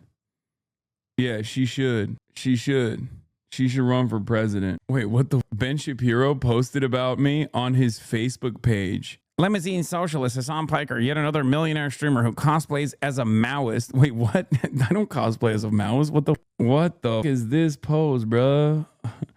Limousine socialist Hasan Piker, yet another millionaire streamer who cosplays as a Maoist and allegedly electrocutes his dog, is going to Cuba. Oh, he had to slam that allegedly in there. I hope he has a good time. It may be his last chance to see Cuba before capitalism rescues it from its horrific poverty and suffering. I hope they keep him in prison so we can understand how all Cubans feel. What a freak. Check previous. You have to see this. This is how Zoran would answer. Please look at this. Zoran Mamdani is in big trouble because he is no longer recognized as the only leader of New York. Huh? Dude, we've seen this already. This is so... The Cuomo Tang. The Kuomintang are right. This is so dumb. There was a discussion about Zoran's views at Cuba at the DSA. DSA speaker at CUNY Cuba conference says Zoran Mamdani is an ally of Cuba. During discussion about the New York City mayor's position on Cuba, DSA organizer Danny Valdez moved to reassure activists that Zoran Mamdani and the organization are not anti-Cuba. Yeah, Danny is the GOAT. Danny's the man. I think he's going to be on the trip as well. My direct experience of organizing alongside Zoran and DSA is that he's an ally of Cuba, Valdez said, adding that Mamdani supports any of the U.S. embargo. When asked whether DSA might oppose Cuba solidarity efforts in the city council, Valdez responded bluntly, "Your opposition is not DSA, I'll tell you that." Some of these older activists seem oblivious to how central DSA has been in keeping the Cuba organizing alive. Yes, DSA has one of the most active like Cuba coalition movements in the country. Are you nervous about going to Cuba? No. Why the fuck would I be nervous? The only thing people have told me that I'm going to be very sad about like how much poverty we've brought about the Cuban population. And that's it. Like, I'm not. Yeah, the DSA has a Cuba Solidarity Working Group. Danny Valdez has been super active. They've helped me out with some of the interviews that I've secured, including talking to the doctor. If you guys recall, when Marco Rubio came out and tried to make it illegal, and now actually has seen some success, unfortunately. Some of these older activists seem oblivious to how central DSA has been to keeping Cuba organizing alive, including sending much of its top leadership on a delegation to Cuba. Mamdani's mid-campaign comments increasingly look like the sort of political sanitizing he needed to get through an election without putting his actual views on Cuba and Venezuela under a brighter spotlight. This is from the Manhattan Institute, by the way. These guys are saying this to be like, Mamdani lied to us by saying the dumb thing that he said when he like volunteered that Cuba was a tyrannical dictatorship alongside Venezuela or something. It's so stupid. The internet will piss you off, though. There's a likelihood that you won't be able to stream. Don't worry about that, okay? I'll worry about that myself. Who thinks a limo is a height of luxury in 2026? I don't care that he was lying. I think lying is annoying. Are you going to game in Cuba? No. Why can't you say that you're bringing Starlink? First of all, Starlink is not allowed on the island, okay? Starlink is not allowed on the island for understandable reasons. Although there are some people who illegally have Starlink on the island, okay? Gani49, thank you for the 100 gifted subs. Will these half-day streams be even shorter in Cuba? Yes, there will actually be much shorter streams in Cuba. That is, if I am able to do streams in Cuba at all. Okay, I suspect I'll be able to do it. We have Cuba Cell in the backpack, and I'll have a stable connection somewhere. I also had David Ramirez Alvarez on. Yeah, that's my goat. David's the man. Cultural attaché to the embassy in to the embassy of Cuba in the U.S. He told me about this new Alzheimer's treatment Cuba has developed as well. Making Yes. this drug available for the rest of the world is a mandate. It's not a wish. We have to. It will change the world. In the midst of an oil blockade, power cuts, and fuel shortages, this group of U.S. citizens have ignored warnings from politicians at home against traveling to Cuba. Yes, guys. Of course, I'm going to be filming shit when I'm there. Yes, we have interviews lined up. We have, bro, be careful. Even though it's Cuba, you never know. Nowadays, also considering your political views, you have a lot of enemies in Cuba. What are you talking about, dude? What are you talking about? Political enemies in Cuba? Hello? In Cuba. We're going on an aid mission. I live in the United States of America. Are you Islamophobic? Yes. Oh my God, look at Hasan's cringy green hat and clothes. Does the streamer think he's fighting the war too? Brother, I'm literally just wearing the same thing I wear all the time. Like, that is insane. Like, I can't even wear a skateboard hat without thinking this is a political statement. Bro said, guy is wearing clothes. Can you believe it? That's crazy. Clearly, the answer is to not wear any clothes. Another security incident in Lebanon, Hezbollah is pummeling the Israeli occupying forces.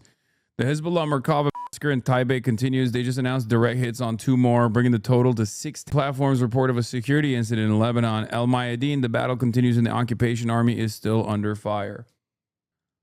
And man, I really suggest you at least privately watch some recent videos about the economic situation in Cuba. I have done so on this broadcast as well. You might even be more devastated otherwise. Knowing and reading about deteriorating energy situation is fine, but going there unprepared would literally make you cry if you hold any love for the people or fondness for the island. No, I know. I have seen the footage. Yes, there's like piles of trash everywhere. I know. It's fucking devastating. And I'm a real manly man and cried. Greenblatt comes out in favor of the illegal war in Iran. CNBC Sorkin, what's the ADL's position on the Iran war? The ADL position on this war in Iran right now? Look, my focus every day is on fighting anti-Semitism and hate. I will tell you, the Islamic Republic of... How did you get clearance to go with this government? You do understand that the American government, at least for the time being, cannot deny humanitarian aid, right? Like that's like we haven't Israelified to that degree yet. You can literally go to Cuba right now. You can take a plane to Cuba from Miami presently. Like in this, like tomorrow, if you wanted to fly to Cuba, you could do so on your own. There is, however, he's not wrong. There is clearance. He's not wrong. I thought we had a blockade now, though, to deny them oil. Yes, we do. We have many different blockades. But humanitarian aid, denial of humanitarian aid is one of the most sincere war crimes. And yes, you still have to get OFAC clearance. Very arrogant of you to decide that people should be accepting of saying slurs just because of their age. Black people throughout their lives have had to listen to the peers say slurs at them every day because people think they understand our culture. Yeah, dude, I'm not going to fucking hold it against someone who is like 15 years old on Tumblr or whatever, you know, in 2013. Sorry, I'm a white supremacist, I guess, you know? Might be. Like, it's obviously unacceptable at every age, but if you think that I'm going to fucking cynically lean into, great, man, it's fucking ridiculous, man, shut your bitch ass up. Shut the fuck up, dumbass. Shut the fuck up. Really? You want to lean into Zionist propaganda about the wife of a mayor who's being cyber stalked? Get the fuck out of here.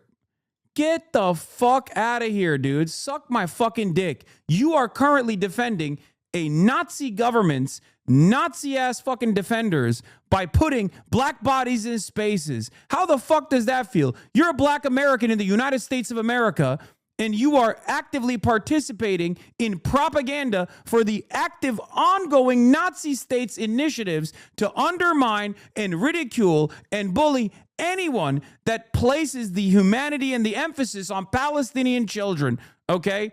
That's what you're participating in. Who do you think has it worse? You as a black American or Palestinian children that are being fucking slaughtered? Shut your bitch ass up. Eat a fucking dick, dumbass. I don't give a fuck. Virtue signaling. Oh, I can't believe it.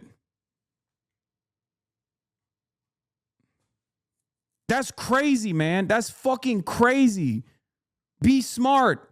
Be smart. You're a fucking idiot. The Reddit posts are coming. Yeah, I don't give a fuck. Reddit posts can suck my cock too. Fuck everybody that literally leans into that bullshit. Fuck anybody and everybody that leans in that bullshit. Watch how you speak to black people you don't fuck. Watch your fucking mouth. Oh my God. Oh my God.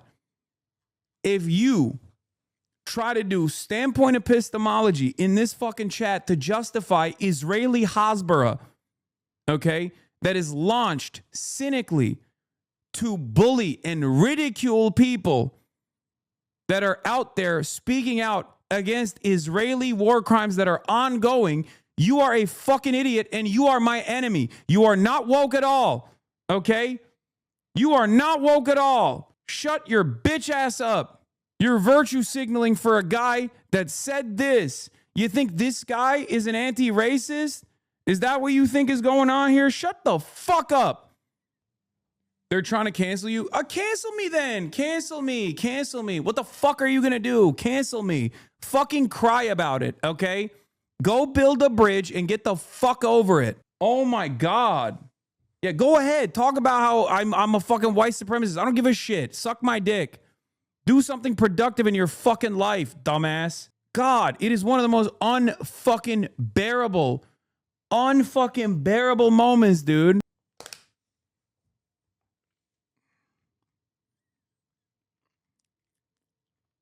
That chatter was self-admittedly not even black. I know.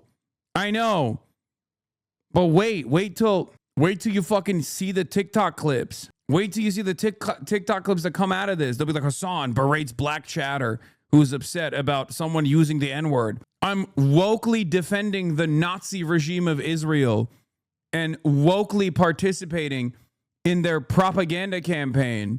What are we doing here, man? What are we fucking doing here? Get the fuck out of here. You have a blacklist, by the way? What is that? That's crazy. I mean, if he's admittedly not black, then why do we catch strays, bro? Lamau, did you catch a stray? I'm specifically referring to that person. When did you catch a stray? Was I talking to you? Are you leaning into this nonsense? Zoran's wife exposed for being a racist piece of shit in a song, calls it Israeli propaganda lol. Actual brain dead. Yeah, look at the Hasbara bots, dude. All roads lead to Rome X. Crusades are now X. Crusader guy wokely defending, taking a principled stance. How fucking malleable are dumb people, man? How fucking malleable are people who are supposed to be kind individuals, dude? Actually, God. So you are defending what she said? That's what it sounds like. Oh my God. You can be against Israel and being counted against what she said. I'm telling you right now, sincerely, once again, I don't give a fuck. I don't fucking care. If you think I'm a goddamn white supremacist for that reason, suck my dick, okay? I don't care that Zoran's wife, that you never would have heard of when she was fucking 15 years old, used the N-word with a soft A like 13 years ago. Are you out of your fucking mind? And now it's being utilized and deployed so that dumb fucks like you can chirp about it? Are you fucking stupid? Do you have no critical thinking skills? Do you not comprehend that you are being manipulated? You're being manipulated. God damn, dude. What the fuck? It's a fucking op. Talk to me if she's still slinging it right now, okay? That's a different equation. Bro, we do not need the CIA. This is why we have outsourced it. We have outsourced the CIA. People have become agents of the American departments on their own. They are taking it on their own. God damn, this shit is so stupid. Some of the most racist institutions on the fucking planet can just literally shove their hands up your fucking asshole and move your mouth like a flesh puppet at their behest on a moment's notice. What the fuck? Why are you doing unpaid government labor? At least let him cut you a fucking check, dude. Holy shit. The same government that defended apartheid South Africa and spied on black activists on U.S. soil, spied on Jewish students that were participating in anti-apartheid activities on U.S. soil, is now literally duping you into being like, yeah, well, this like advocate against Israel is cancelable. And the guy who's doing that literally said this, by the way: my closing message to voters is that Israel should have bombed more hospitals and the famine was a hoax. Thank you. I love when motherfuckers will turn around. I love when motherfuckers will turn around. Well, actually, two things can be right at the same time. No, the fuck they can't. Shut the fuck up. Enough. Why can't you justify American military intervention in Iran by claiming that the Iranian government is the greatest evil of all time, while simultaneously saying American intervention shouldn't exist? I don't know. Maybe it's because I'm not a fucking idiot, okay? Maybe I don't have the same fucking stupid brain that you do, you know? Hasan, why can't you say the Cuban government is starving its own people while then also saying that America shouldn't be starving the Cuban population as well? I don't know, because I'm not fucking stupid. Have you thought about that? Maybe you're stupid and I'm not. Maybe that's the reason. Maybe because I look at the institutions that are cynically advancing these goals for a very deliberate reason, so that anyone who's ever fucking stuck their neck out ever for any cause beyond their own selfish desires doesn't get fucking ridiculed ritualistically on the fucking timeline. Maybe that's the reason. Maybe you should stop being a fucking pussy too. Have you thought about not being a selfish Amerifat for once in your fucking life? No, you can't. You can't do that. And pussy too. God damn, dude. It's unfucking bearable. Of course it's unacceptable to say the N-word, dumb fucks. But if there's a fucking propaganda campaign that's being launched at the behest of the apartheid state to actively undermine public advocates for Palestinian emancipation, yeah, fuck yeah, I'm gonna balance it a little bit. Okay? I'm gonna judge evenly. Which one is a worse crime, you think? Please, seriously, what is a worse crime? It's the same shit when people are like, oh my God, this person is being anti-Semitic. It's like, yeah, I know, it's unacceptable, but like, can you lock in for once? Like, can you see what's going on? Please, Jesus Christ.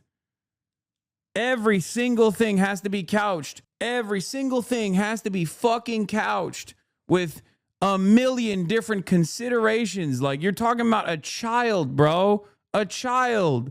God damn. Bro, a large majority of the online harassment you've received over the last 6 years has literally been because you think the N-word is bad. I know. America's starving Cuba and Gaza while bombing Iran and having its racist attack dog ethnically cleanse Lebanon and continue doing genocide in Gaza and pogroms in the West Bank. And motherfuckers are worried about what the New York City mayor's wife said at 15. Amerifats deserve nothing. Actually.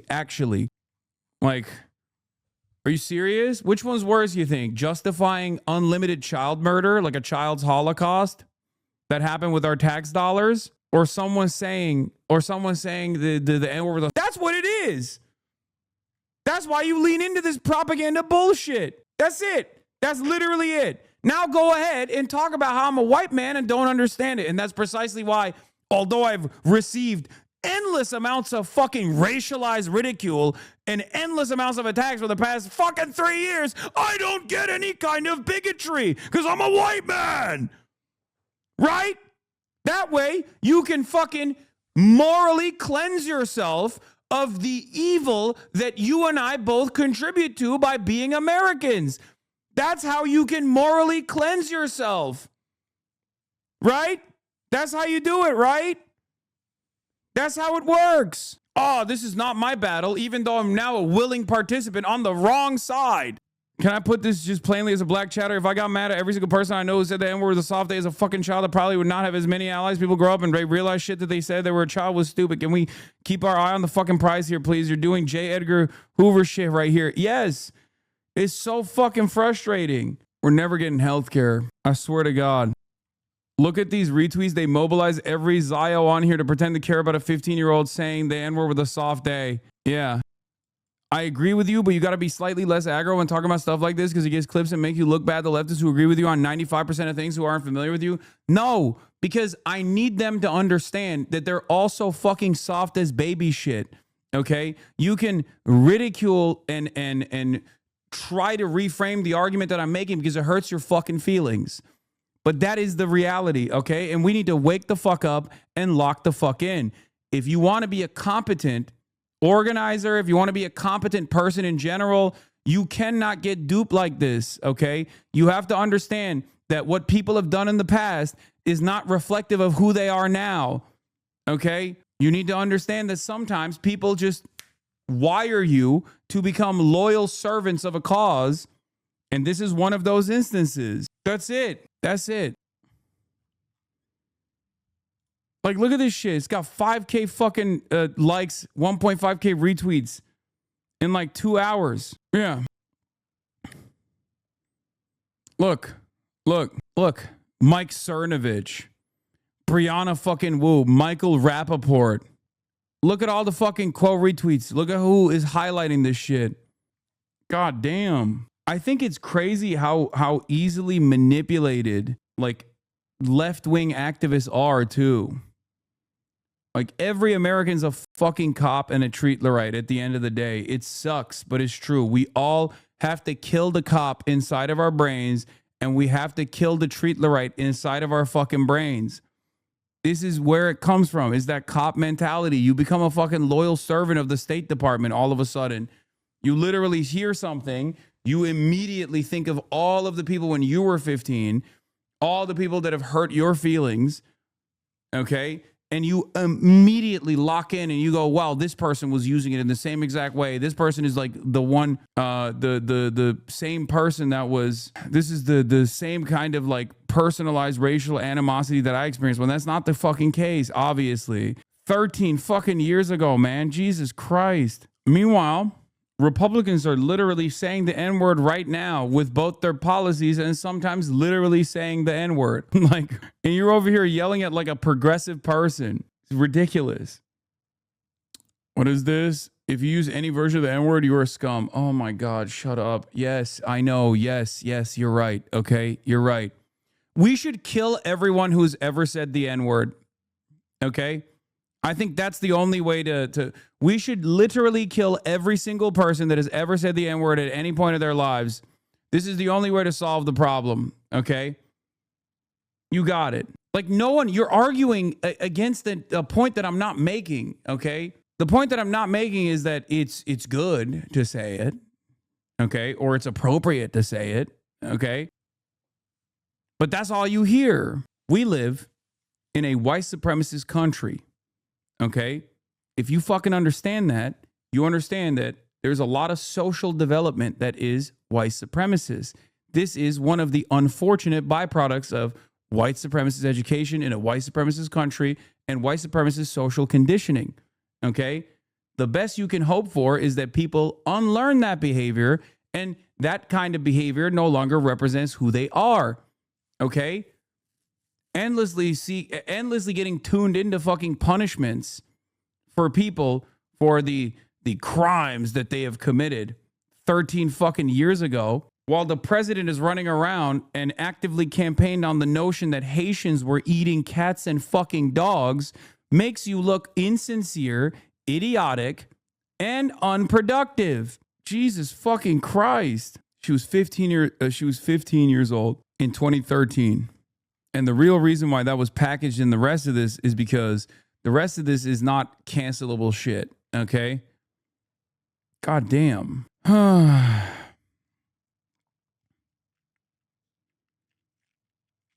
You just say it's bad and move on? What? At least they're upset about being called a white supremacist? Wait, what? Are you saying, what is the argument you're making right now? You just say it's bad and move on? It is bad. Kind of fucking extra breathing room for this, as though it's like this is like a sincere concern, is idiotic. And I need you to understand that, okay? I need you to understand it. You will never understand it, and you will always assume that I'm being a white supremacist when I tell you this, because from your perspective, you're like hearing a white guy telling you to fucking shut up about feeling some type of way. That's not my argument here, okay? I'm saying you are being used as a pawn, okay? I will never normalize anti-blackness, and I do not do that, and I combat against that kind of behavior all the fucking time. This is not that. Hasan, I'm cashing in a few of my black points to beg you to move on because disingenuous people are making this a fake issue. Yeah, I know. All right, I'm listening to black voices, and I'm moving on from this. And now we're getting to Jonathan Greenblatt. What is the ADL position on this war in Iran right now? Look, my focus every day is on fighting anti-Semitism and hate. I will tell you, the Islamic Republic of Iran was the largest state sponsor of terror in the world, the largest exporter of anti-Semitism, Holocaust denialism, all of it. Incredibly problematic. On the War Powers Act and how all that goes, really, that's not my issue. I'm sure, though. But it will be good. If that regime is gone, better for the people of Iran, better for the people of the region, better for the world.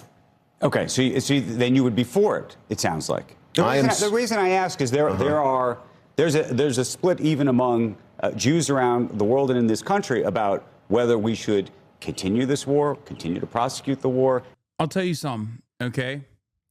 I'm willing to bet Jews, if they were polled in America, are overwhelmingly against bombing Iran. Just as Jews were overwhelmingly against going to war with Iraq. There was one Jew that was for it, though. Benjamin Netanyahu. This is yet another classic example of the false association with American Jewry and the state of Israel. Okay? And it's people like Jonathan Greenblatt who make that false association, and then dumb fucks turn around and go, oh, we went to war for the Jews. Okay? That's it. That's literally what the problem is. Doubt that? You're out of your mind. But the one with Iraq is already literally correct, okay? American Jews had the lowest approval rating for going to war with Iraq. Out of every group that was polled at the time, American Jews had the highest disapproval for going to war with Iraq, except for Chuck Schumer or whoever that's in politics, okay? That is 100% the case. Continue to prosecute it until there is fundamental regime change, and others who say we got to get out. We got to get out of this. Yeah, Iranian Jews have full freedom of religion. They have dozens of synagogues, historical centers, hospitals, schools, etc. They have a state-mandated Jewish elected representative. Exactly. Quickly as humanly possible. Look, I want an end to this conflict with the least lives lost as possible. At the same time, the Islamic Republic is a totalitarian regime. They murdered 30 to 40,000 of their own citizens less than 2 months ago, like in the span of a week. The world will be safer if that regime is gone. The world is safer that Khamenei is gone. The world is safer that Larijani is gone.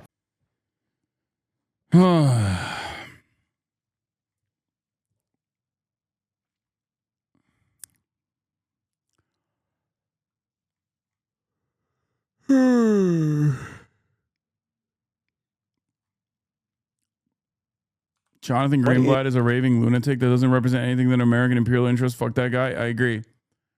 But honestly, I don't know if he, said any racial slurs when he was like 15 or whatever. So I can't really tell if he's a good guy or a bad guy because that's the only way I can make an assessment. You normalize race. Oh, enfant door. You normalize racism a bit. I never heard the term permissible racism before watching your stream.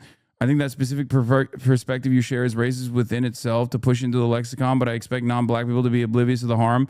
I have a deeper substantive critiques, but not against you personally, but as a propagandist. Okay. When I say permissible racism, I'm not saying it's permissible for me. I'm saying permissible racism as a broader concept in America, like beyond a certain point, even the most racist American considers it to be up. Okay, like saying the N-word, for example, with a hard R, right? Like racialized stereotypes against black people that everybody understands, like Donald Trump presenting Barack Obama and Michelle Obama as monkeys. That is beyond the point of permissible racism. I'm not saying I permit it. I'm not saying that racism beneath that point is permissible. Like here, I'll give you an example. Calling black people articulate would be in that structure of permissible racism. I know exactly what that means. I would never permit that in my community. But when I say permissible racism, I'm talking about a societal construct. Okay? It's systemic analysis. I'm not saying I would do that, or I'm not saying I wouldn't immediately get tuned into that. I know exactly what that is, and I'll always call it out. But when I say permissible racism, I'm saying the average American might not recognize it because of their blind spots. That's not normalizing racism, for the record. That's normalizing. Broadcasting that idea is normalizing, even if you say you wouldn't do it. You are genuinely the dumbest person on the planet if you think that's normalizing it. You are a moron if you think that that's normalizing it. It's analysis of existing racialized blind spots that Americans have. You idiot. What the are you talking about? You literally do not have the capabilities. You're basically saying you should not be able to call out systemic versions of racism and the blind spots that average people have to racist constructs because that's normalizing it. It's critique. I think it's above the average understanding of most people when you use it. I understand what you mean. I think you sometimes speak above the average understanding is all. I think it gets normalized by accident because people don't understand. That's crazy. You just said don't do critical race theory. Not enfant door. But this chatter is literally saying if you do critical race theory, it's like, you're basically normalizing it, like recognizing that Americans have racial blind spots, specifically anti-blackness, is actually just as racist as participating in it. What the?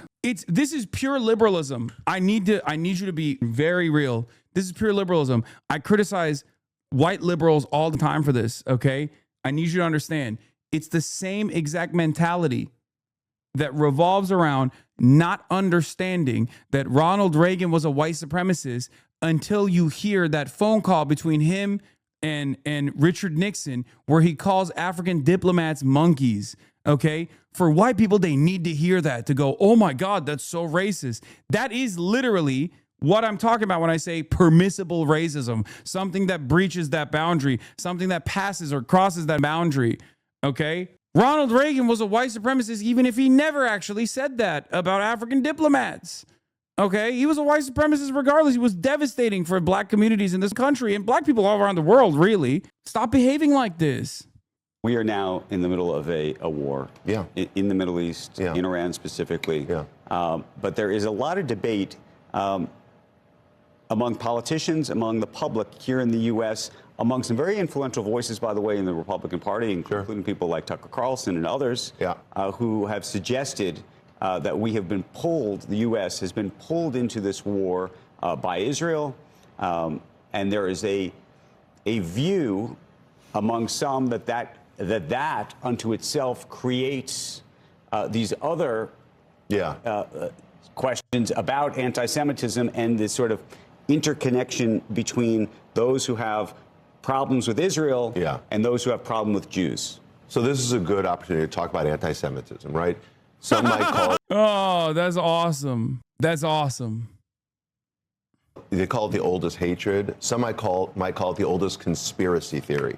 It's been around for thousands of years, and it's typically involved scapegoating and blaming a small group of people for things that are going wrong. This has been happening for ages and ages. And one of those age-old tropes is that Jews aren't loyal to the country where they live. Remember, they lived as a minority in exile for thousands of years. And that not only they're not loyal, they cause the world's wars, right? Again, this is an age-old trope. Dog, this is literally, bro, this is you can't say that Israel, the Jewish state, is children. That's blood libel when Israel is children. At that point, it's up to you as the leader of the premier anti-Semitism defense institution to not associate with Israel and consistently call it the Jewish state, especially when the overwhelming majority of Americans are realizing that Israel is definitely a fuck ton of children, okay? It's over at that point.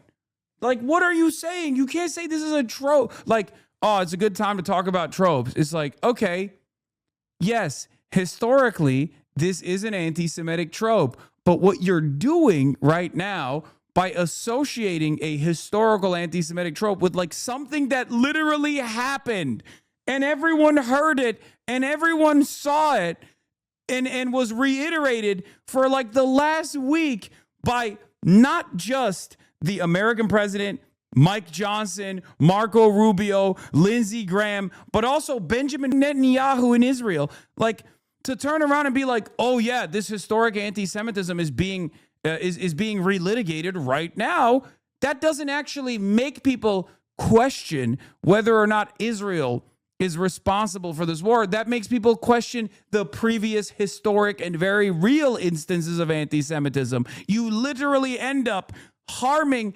the cause of combating anti-Semitism. It's insane. It's actually so crazy that more American Jews are not constantly yelling at Jonathan Greenblatt. It genuinely blows my mind that people aren't just like, what are you doing, man? You're harming my children in the United States of America with this kind of rhetoric, by this consistent association with the state of Israel, like by constantly pointing to real instances of historic anti-Semitism to suggest that the current Israeli state's actions and people complaining about the current Israeli state's actions is actually just the same as like real historic anti-Semitism. You're diluting the term. The Jews caused World War I, that the Jews caused World War II, and the Jews caused the Gulf War. And now we're seeing people like Tucker Carlson make this claim. Now look, Tucker Carlson is probably the most prominent public bigot in our lives today. Like, look, other than Hasan Piker. He has platformed Holocaust deniers.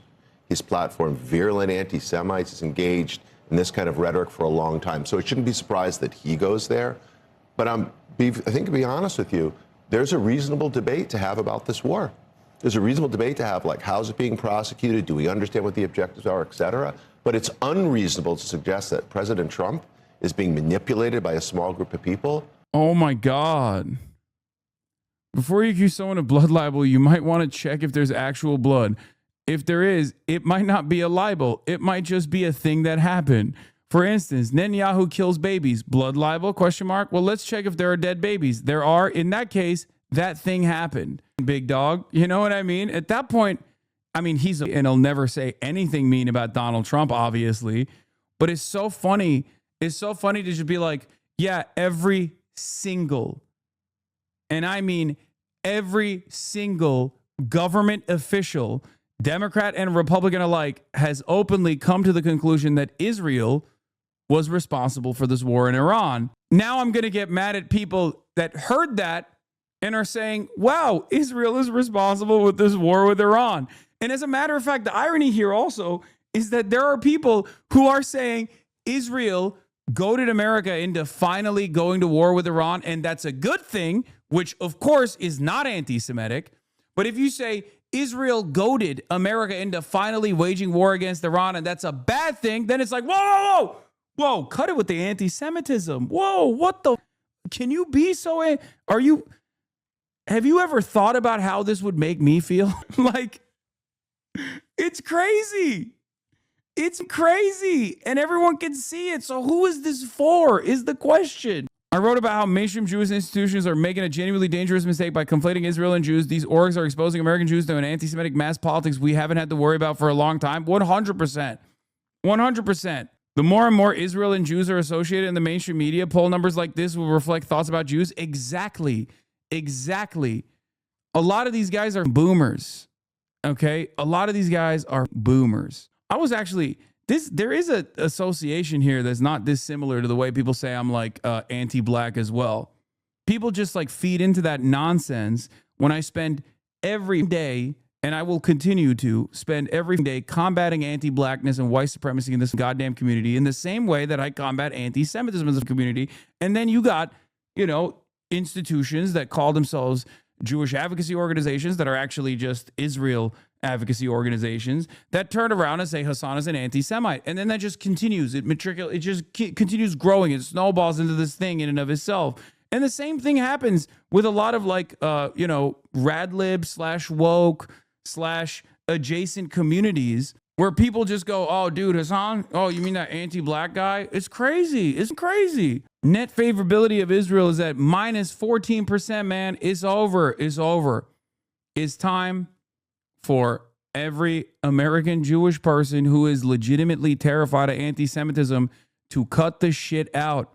Cut it out. You're not going to be able to save. If you want to protect yourself, you have to tell people the truth that Israel and the American Jewry are totally separate. Okay?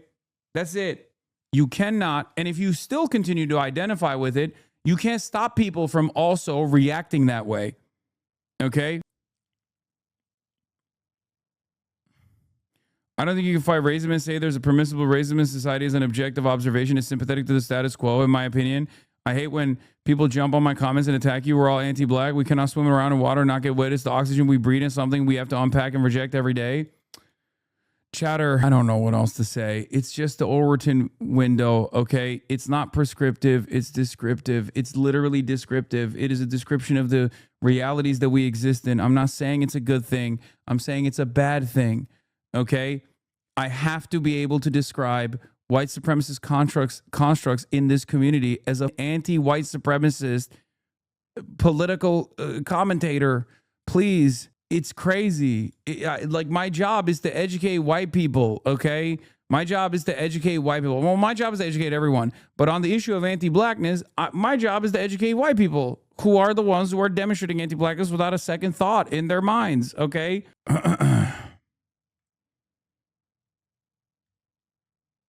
Hasan, is one of your longest black shadows in here. Ignore them. He doesn't get it. Permissible as in socially accepted, not as in moral and good, actually. Yeah. Libs literally reinventing saying racism exists is the real racism from first principles, actually. Yeah, even I'm sitting this one out, and I love roasting you when you step into some shit. Hey, boss, like a soundboard is me up. You got it. This is literally the you put rape in your movie. That means you must like rape bit. Yeah. Oh, well, at least everyone's on that Israel tip, so I'm happy. Which, of course, is deeply anti-Semitic, as you guys know. You know, since we're doing standpoint epistemology, right? Obviously, we got to listen. You know, we're doing bodies and spaces. I'm doing a bodies and spaces here. I'm speaking over Jewish people and criticizing the Jewish state. For reference, the first 12 days of the war against Iran cost the United States at least $16.5 billion, according to the CSIS. The Pentagon is now asking for more than 12 times that to wage the rest of it. Scoop from Jeff Stein. The Pentagon asked the White House today for more than $200 billion for the Iran war supplemental, sources say. Some White House aides think Congress won't support it because it's so big. We'll tee up a giant battle in Congress. We're so cooked. Oh my God. Incredible stuff. For those of us who were in synagogue yesterday, heard Parshat Zachor. Very brief. This is, by the way, the U.S. anti-Semitism czar of Joe Biden. Just so you remember, it's Deborah Lipstadt, one a very famous, notorious anti-Semite Holocaust denier, and then spent the rest of her life being a fucking straight-up neo-Nazi herself, but for Israel, so it's different and totally fine. Let's take a look. From Deuteronomy, from Dvarim, about Amalek. What Amalek did to you when you were leaving, when you were tired and weary, they attacked you from behind. Why from behind? Because that's where the weak and the elderly and the children were, and it was easier for them to get at you. So what are we told to do? Al tishkach, don't forget, Zachor, remember, and Timche, wipe them out. Nazism is crazy because you'll have like from afar, if you didn't know who she was, there is no shot that you would expect her to have such fucking heinous words. Okay. The thing is, what she's talking about here obviously is connecting the story of Purim to what Israel is doing currently, which is ironic because that's precisely what Benjamin Netanyahu did in the lead up to, in the aftermath of October 7. Okay? And it's wild because, like, if you never heard her speak, could you possibly, from afar, I know it's hard because you know her as a demonic figure, okay? But would you ever assume that she would have such heinous thoughts? Yeah, all the people in this country whose official job involves fighting anti-Semitism seem to all be working overtime to directly associate Judaism and Jewish life in America with mass murder and overwhelmingly unpopular wars. What an odd strategy. It's different from the Purim story. I just want to know why these people keep going on these recorded live stream talks and saying shit like this. You think after the first couple of times you'd realize it's probably not a good idea? I don't know either. Back in the day, ironically enough, neo-Nazis had to lean into like the 8 Kahanists that were hanging out in like a basement in New York being like, oh, all the Goy are cattle and they're all of our slaves. And it was always like the same fucking Vaseline covered lens, the phone camera video that they would point to be like, see, this is how all the Jews think. Okay. That's what it was like. I remember those videos and I'd be like, dude, this is ridiculous. It's like, you know, listening to fucking David Duke and being like, well, this is how every white person is, right? Like, this is how every white Christian is, right? Something post October 7 shifted in the discourse where unironically, every single prominent like person tasked with combating anti-Semitism just keeps going in front of as many cameras as possible. Okay? As many cameras as possible and being like, well, as a Jew, I love controlling the media. Okay?